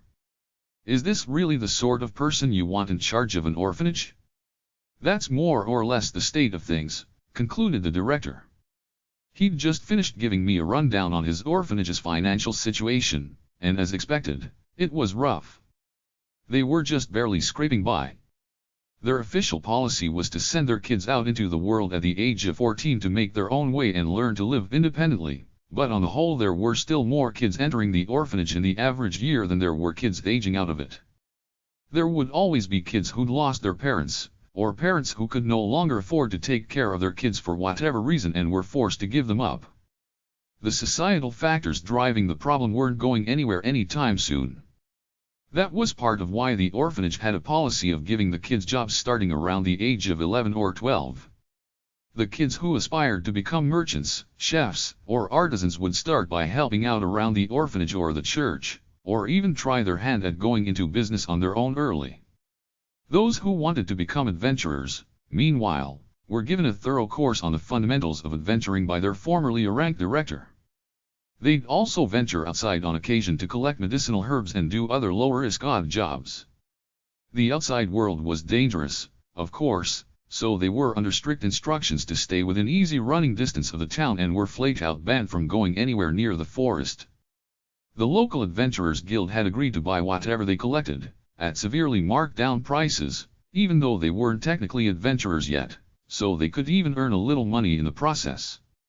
In any case, regardless of which career path the kids decided to prepare for, half of their earnings were claimed by the orphanage to cover its operating costs while the remaining half were set aside, to be returned to the children when they came of age and set out on their own. The nuns who came by to help also instructed the children on basic literacy and math at the director's request, which had apparently been a massive boon for them when they went out to make their fortunes. I'd never really thought about it before, but the director taught me that it was considered standard for people who worked in religious organizations to be relatively educated, so teaching the kids was within their capabilities. I'll have you know my kids tend to make pretty big names for themselves when they get out into the world, he bragged. Some of them had even shown so much promise, they left the facility to take on apprenticeships before they turned 14. Course, that reputation might be causing me problems in its own way. Sometimes I wonder if parents are leaving their kids here because they know I'll raise them right. We get more and more kids with each passing year, and just keeping all of them fed's taking everything I have. He grumbled about how as the population of kids increased, their budget was almost entirely taken up by food expenses. Satisfying the appetites of a whole orphanage's worth of growing adolescents inevitably meant prioritizing quantity over quality, so the best he could scrape together that could feed all of them tended to consist of potatoes and tooth-breakingly hard bread. That sort of unsatisfying fare had become the children's everyday sustenance. Not much I can do about that, though. Filling their bellies comes first, even if it's not exactly pleasant. The kids may not like it, but we can't expect better unless something major changes. I thought back to Cornet. He'd complained about the orphanage's soup being watery and the bread being stale, and from the sound of things he hadn't been exaggerating. Eating nothing but miserable food like that day in and day out must have been soul-crushing. That's when it hit me, I had plenty of ingredients from the meat dungeon left over, so why not take the opportunity to treat them to something more palatable? I wasn't in a position to make anything really luxurious, but I could at least do better than watery soup and stale bread. I actually still had a ton of the bread I'd bought from Rosendal's orphanage, which had to be better than the stuff they'd been eating here. It didn't feel right for kids to be living such a bland and joyless lifestyle when it came to food, so I thought that letting them have a decent meal would be a nice thing to do. I asked the director what he thought, and he replied with an enthusiastic "Are you serious?" The kids LLB ecstatic. Yes, absolutely, please do, so that settled it. The director led me to the orphanage's kitchen. I could tell at a glance that it wasn't designed for ease of use, unfortunately, and the best it had for actual cooking was a wood-burning stove. Guess I can't expect better from a building this old, I said to myself. Time to do things my way. I brought out my ever-faithful magic stove and opened up my online supermarket, like usual. I told the director that I'd be fine on my own and sent him on his way, so there was no need to worry about him seeing something I'd rather keep secret. What to make, what to make? I'm feeding kids here, so it's gotta be nutritious. I'll need a bunch of it too, so I should pick something I can make a lot of all at once. It's always important to keep your guests' needs in mind when you cook, and I spent a moment thinking about how I could satisfy both of those factors together. Finally, it hit me. Oh, I know pork and beans might be just a thing. Pork and beans, a staple of United States home cooking that I'd seen in more movies than I could remember. It came up so often that I got really curious about how it tasted, and after a little research I decided to try making it myself. Long story short, it's a type of tomato stew. It has a ton of beans in it, as you'd probably expect, given the name, and a bunch of vegetables as well. It's packed with nutrients as a result, and seemed like the perfect dish to make for a bunch of kids. I was sold. I'd be making pork and beans. Time to put together a grocery list, I mumbled, paging through my online supermarket's menu. I started by buying pre-cooked chickpeas. This world's version of them, chipias, were very commonly used in cooking, and I didn't want to bother boiling dried ones, so they seemed like a solid choice. A soybean equivalent called soybeans were also pretty readily available, so this time I decided to add some of those as well. The recipe also calls for onions, carrots, potatoes, garlic, and a can of whole tomatoes. That does it for ingredients. Let's get cooking. I pulled a slab of dungeon pork out of my item box. Step 1 is to chop it into smallish chunks about 1.5 centimeters on each side and season each piece with salt and pepper. Then you dice up your onions, carrots, and potatoes into slightly smaller chunks and mince the garlic. Briefly boil the chickpeas and soybeans, then drain them thoroughly. That's all the recipe takes for prep work. Next up, actually cooking the dish. Start by heating some olive oil in a pot and stir-frying the garlic in it just long enough for it to become noticeably fragrant. Then you add in the cubed dungeon pork and keep stir-frying until it's browned on all sides. Next, you add in the onion, carrots, and potatoes, and stir-fry once again until the onions are starting to get just a little translucent. Once the veggies have reached that partially cooked stage, you dump in a can of tomatoes followed by a bouillon cube for some extra flavor. Add in the beans once the mixture comes to a simmer, and then you just have to keep it there until the veggies are soft and cooked through. You can season again with salt and pepper at the very end, if you think the dish needs some fine-tuning, and then it's done. All that was left was to give it a try.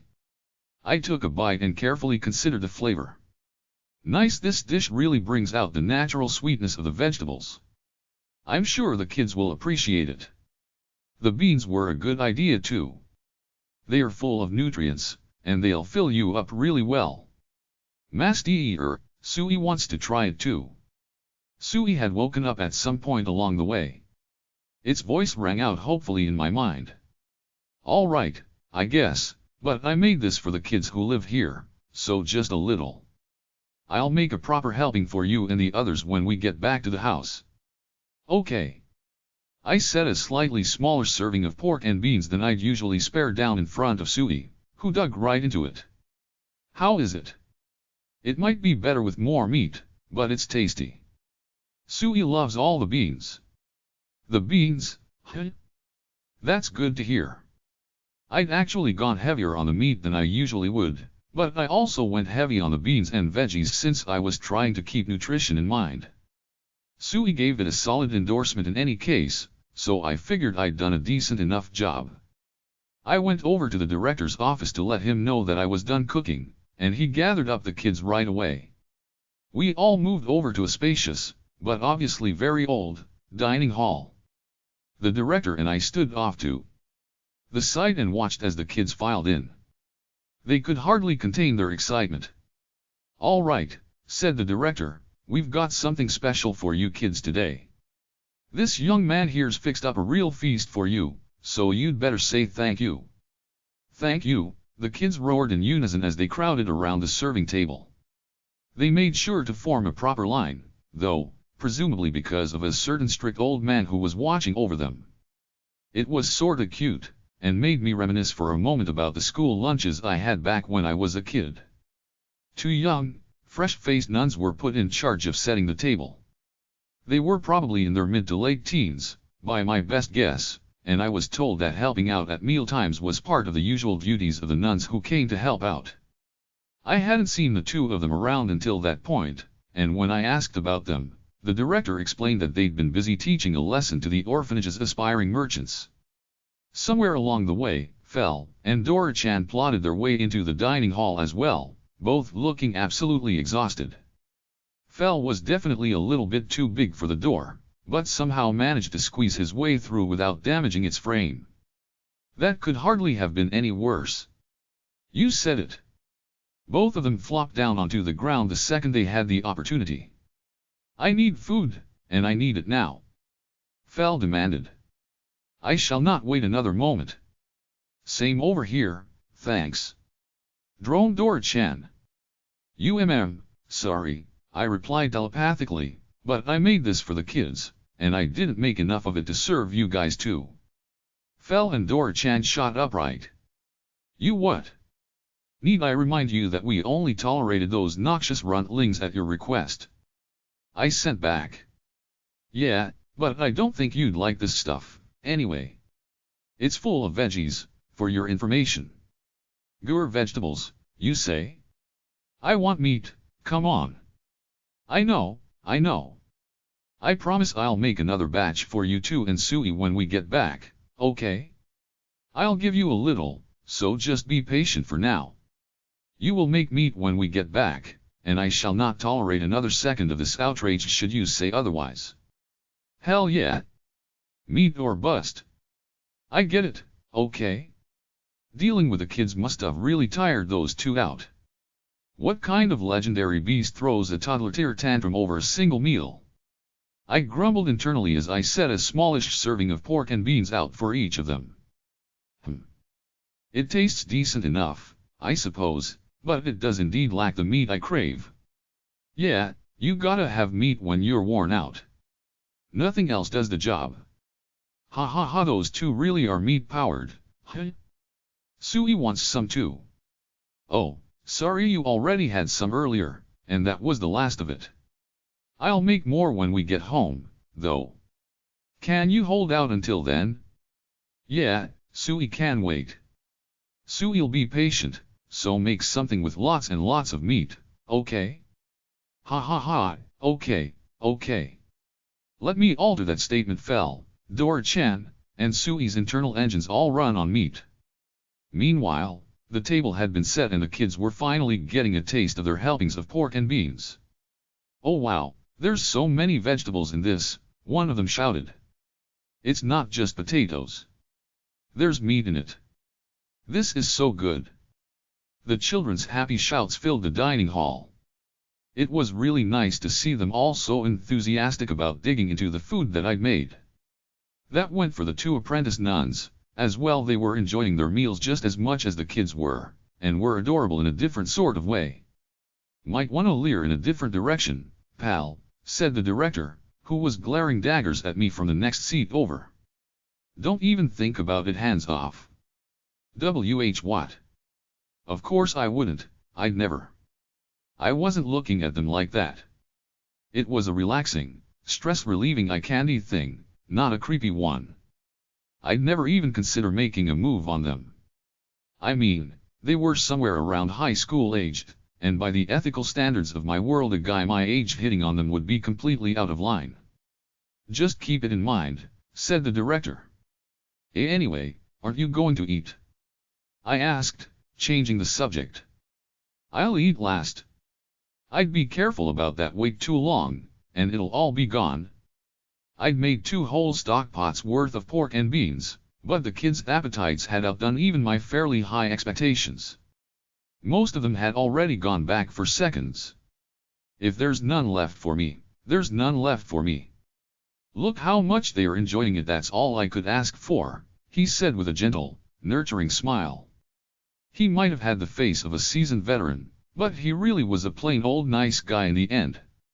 The children finished their lunch and left the cafeteria, though not before waving to me and saying thanks, old man, or the food was delicious, Gramps, or something along those lines.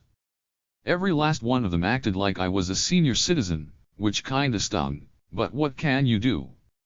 I took a glance in the pots after they were all gone, and as expected, they'd been completely emptied. There wasn't so much as a single bean left in either of them, which meant the director wouldn't be getting a portion after all. I collected my pots, then went over to let him know, but he was unperturbed. Means the kids ate their fill, so it's better this way, according to him. I wasn't convinced, though. I knew for a fact he'd been eating the same lackluster meals of potato soup and stale bread as the kids. I decided to take the matter into my own hands, pulled out the final dish of pork and beans I'd stashed in my item box for myself, and presented it to him. You sure? Isn't that yours? I'm gonna have to make another meal after I get home regardless, so it's fine. They'd never be satisfied by a single serving, I replied as I glanced over my shoulder at my familiars. The director nodded, immediately convinced. I pulled out a few of the bread rolls I'd bought from the Rosendahl orphanage for him too, and he practically inhaled them with a vigor unbefitting his age. Oh, this is good stuff. No wonder the brats were squabbling for seconds. Thanks, I'm glad you like it. I just threw together a bunch of stuff I happened to have on hand, though, so it wasn't really anything special. A meal with meat, vegetables, and even beans in it is about as luxurious as we could ever imagine here. I can count the number of times we eat meat in the average year on one hand. In a whole year? Again, here I am, eating the stuff every day. Practically every meal, even.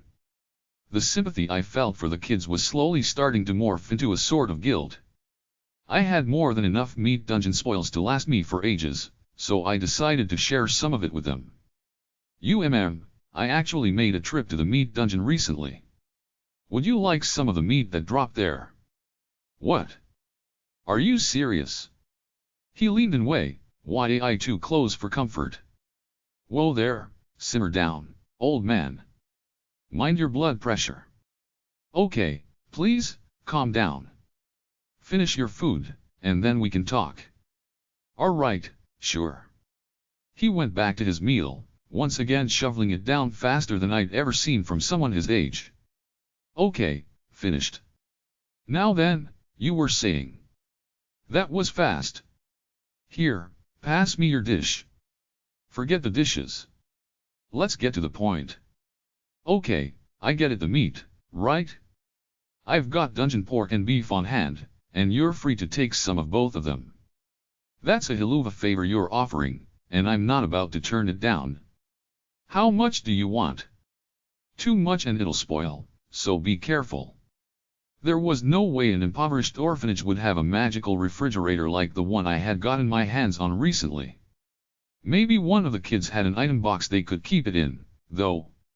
Yeah, most people would have to watch out for that, the director replied, but no worries, I've got a trick up my sleeve. Huh? Why, does one of the kids have an item box? Was I actually right? Ha, as if. A kid with an item box wouldn't be here for a day before some relative took him in. They never even end up in orphanages in the first place, really. Oh, okay, yeah. That makes sense. I had heard about how having an item box meant you'd never have to worry about finding stable employment. Okay, so then what is this trick of yours? You'll see, follow me for a section. The director led me back to his office. Wait out here for just a bit, he said before disappearing inside. A few minutes later I heard him call out, okay, come in, and I accepted the invitation. Fel and Dora-chan were trailing along after me, by the way. Sui and Dora-chan weren't an issue, considering the former was napping in my bag and the latter was tiny, but Fel's presence made the room feel a lot more cramped than it otherwise would.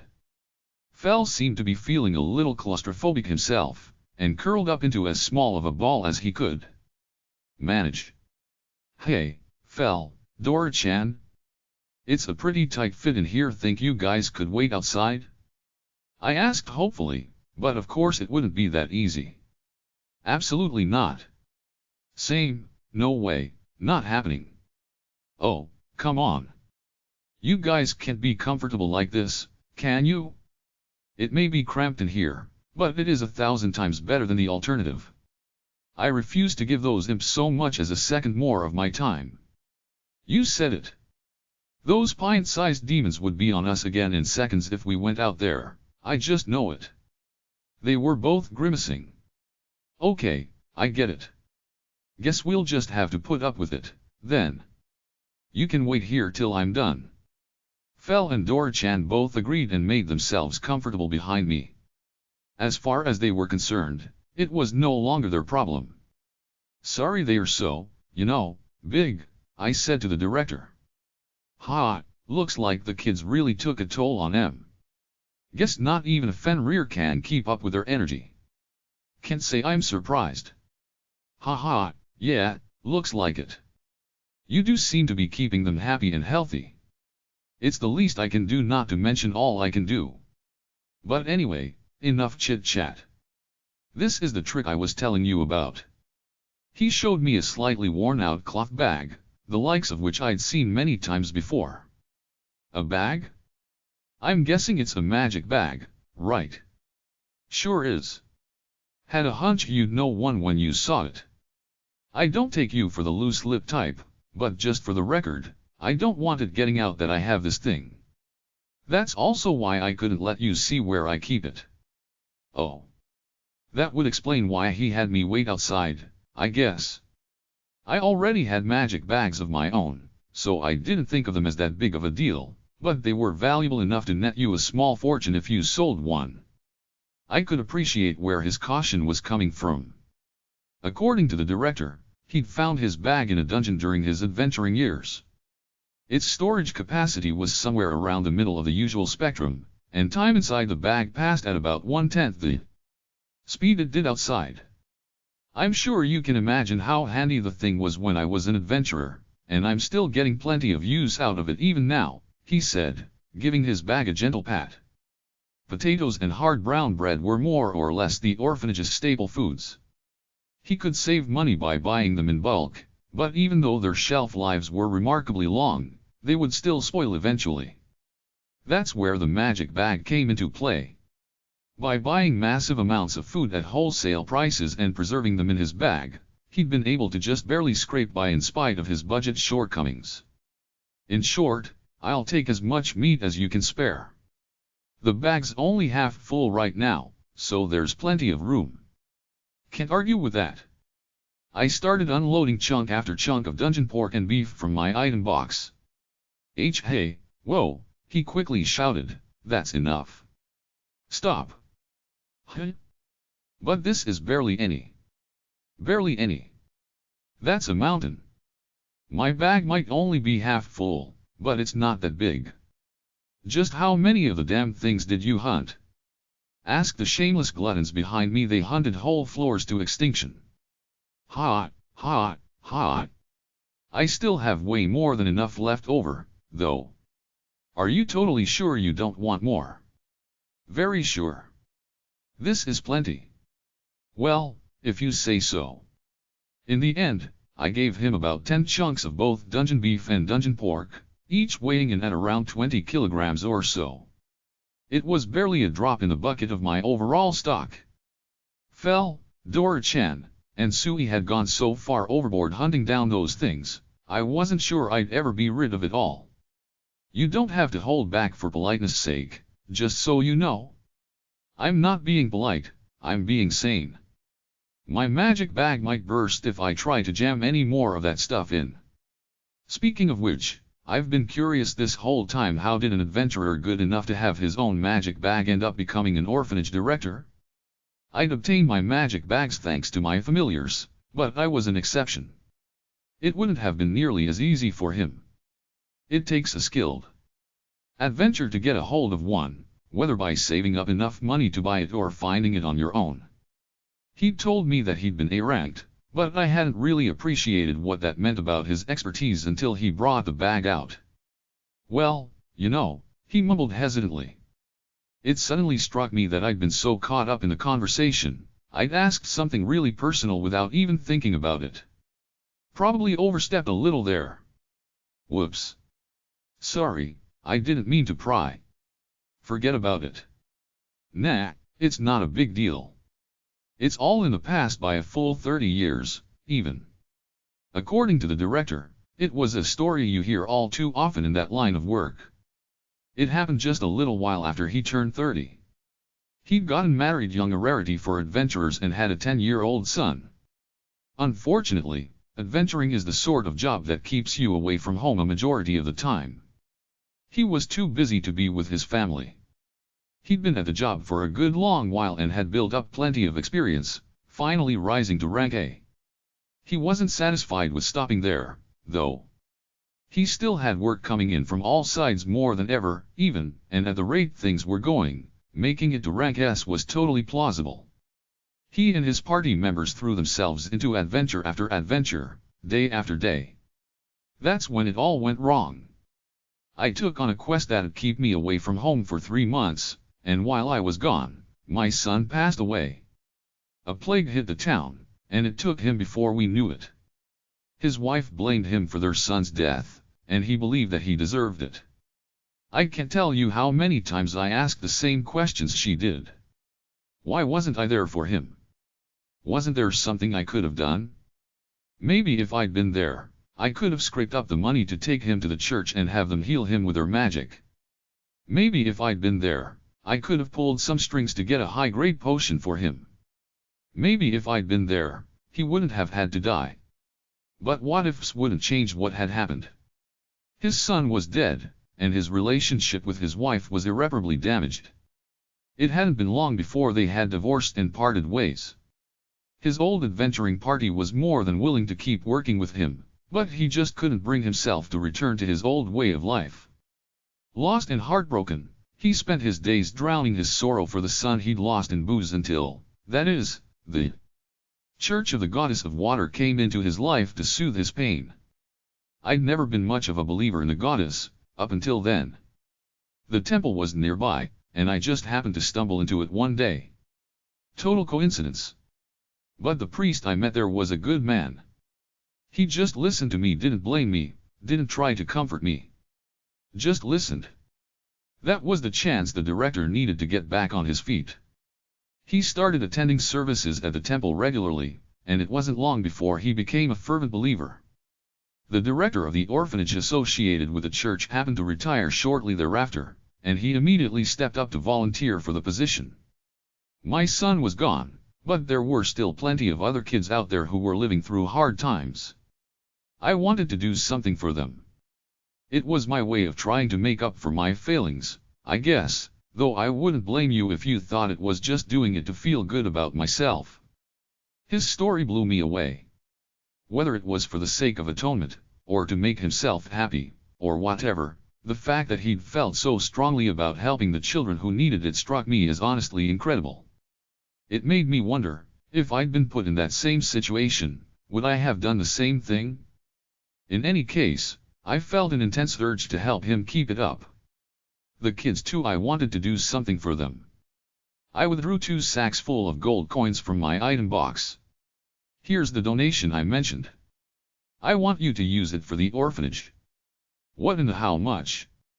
I'm an S-ranked adventurer. My income's nothing to sneeze at, so don't worry about me. I can afford it. Huh? Can you, now? In that case, I'll gratefully accept. You should do something about this building, first of all. The place is falling apart. I'm sure the roof leaks like hell, right? Ha ha ha, you know it. Not proud to admit it, but the rain comes through like the roof isn't even there. Anyway, I should probably be heading home now. Good luck keeping things together here. Thanks. And just so you know, I won't be forgetting this any time soon. I owe you one, Makoto. He saw me off with a deep bow. Actually, wait a minute, did he know my name that whole time? The director was a good man with a noble spirit. It was obvious that the kids were his top priority, both while they lived at the orphanage and after they went out into the world, so I figured it'd be fine to leave the rest to him. Hopefully he'd start by fixing up that ruin of a building the kids needed a more sanitary environment to live in. That was the most that I could do for them, but I hoped it would be enough to improve their lifestyles. I wanted them to live long, fulfilling, self-sufficient lives. Not that I had any right to talk about the last part, considering how habitually reliant I was on my familiars. Are we returning home? I require meat the moment we get back. Sounds great to me. I'm gonna stuff myself sick and spend the rest of the day sleeping it off. Fell was walking beside me, and Dora-chan was riding in my usual place on the Fenrir's back. I shook my head. Sorry, guys, but we can't head home yet. I still have to drop off my donations at the goddess's temples, remember? MNH, yes, you did mention that. Indeed, we must not neglect Ninrir's offering. Oh, come on, we're seriously not done yet. I want to go home and eat meat.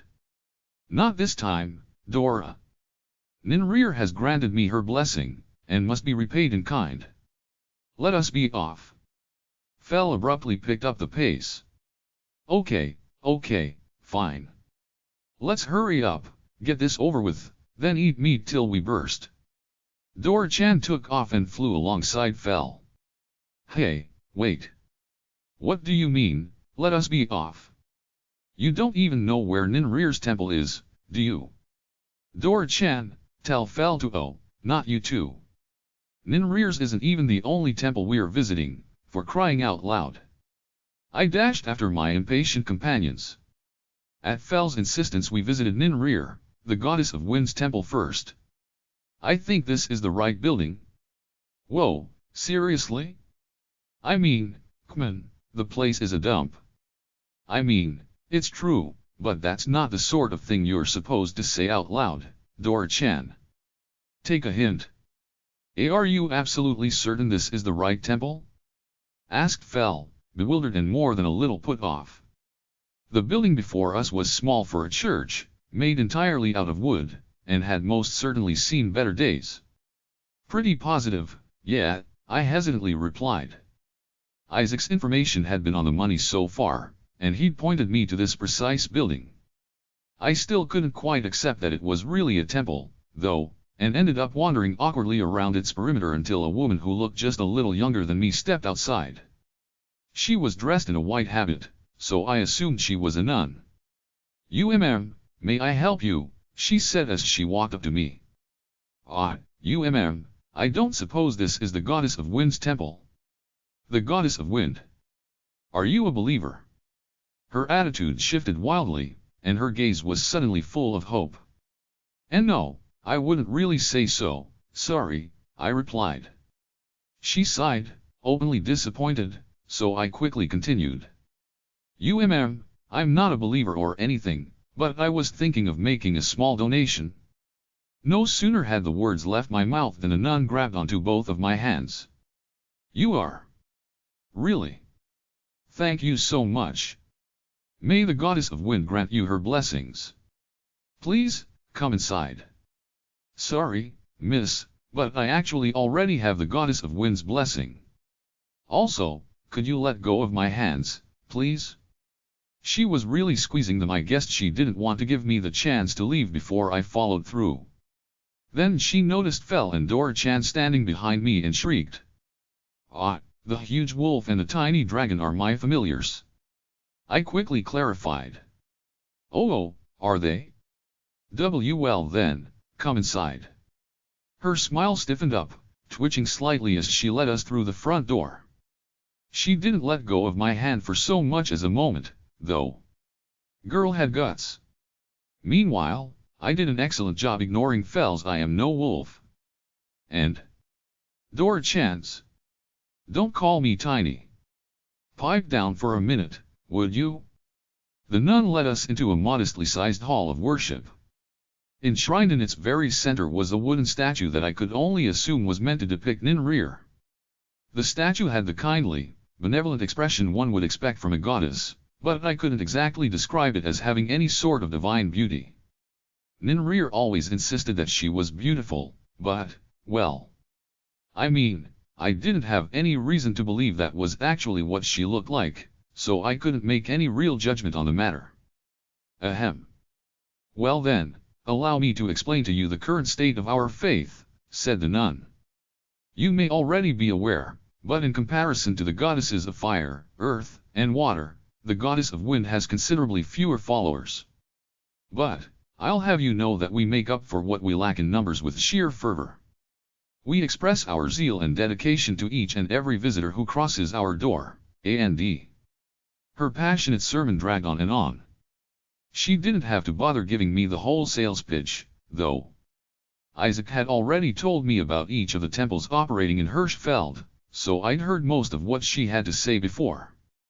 The Kingdom of Ermin, the Kingdom of Leonhardt, and the Kingdom of Marvale were all known for allowing freedom of religion among their populaces. People weren't limited to a single target of worship either. Some chose to worship the goddesses of fire and earth at once, for instance, while others chose to worship the goddesses of water and wind. Nobody was under any obligation to practice a religion, so leaving a church was just as easy as joining one. From what I understood, those 3 countries were the only ones around to offer that degree of freedom. It was easy to imagine what would become of a priest or nun who ran wild and exploited their followers in that liberated of a religious atmosphere. That said, there'll always be idiots around, no matter where you go. Every once in a while someone would get it into their head to try and profit off their religion under the table, and without fail they'd be ostracized by their town and abandoned by their followers en masse. That was why the training for priests and nuns in those countries was known for being especially strict and rigorous. That strictness extended to the way the temples presented themselves, even in the grandest of cathedrals situated in the capitals of the 3 nations. The buildings themselves were elaborately designed, certainly, and their high priests and priestesses wore clothing befitting their positions, but a conscious effort was always made to avoid displays of excessive opulence. Thanks to all those efforts, incidents of abuse and illegal activity connected to religious institutions were all but unheard of in this day and age. The Holy Kingdom of Rubenov with its theologically founded policy of human supremacy was a major exception, of course. All the information I'd gleaned up until that point, plus Isaac's explanation, painted a pretty clear picture of the state of the local religions. His position had given him cause to meet with all of the local temple's authority figures at one point or another, and according to him none of them seemed problematic in any particular way. Excuse me, said the nun. Whoops, sorry. Wasn't listening at all. I didn't really feel obligated to. I'd already decided how much money I'd be donating, and also that I'd be donating the same amount to every temple. I had a feeling there'd be hell to pay if I decided to prioritize one temple over the others. Who knew what the goddesses would say? I'd be giving 30 gold coins to each church, and that was that, so I wanted to just hand over the cash and head for the next temple as soon as possible. Fel and Dora-chan were getting impatient, after all. So that's exactly what I did. I passed the nun a hefty sack containing 30 gold coins, and she smiled brightly as she accepted it. Thank you. Really, thank you so much. May the goddess of wind grant you her blessings, she called out behind me as I made my exit. I happened to glance over my shoulder a moment later, only to see her peek into the bag, literally jump for joy and shout yes. I can finally repair the temple. My dreams are finally coming true, which was sorta nice to see. I went on to visit the temples of the goddesses of earth, water, and fire, donating the same amount to each of them. All of them welcomed my act of charity with open arms and the utmost civility, which put me in a pretty good mood by the end of my excursion. Incidentally, the temple of the goddess of earth, that is, Kisharl's temple, had the greatest number of worshippers present at the time I stopped by.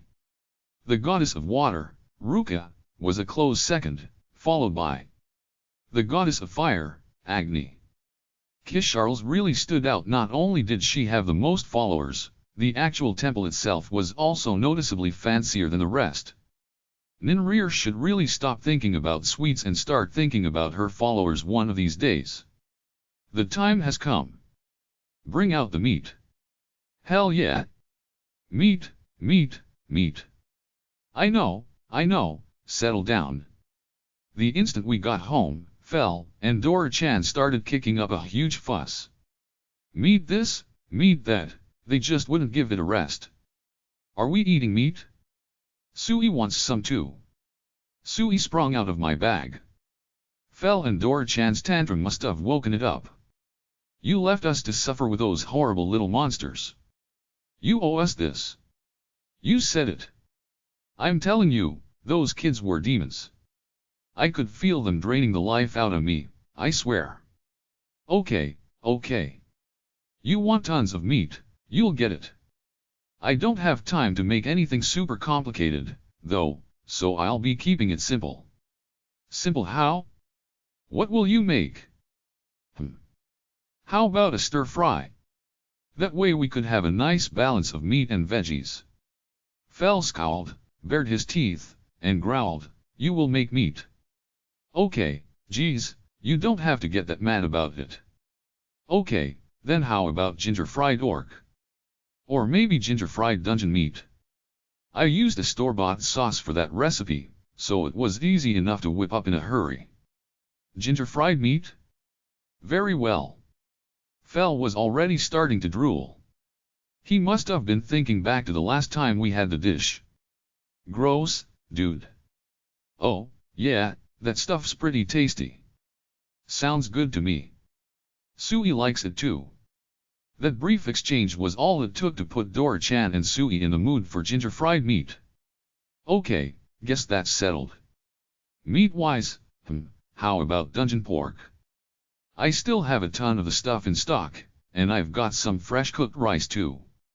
We can have ginger fried pork bowls. They were going on and on about how they only wanted meat, but ginger fried dishes are really strong, flavor-wise. You need something to eat them with, and rice is the best option in my book. Very well, but do not think to slip any vegetables into the dish. I expect to see nothing but meat atop my bowl of rice. Not even any cabbage? You sure? Means you won't get that nice crunch. I am quite sure. Meat. Only. And lots of it. Same over here, thanks. I wanna really stuff myself with meat today. Sui wants loads of meat too. Fine, fine. Sheesh, you three never change. I whipped up some ginger fried pork bowls using store-bought sauce, piling my familiars bowls high with meat and not bothering with a customary bed of shredded cabbage between the meat and the rice. More meat. More? Are you serious? I've already piled up a mountain of the stuff. That is not enough. More. At Fel's urging, I piled his bowl even higher. That has to be enough, right? More. I kept building up the meat stack. Is this enough for you? I hope so, because it's not getting any bigger than that. It'd fall over. In the end, I'd constructed a towering pillar of ginger fried pork.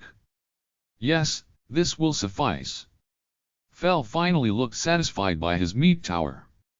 It went without saying that Dora-chan and Sui demanded their own as well. Now that's a meal I can sink my teeth into. It looks so yummy. The trio set about bringing down their ginger fried pork mountains. I thought it'd take them some time to work through it all, and could only chuckle when my expectations were betrayed and they polished them off in the blink of an eye. They weren't really satisfied until several bowls later, each pile just as tall as the first ones were. Fel and Dora-chan were drained after playing with the orphanage's kids, and fell asleep right after finishing their meals. It was rare for Dora-chan to turn down an opportunity for a bath, which really drove in how exhausted he was. Sui and I weren't nearly that tired, though, and took our time soaking in a tub. When we returned to our room, we were greeted by Fel and Dora-chan's incredibly loud snores. Heh, can't believe those two can sleep through their own racket. They sound so funny. Right. Sui and I snickered for a moment as we watched the two of them snore away, then retired to bed as well. The next morning I ate breakfast, then stopped by the Merchants Guild to drop off the key to the house I'd rented. After that, I headed straight for the Adventurers Guild with my familiars in tow. Once we have concluded our business in this town, we shall head straight for the dungeon, declared Fel. He and the others were in high spirits as we made our way through the city streets. I entered the Adventurers Guild and stepped up to the counter, where a staff member immediately led me over to Isaac. I found him in the guildmaster's office, his nose buried in a stack of paperwork. Ah, welcome back, Makoto. Do excuse me, I'll be with you in just a moment. He redoubled his pace, scribbling intensely onto a piece of parchment. Oh, it's fine, I can wait. Don't mind me. And wait I did, sipping a cup of tea that the receptionist from before prepared for me. Not too long after that, Isaac looked up from his work once again. All right, sorry for the wait. Now then HMNH, he grunted as he heaved 4 hefty sacks onto his desk. Your reward for slaying the woodland tyrant python was 230 gold coins, with the materials you wish to sell adding on another 180. That brings your total payment to 410 gold coins. He then stood up and walked over to what looked like some sort of massive rug that was leaning against the wall. He dragged it over and laid it down next to me. I'd noticed it the moment I walked into the room, and had a feeling I was looking at the python's skin. This is 1/3 of the skin, as you requested. Yup, knew it. How the hell did just 1/3 of the thing end up being this big and heavy? I might have miscalculated this. Maybe I should have asked for 1/5 of the skin, or even 1/6. It was way bigger than I'd been counting on, but since it was a gift for Lambert, I figured that wouldn't be an enormous problem. If it looked like I was making him uncomfortable when I handed it over, I could always ask him to make me a couple bags or whatever out of it in exchange. Or maybe I could have him make some handy little trinkets for everyone back at home. I could work all that out with Lambert when the time came. For the moment, I stored the bags full of cash and the woodland tyrant python's skin in my magic bag. I'll be off, then, I said, my business already concluded. Yes, I suppose you have to, replied Isaac. It's such a shame, though you know you're welcome in this town for as long as you'd like to stay, right? Considering how gung-ho my familiars were about the dungeon. Yeah, that wasn't happening. Not to mention that I had a feeling I'd have all sorts of unpleasant jobs shoved onto me if I hung out in this town for too long. I forced a smile and explained that I really had to be leaving right away. Isaac followed me downstairs as I left. According to him, seeing me off was the least he could do. Well, thanks for everything, I said with a wave. The pleasure was all mine, I assure you. You saved my skin by taking on that emergency quest, and I can't thank you enough. Do stop by Hirschfeld again sometime. Maybe if we get lucky, the guild won't have shipped me off to another town yet. Ha ha ha, his pain was absolutely palpable. Oh, right, almost forgot. Maybe this'll pick up his spirits a little. I surreptitiously retrieved a bottle of divine medicine, hair growth power from my item box. Here, I wanted to give you something as thanks for all your help, I said as I presented the bottle to him, along with a bottle of shampoo that was meant to stimulate hair growth. Considering the state of the poor man's head, he'd need all the help he could get. What are these? I guess you could say it's medicine for your hair? You start by using this shampoo to wash your hair, rinse it all out carefully, and then rub a little bit of this tonic all over your scalp. Like, really massage it in there. Isaac's eyes widened as he accepted the bottles. See, could this be the hair tonic that's thrown Leonhardt's nobility into an uproar? Oh, he's heard of it? I'm surprised the rumors have already spread all the way to Ermin, but yeah. I just so happen to be acquainted with a merchant who's been selling the stuff, and he gave me a few samples a while back. Makode. You are truly the fastest friend a man could ever ask for. Then he broke down in a fit of sobbing, howling tears as he embraced me. Oh geez, you're seriously crying. Also, let go. Get off me, please. Makode. Okay, but seriously, I'd really like some personal space. Isaac. I was not enjoying the experience of getting hugged by a balding old man in the slightest. Fell, help me out here. Help yourself, grunted Fell as he turned his back to me. Are you seriously still holding a grudge about the kids yesterday? Dora-chan. I tried to appeal to the tiny dragon next, but his back was already turned to me as well. Not you two. Maybe Sui can get me out of this?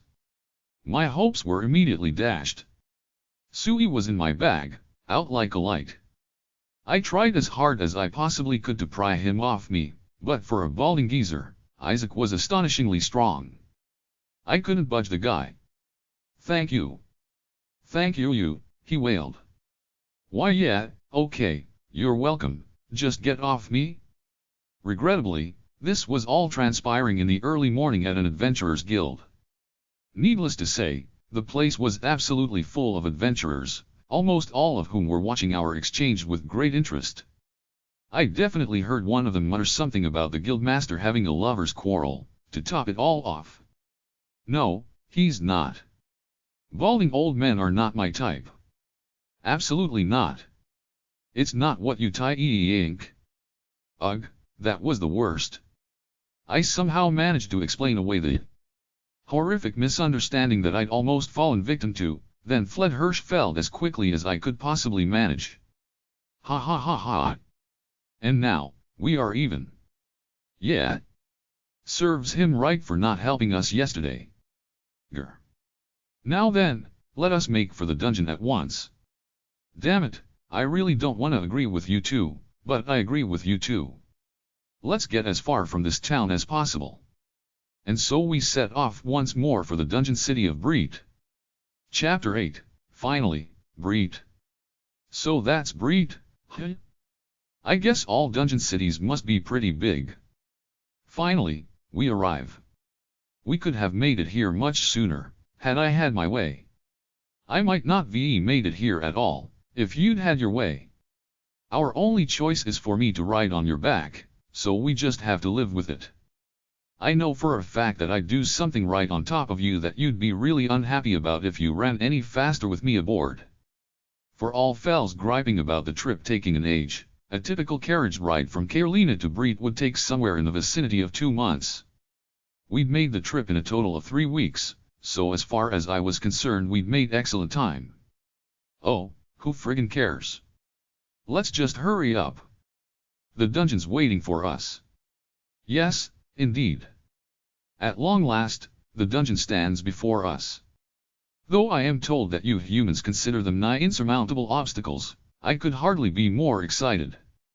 Fell and Dora-chan's eyes were blazing with anticipation as they proceeded toward the city gates, and I barely managed to stop them before disaster struck. Whoa, wait. What? Yeah, what gives? We're finally at the dungeon. Let's go already. No can do. You two were planning on ignoring the line and marching right into town, weren't you? That's totally out of the question. Grr. Pay. We have to wait in line after all? Oh, so you were doing it on purpose. Why must we waste an age in line each and every time we enter a town? I shall consent to waiting for your sake, but do not allow yourself to forget, I am a Fenrir. So? What, you think that just because you're a Fenrir, you can skip the line and walk straight into town? Yes, I can. It would be child's play. Neither this gate nor any of the humans before it could stand in my way. Fell snorted indignantly, his expression telling me that he thought his answer was obvious. I sighed. Are you planning on starting a war with this whole country, Fell? Brushing aside the gate guards and breaking into town's the worst move you could possibly make. You'd cause a huge incident, and then you could kiss going into the dungeon goodbye. HMMPH. HMMPH yourself. I knew that Fell wasn't exaggerating and that he could smash his way into town without breaking a sweat, but he'd be in no position to go dungeoneering after pulling a move like that. Oh, so taking out the gate guards is the problem? Said Dora-chan. In that case, we can just jump the walls. Sure, you told me not to in all the other towns we've hit up, but think about it, we'd just have to sneak around to a part of the wall you can see from the gates and hop right over. Nobody would even notice. I sighed again. Dora-chan was just as bad at anticipating the consequences of his actions as Fell was.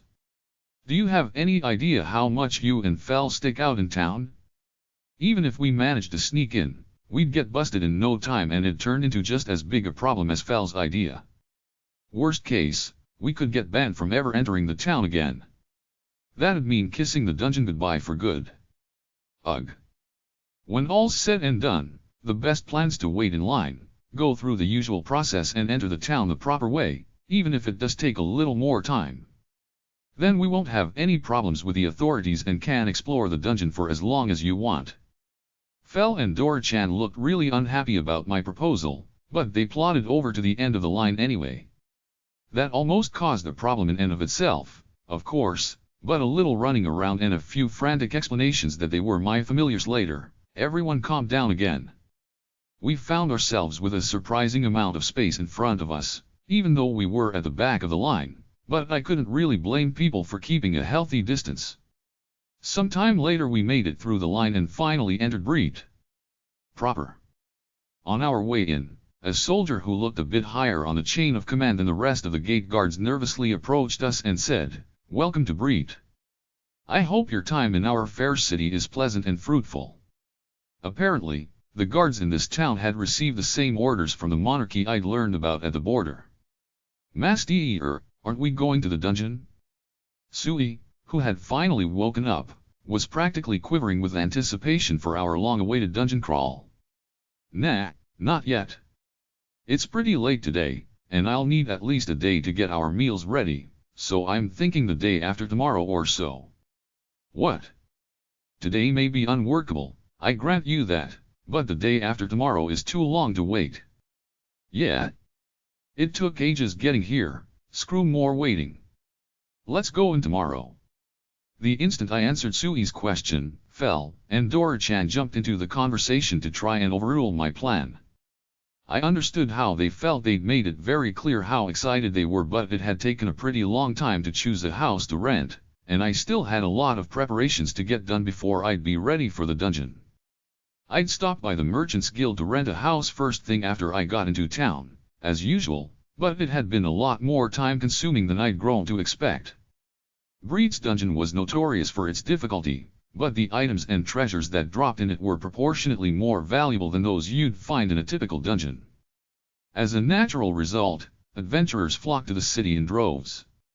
The fact that the dungeon was so hard meant that a lot of the adventurers who came to the city were high rankers, and high-ranking adventuring parties tended to have a fair sum of coin to throw around. Those who ended up staying in Breed long-term would often choose to rent a house, like I always did.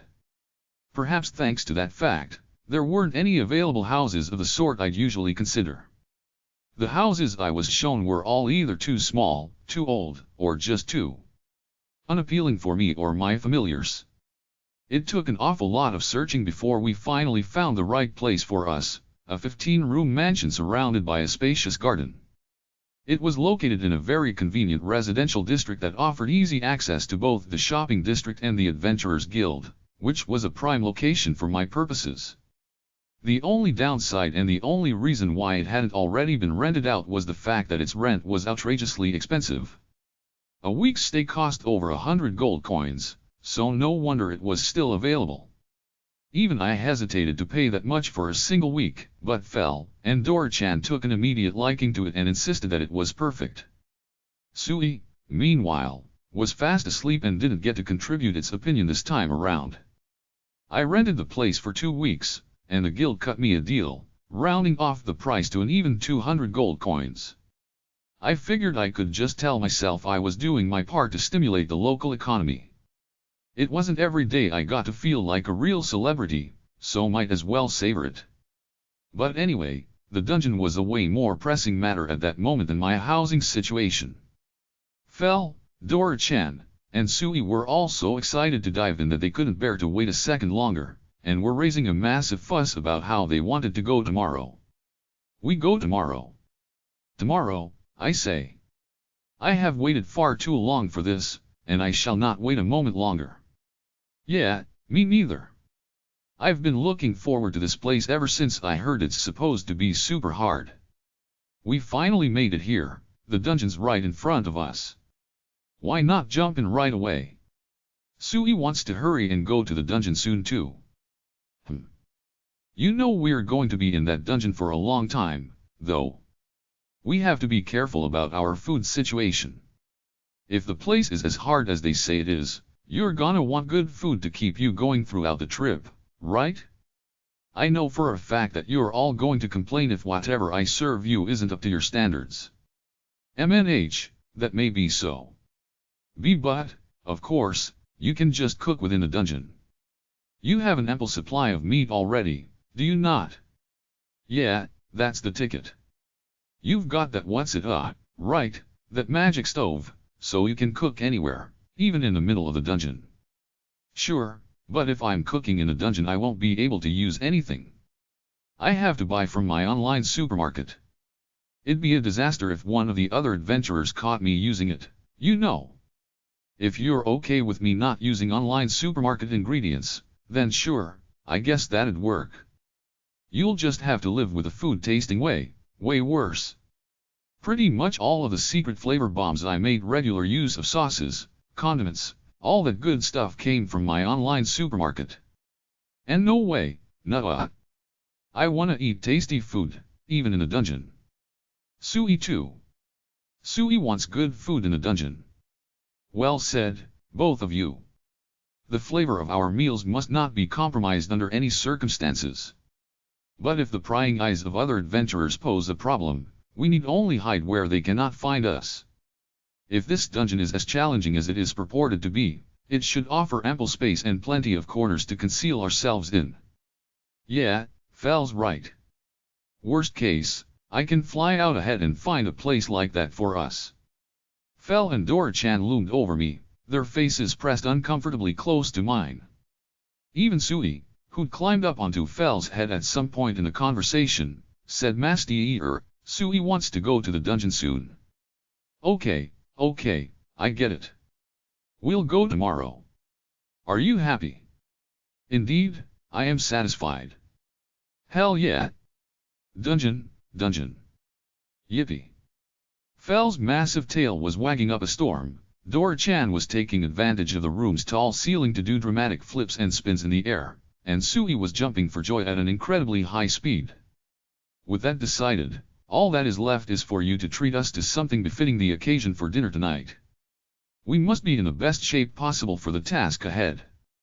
I know, feed us more of your otherworldly food.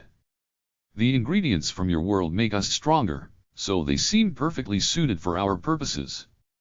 No way, not happening. Why not? Because if I feed you food from my world, you'll be way too strong to deal with. Especially you, Fel. I can imagine you being so full of energy, you'd run off on your own to conquer the whole dungeon yourself. Ha, yeah, I wouldn't put it past him. Cease your laughter, Dora. You would do the same. And Sui as well. I suspect it has developed an appropriate taste for battle, as of late.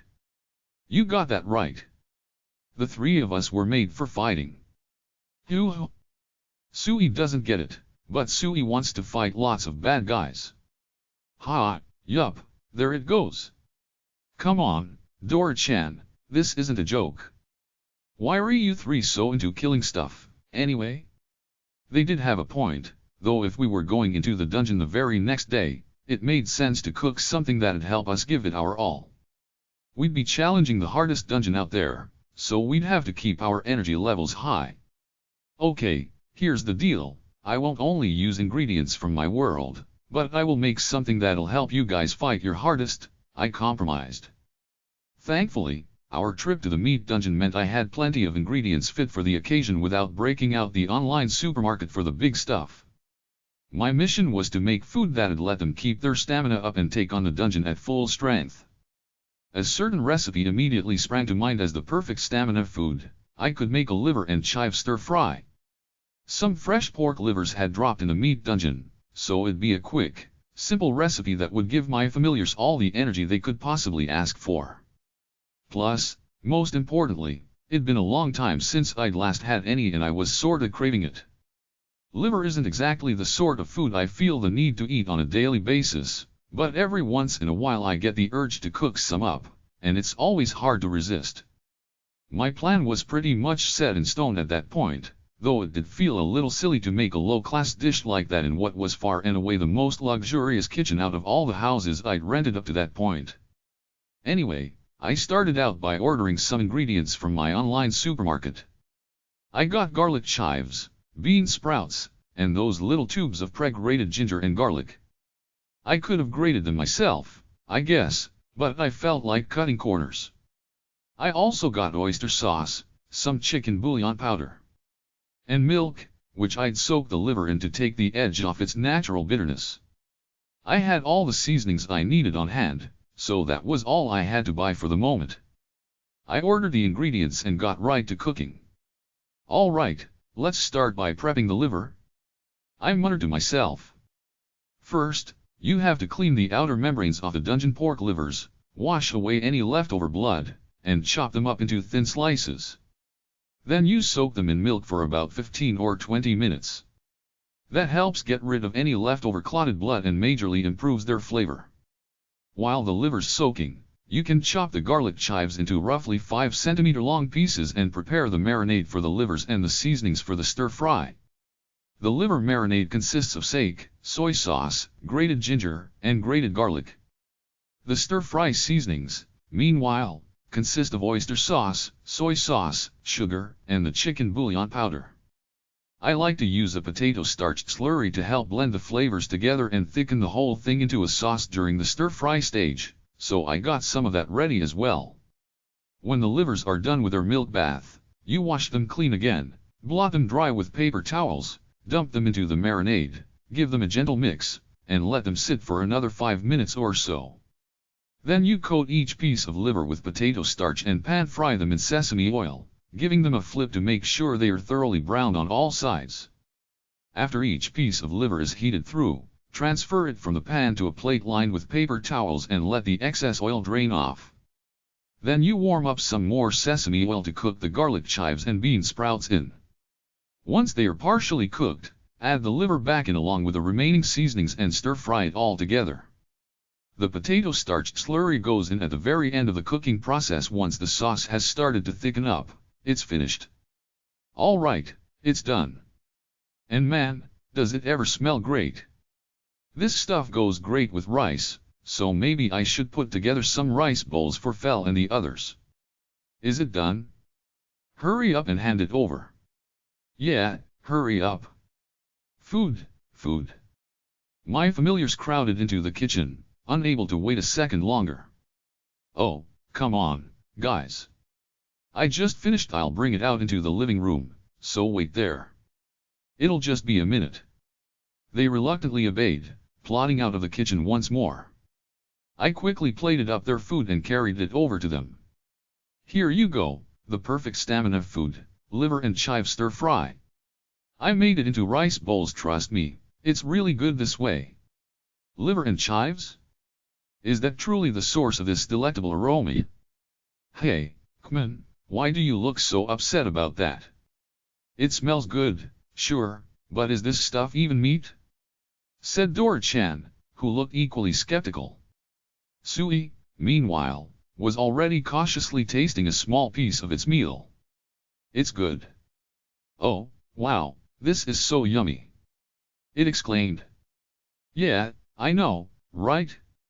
One taste was all it took to sell Sui on the dish, and it dug in without hesitation. See? Sui says it's good. And yes, Dora-chan, for your information, it is meat. It's made out of dungeon pork organs, their livers, specifically. It's packed full of nutrients, so it's perfect for keeping your stamina up. Their organs? The organ meat you prepared before was indeed delicious, I must confess, but it seems to me that this dish contains far too many vegetables. Well, yeah, it's a liver and chive stir-fry. The chives are sorta important. Same for the bean sprouts, even if they aren't in the name. Nevertheless, Fel was obviously still displeased with the dish's veggie-heavy nature. I know you're not happy about it, but I also know you'll eat it in the end regardless, so hurry up and cut to the chase. Hey, Fel, this stuff's actually pretty good.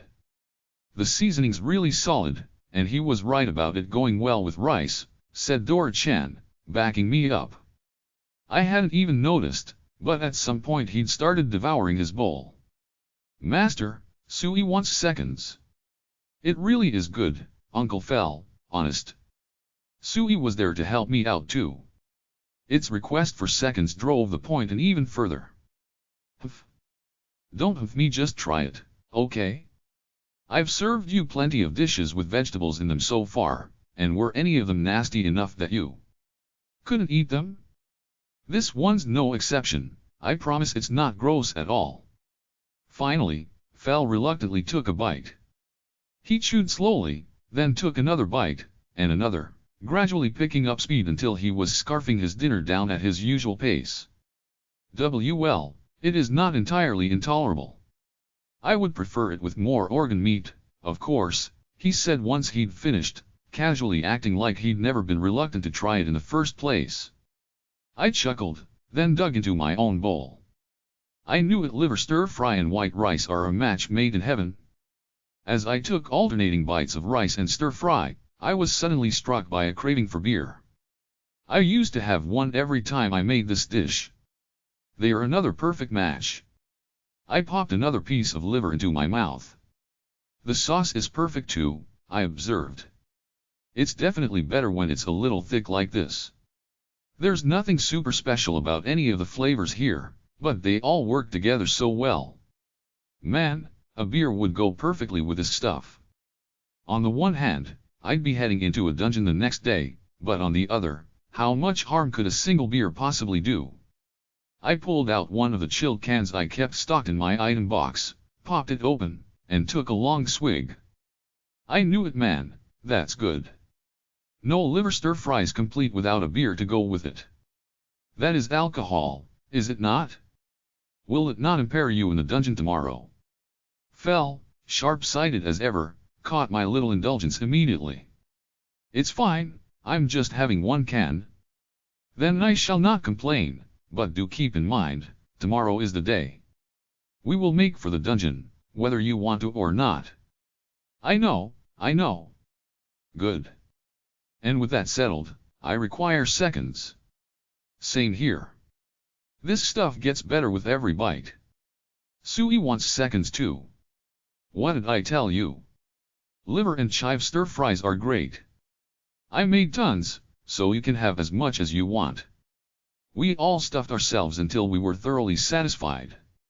Fell was already fast asleep by the time we finished our evening bath and retired to the living room. Dora-chan and Sui chugged down their post-bath bottles of fruit-flavored milk, then quickly followed his example. I guess they wanted to be in tip-top shape for the dungeon tomorrow. I sighed. Tomorrow. I'll have Fell, Dora-chan, and Sui there with me, and my perfect defense skill means I should be fine no matter what happens, but I still just can't stand dungeons.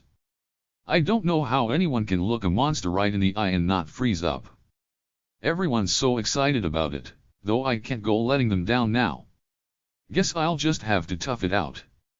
I drained the last sip of the can of coffee I'd been drinking, and was about to go get ready for bed when a thought struck me. Oh, right, the offerings. It hasn't quite been a full month since last time, but going by the usual schedule, it's only a week away. I might end up missing it if I go into the dungeon first. Actually, I'm positive I'll miss it. No chance of us making it back to the surface within a week, considering, that said, it was already locked in that we would enter the dungeon the very next day, so I didn't have the time to listen to all of the gods' detailed requests for a month's worth of stuff. I considered my options, and eventually settled on sending them 2 weeks' worth of offerings immediately to tide them over. Considering how Dolan and Aveling's dungeons had gone, I couldn't imagine that the trip would take much more than 2 weeks, even if this dungeon was significantly harder than the other two. I also had the teleportation stone that the members of ARC had given me. If the trip wasn't going well, I could always return to the surface once we reached the 30th floor. And really, I'd only rented the house we were staying in for 2 weeks, so I had to be back within that period no matter what happened. I carefully planned out my proposal. I decided to offer them a 2-week advance delivery of offerings, plus the usual full month's worth as soon as I returned from the dungeon, even if I managed to make it back quicker than the 2 weeks I was planning on. They wouldn't lose anything by accepting my offer, so I figured they'd be fine with it. The deal would actually be pretty lopsided in their favor, but since I was the one renegotiating on them, it didn't seem right to drive a super hard bargain. Alright, seems like a good plan to me. Let's see what the gods think about it. Hello, everyone. Are you listening? The instant I called out to the gods, the sound of them stampeding over was beamed directly into my mind. Of course we are. Shouted Ninrir. Cake, dorayaki, sweets. Gimme. Oh? Said Kisharl. Isn't it still a little early for the month's offerings? Yeah, hasn't quite been a month yet since last time, agreed Agni. Not that I'm complaining. She quickly clarified. Ice cream. Woohoo, whiskey time. I've been waiting for this. My whiskey stocks were just running low. Nice timing. Not that this is anything new, but they showed up the very second I called them. A solid half of them are ridiculously hyped up about it too. Is it just me, or do the gods have surprisingly little to keep them busy? Not at all. I can't speak for the others, but I'll have you know I have very little free time. Oh, sure you don't, Kisharl. Come on, you're just as bored as the rest of us, and you know it. He. I'll thank you for keeping your mouth shut when it comes to matters that don't concern you, Agni. Yikes, don't blow a gasket, lady. It doesn't matter how friendly the words you use are when your tone of voice is that freaky, Kisharl. Oh, right. I made donations to your temples the other day. We saw, replied Kisharl. Your piety is most appreciated. Well done indeed, said Ninrir. Yeah, thanks, added Agni. Good work, concluded Ruka, several seconds after the others. I went around to all the goddesses' temples, but, well, there hadn't been temples to Hephaestos or Vahan in Hirschfeld, so I couldn't donate to them. It was awkward to say out loud, but that didn't stop the gods from hearing it. Of course they didn't have temples, those two are a couple of small fries, said Ninrir. They barely have any followers, and what few they have are just barely scraping by. Ugh. The dwarves are crazy about me, though. They are my dedicated worshippers. I may not have many followers on this continent, but I've got temples all over the place the next continent over. Go on, bluff more, weaklings. BWA ha ha ha. Ninrir was having a field day belittling Hephaestos and Vahan, but she wasn't really in any position to talk, as far as I could tell. Her temple had been so run down, I was honestly shocked. Hey. Oh, whoops, guess she was still reading my mind. Still true, though. Way ha ha ha ha, the boy knows what he's talking about. Who'd brag about a wreck of a temple like yours? Ha ha ha ha ha, you said it. I'd rather have no temple at all than a temple like that. Grr. I'll get you for this, just you wait.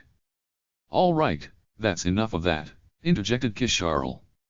This is going nowhere, and we have more important matters to discuss. But these jerks? You were the one who started it, weren't you, Ninrir? Grrrrrrrr. That's more than enough growling for one day, thank you very much. Let's get back on track. Why is it that you've contacted us early this month? I could always count on Kisharl to get to the point, at least. Well, long story short, I began, going on to summarize my current circumstances and suggest my 2-week holdover offering plan. I see. I've no objections to this plan. It's certainly not a bad deal, on our end. I'm in too, shouted Ninrir. So hand over the sweets. I need cake. And dorayaki, and I need it now. Oh, put a sock in it, Ninrir, sighed Agni. But yeah, I'm fine with that too. You'll be in the dungeon for 2 weeks tops, and if you do get back early that just makes the deal even sweeter for us. No reason to turn it down. I don't mind. Long as I get whiskey out of the deal, I've got no problem with that. Same. Agni's right, we've got nothing to lose here. All right. Glad they all went for it. Okay then, I'll take your requests now. Keep it short, if you can. I'm hitting the dungeon tomorrow, so I want to get this finished and go to bed as soon as possible. A sound plan, said Kisharl. I'm expecting you to give this dungeon everything you have. Your next tenant's riding on your performance, after all. Go on, Ninrir, hurry up and tell him what you want. What do you mean, hurry up? You're not the boss of me. Then I suppose you won't mind going last this time? What were you talking about? I never said I wouldn't tell him. I have the right to be first. Then would you please hurry up with your request? Grrrrrrrr. More growling, really? Come on, I just asked them to make it quick. I'd really like to get this done soon, Nin Rear. Should I put you down as not wanting anything this time? Graya, of course I do. I want sweets, cake, and dorayaki. What else would I ask for? I haven't had a single otherworldly sweet since I ate my last dorayaki a week ago. Hurry up. Cake. Dorayaki. Hurry. She ate her last one a week ago. But I gave her tons of them, not to mention all that cake. She never changes, I swear. I opened up Fumiya's menu and quickly filled my shopping cart up with her favorite sweets. They happened to be running a special on cakes made with domestically grown fruits, so I threw in all the special cakes that were tied to the event. Rolled cakes and shortcakes with chunks of melon in them, a pineapple chiffon cake, a summer citrus tart, and on and on. As usual, the cardboard box I placed her offerings in vanished the second I let go of it. A moment later I heard Nin Rear squeal with glee, followed by pounding footsteps. It's almost painful to listen to. Nin Rear. Sighed Kisharl. What exactly happened over there? She sprinted off toward her quarters, clutching your offering like her life depended on it. I really can't believe that girl sometimes. In any case, it's my turn next. I know just what I want, thankfully. Kisharl, of course, requested her usual skin lotion. She also asked for several varieties of bath salts, soap, shampoos, and conditioners. I'd mentioned a while back that some people change up which beauty products they use on a day-to-day basis, depending on their mood, and she'd taken quite a liking to the concept. Apparently the act of pondering which otherworldly shampoo or whatever would have the best fragrance for any given day was exciting for her, somehow, so she wanted a wider variety of options to choose from. She had 3 soaps, shampoos, and conditioners to choose from at the moment, and wanted at least 5 or so of each in total. I know I'm the one who suggested this in the first place, but 5 of each? Isn't that going a little overboard? I wasn't about to second-guess her request, though. Looking through the menu, I got the impression that botanical products had been all the rage lately, and bought several of those for her. Most of the products I'd sent her up to that point had been floral-scented, so I figured something a little more herby might be nice. I sent over her offering, which she accepted with a thank you. I'm expecting great things from your next tenant. However many expectations she piled on me, though, it wouldn't change the fact that I had no control over whether or not a drugstore would be an option. I did warn her about that, at least. Her absolute, relentless tenacity when it came to beauty products was almost a little scary. I'm up next. I want beer, surprise surprise. Agni's request was the same as ever, a case of S Company's premium beer, Y by Suez beer, and S Company's black beer. I picked out a few random 6-packs to top her order off with, then sent it out. Great, thanks. Time to head home and crack open a cold one. Oh, and good luck in the dungeon. The only thing I'll need luck with is not getting in my familiar's way, frankly. Ice cream. And the same limited edition cakes as Nin Rear. That'd be Ruka. Coming right up.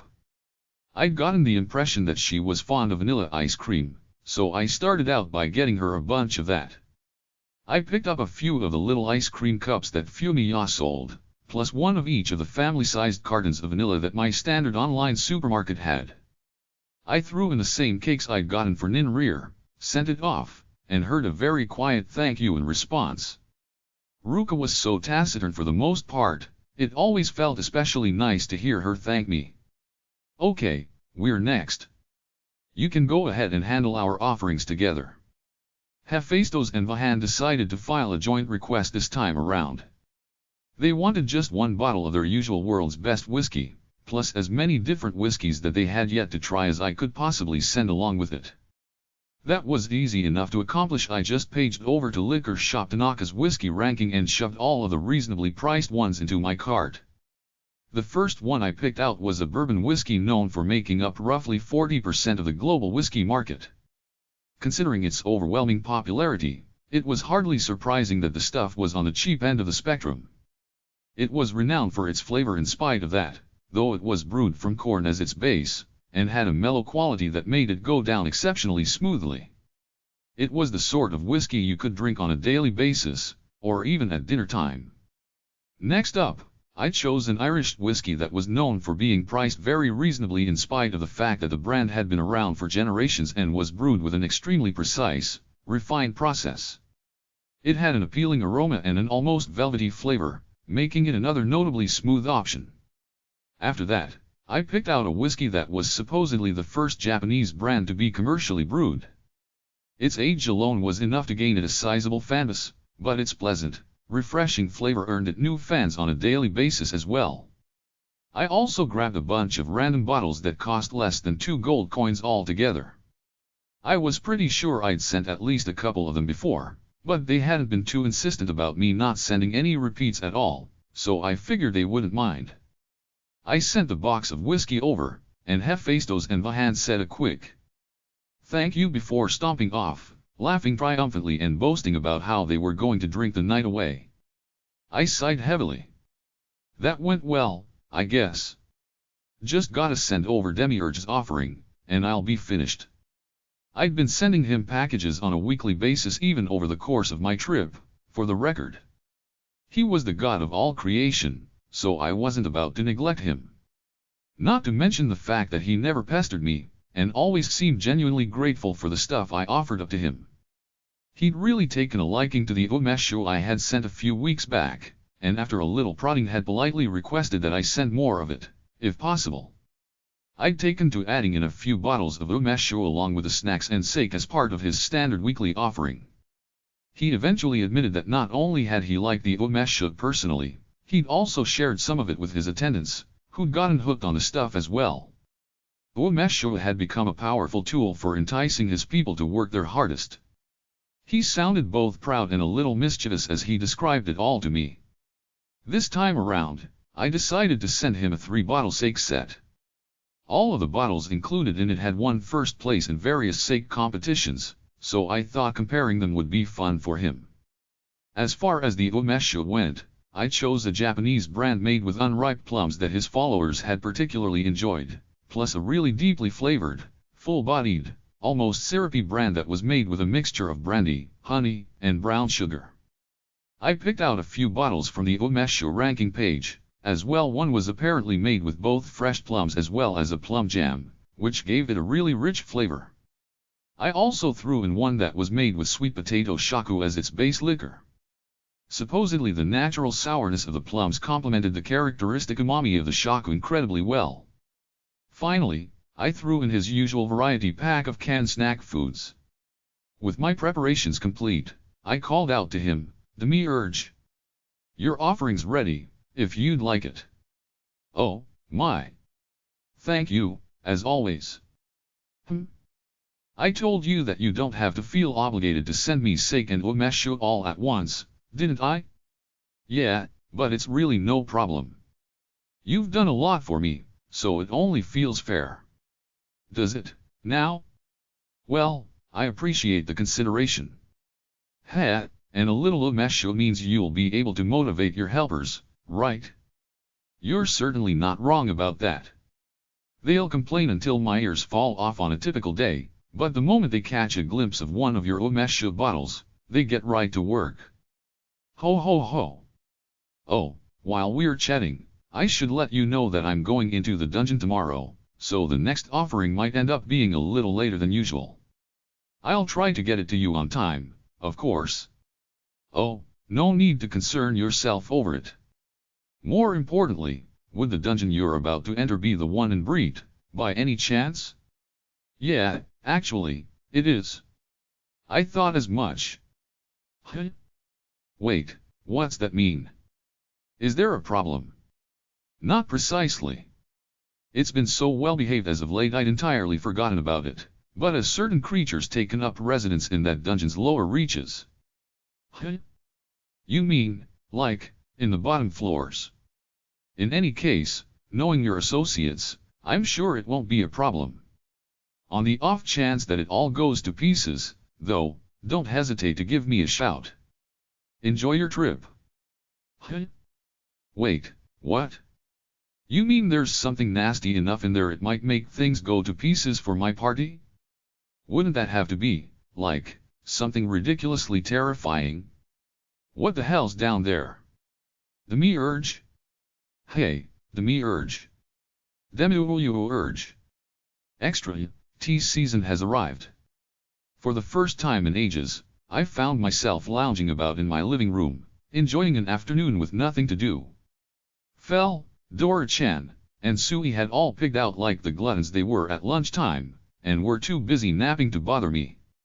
I decided to take advantage of that rare and pleasant silence by sipping on a cup of my favorite brand of coffee and doing absolutely nothing productive whatsoever. I pulled the carton of coffee out from my item box. It was one of the types where each cup's worth came in its own little individual drip bag, and it had a mild, pleasant flavor that I was quite taken with. Oh, I muttered as I pulled a bag out of the package, guess this is the last one. I set up the drip bag over my favorite mug, poured boiling water over it, and took a moment to appreciate its aroma. Man, that smells great. I waited for all the water to finish filtering through the grounds, then took a sip. Yup, just as good as ever. As I enjoyed my coffee, I opened up my online supermarket's menu for some casual browsing. Another event. My menu's front page had tea season has arrived. Green tea fair now in progress, written at the top in big, eye-catching letters. Oh, so the first tea harvests are coming in? Green tea actually sounds pretty nice, now that I think about it. I'd been drinking nothing but coffee and black tea, as of late. I certainly didn't dislike green tea, so why not give it a try every once in a while? The advertisements on my skills screen were certainly putting me in the mood for it, so I decided to dig a bit deeper and see what all was on offer. Gotta give the stuff from Shizuoka a look first, I said as I selected a section from the menu. Shizuoka is a region of Japan that's very well known for producing high-quality tea leaves, by the way. Oh, I was sort of expecting it to be all about actual tea, but I guess they have a lot of matcha-flavored sweets and stuff too. I observed. If anything, actually, the powdered tea leaf products seemed more like the focus of the event than the tea. The menu was packed full of all sorts of matcha sweets. Matcha-flavored desserts are all the rage these days, I guess. Can't say I mind them, myself. Maybe I'll pick a few up to snack on. They had matcha cookies dipped in matcha chocolate, matcha sponge and roll cakes, matcha pudding, matcha cheesecakes, matcha bunkachan, a different type of matcha layer cake, matcha cream puffs, matcha mochi. The list seemed never-ending. I never even knew you could make that many sweets out of matcha, and started feeling grateful to all the cooks who'd come up with the recipes. Pretty hard to pick anything when you have this many options, though, I said as I scanned through the menu. I want this one. A fluffy white paw intruded into my line of sight to prod a matcha roll cake that was displayed on the screen. I glanced over to find Fel sitting beside me, peeking at my online supermarket's menu. I thought he was napping. How long has he been there? This one looks delicious too. Oh, and this one, he said, pointing out a matcha chiffon cake and a matcha bunkachan. I sighed. You really don't let anything slip by you when it comes to food, huh? But of course, he replied with a smirk that felt really unwarranted to me. Think I gotta go with this stuff, personally. The color's sorta weird, but this is pudding, right? Yeah, gotta be. Said Dora-chan as he fluttered up to the menu and pointed out a vividly green matcha pudding. What, you're awake too? Guess I should have figured once I realized Fel was up. Yup, you called it, that's pudding. Matcha pudding, specifically. Knew it. I'm all about pudding, so I have to try that for sure. Is it, like, a rule that all my familiars have to be obsessed with something and never, ever let it go under any circumstances? Oh, and I want this too. And one of these. He added, pointing out a matcha cream puff and a strawberry matcha daifuku. Since when was it established that I'd be buying you whatever you wanted? Come on, guys. Sui wants, all of them. Sui wants to try all of them, Sui said, bouncing excitedly in place. It had been staring at the bright green menu for a while, deep in thought about which ones it wanted to pick, and had apparently decided not to bother picking at all in the end. That's my slime. Ha, ugh. It sounds like a joke, but knowing Sui, it probably could eat through the whole menu if I gave it the chance. That's a big if, though. Sorry, Sui, but all of them's way too much. Don't be greedy. How about picking out 3? But Sui wants all of them. You saw Uncle Fel and Dora-chan pick out 3 each, though, right? Wouldn't it be unfair for them to get 3 and you to get everything? Sui's incessant hopping came to an abrupt stop. It looked over at Fel and Dora-chan, then spent a moment jiggling in deep thought. Okay. Sui'll pick 3. Good choice, I said, giving the slime an affectionate pat. It was learning to think things through and be considerate of others, and I was happy to see how it was growing up a little. So, which do you want? Sui stared intently at the menu, hemming and hawing as it pondered its options. Sui's love of sweets couldn't be understated, so it must have considered this a really important decision. Finally, its careful deliberation came to an end. Master. Yeah? Figured out what you want. Yeah? Sui decided. Sheesh, it took you long enough. You gotta go with your first impression for this sort of stuff, just pick whatever jumps out at you. Indeed, Dora's advice is sound. So long as you trust in your instincts, they will never steer you wrong. That is the secret to tracking down the most delicious foods. Come on, guys, don't be like that, I scolded. Sui's the sort to think really carefully about the things it loves, nothing wrong with that. So, what'll it be? Sui wants this, and this. After all that careful thought, it had chosen a matcha roll cake, a matcha milk crepe, and a strawberry matcha daifuku. Okay, sounds good. How about we have all these for a snack now? Yay! We all taste tested the matcha sweets we'd chosen. Yes, this is rather delectable indeed. Fel declared enthusiastically as he munched on his roll cake. He scarfed the entire thing down in a matter of seconds, and I definitely judged him a little for it. There was more than one type of matcha roll cake available, incidentally, and the variety that Fel chose wasn't sold in single slices. I was forced to buy him a whole roll, and this made the speed with which he inhaled it even more horrifying. The cake he'd picked had matcha powder incorporated into the sponge cake, while the filling was a particularly fruity strawberry cream. Its presentation was top-notch, and it looked delicious. It was easy to guess why Fel had picked it out. And this is rather pleasing as well, he said as he moved on to the matcha chiffon cake he'd chosen. There weren't individual slices of that one available, so I was forced to buy a whole. Wait a second. Didn't the bunkachan he picked turn out to only be available full-sized too? Another fine choice, he declared as he devoured said bunkachan. It was made from rice flour, which apparently gave it a pleasantly chewy texture. It was only at that point that I realized he'd deliberately gone out of his way to ask for sweets that didn't come individually packaged. Trust in your instincts and they won't steer you wrong, my ass. You're the most calculating out of all of us. I shook my head with exasperation, only to notice that Dora-chan had a kinda conflicted look on his tiny little dragon face. What's wrong, Dora-chan? I asked. Nothing's wrong, exactly, but this pudding. It's not that it's bad, but it's pretty bitter, and it sorta tastes like grass. I stifled a laugh. Like grass? I mean, it's technically made from leaves, so I guess he's not that far off. I cleared my throat. It's bitter because it has matcha in it. That's the stuff that makes it so green. Matcha's made from leaves. So that's why. I like my usual pudding better. Guess Dora-chan doesn't have a taste for matcha, then. I guess there are plenty of other people out there who aren't big fans of its bitterness. He didn't seem super excited about the matcha cream puff and strawberry matcha daifuku he'd asked for either, grimacing as he bit into both of them. Well, I mean, everyone has foods they're just not that into. It happens. I looked over at Sui, who'd been unusually quiet considering it was eating the sweets it loved so much. It was usually the most outspoken of all of us on the subject, actually, but this time it was slowly engulfing the roll cake it picked out in dead silence. Ah, whoops. Guess Sui's not a big matcha fan either.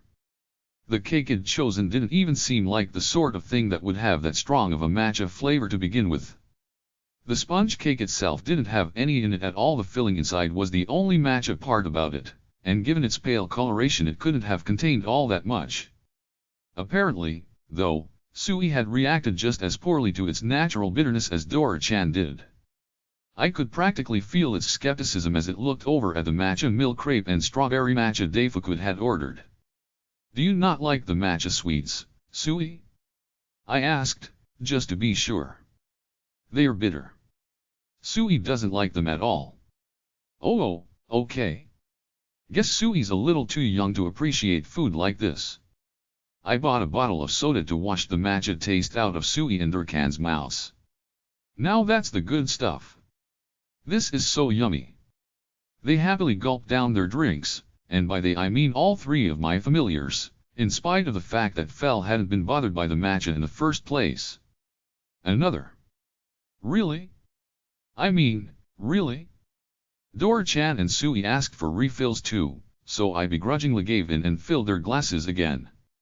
As a side note, I'd gone with a vanilla option, as it were, and chosen a matcha sponge cake for myself, along with some freshly stocked and harvested green tea that was straight from Shizuoka. I took a long sip of the tea I'd brewed. I feel like a taste for green tea is ingrained in the Japanese cultural identity, somehow. Something about the flavor always calms me down in an instant. I took a bite of the dark green matcha sponge cake, and it was just as delicious as the tea. It had a slight, subtle sweetness that was just present enough to perfectly enhance and complement the bitterness of the matcha. I enjoy a regular sponge cake as much as the next person, but I'm usually satisfied after a single slice of the stuff. The matcha cake I'd bought was different. I could gorge myself on it and not get sick of the taste. Maybe that was the bitter accent of the tea at work? I pondered the matter as I enjoyed it along with my cup of freshly brewed green tea. Ahem. Suddenly, a pointed cough resounded in my mind, like someone was clearing their throat. Just so you know, I'm rather fond of matcha sweets myself. I mean, if you were curious. And hello to you too, Ninrir. I know how much of a sweet tooth you have, but I just sent you an offering the other day, you know. Ugh. That's irrelevant. How am I supposed to restrain myself when you're devouring delicious sweets right in front of me? You could at least try. Actually, for my sake, please try. And by the way, I'm pretty sure that goddesses aren't supposed to casually contact mortals anywhere near this often. Grr. So yeah, stop talking to me like this, thanks. Bye. Wait. Right, of course. Maybe you could just happen to order too many matcha sweets, and just happen to be stricken by the urge to offer some of them to me of your own free will. Why, can you just imagine how happy I'd be about such generous and voluntary tribute? I couldn't actually see her, but I had a funny feeling that Ninrir was carefully observing my reactions as she tried to prod me into sharing. Just how much does she want to eat this stuff? Look, I'm sorry, but I can't. I just sent you an offering the other day. Like, really, it hadn't even been a week yet. She'd had me send a massive box filled with nothing but desserts, as usual. Gaia. Like I said, that's irrelevant. Those sweets and matcha sweets taste entirely different. The ever so slight bitterness of matcha is what makes it so incredible. Getting all emphatic about it isn't helping your case, you know. Ugh, I wanna eat matcha sweets. I wanna. Then I cannot emphasize this next word enough. Goddess started throwing a full-on temper tantrum in my mind. I could only imagine how much stress she must put the me urged through. I sighed, and finally caved. Okay, fine, but I'm not sending much. Woohoo. Yes. In that case. Then she made me scroll through the green tea fares menu over and over, nagging me to send her more and more stuff. I got pressured into buying 5 items for her in total. It took her an eternity to decide, and in the end she went with the same tactic as Fel, picking out a matcha roll cake, chiffon cake, and banchan, none of which were available in individual servings. She also chose her old standby, dorayaki, filled with matcha cream, plus a matcha cream puff. I ordered her stuff and sent it off immediately, and Ninrir went on her way just as quickly, barely remembering to pause and say, "Thank you. I really have to worry about the future of this world, considering it has deities like her running the show. And now I'm exhausted," I grumbled. I'd bought a few other desserts for myself, but I wasn't really feeling it anymore. Too tired for sweets. My tea had gone totally cold too, so I brewed myself a new cup in the hopes it'd drive away a bit of my fatigue. A few days later, I learned that the me urge had caught wind of the incident and had given Ninrir a tongue lashing she'd never forget. Not my problem, though.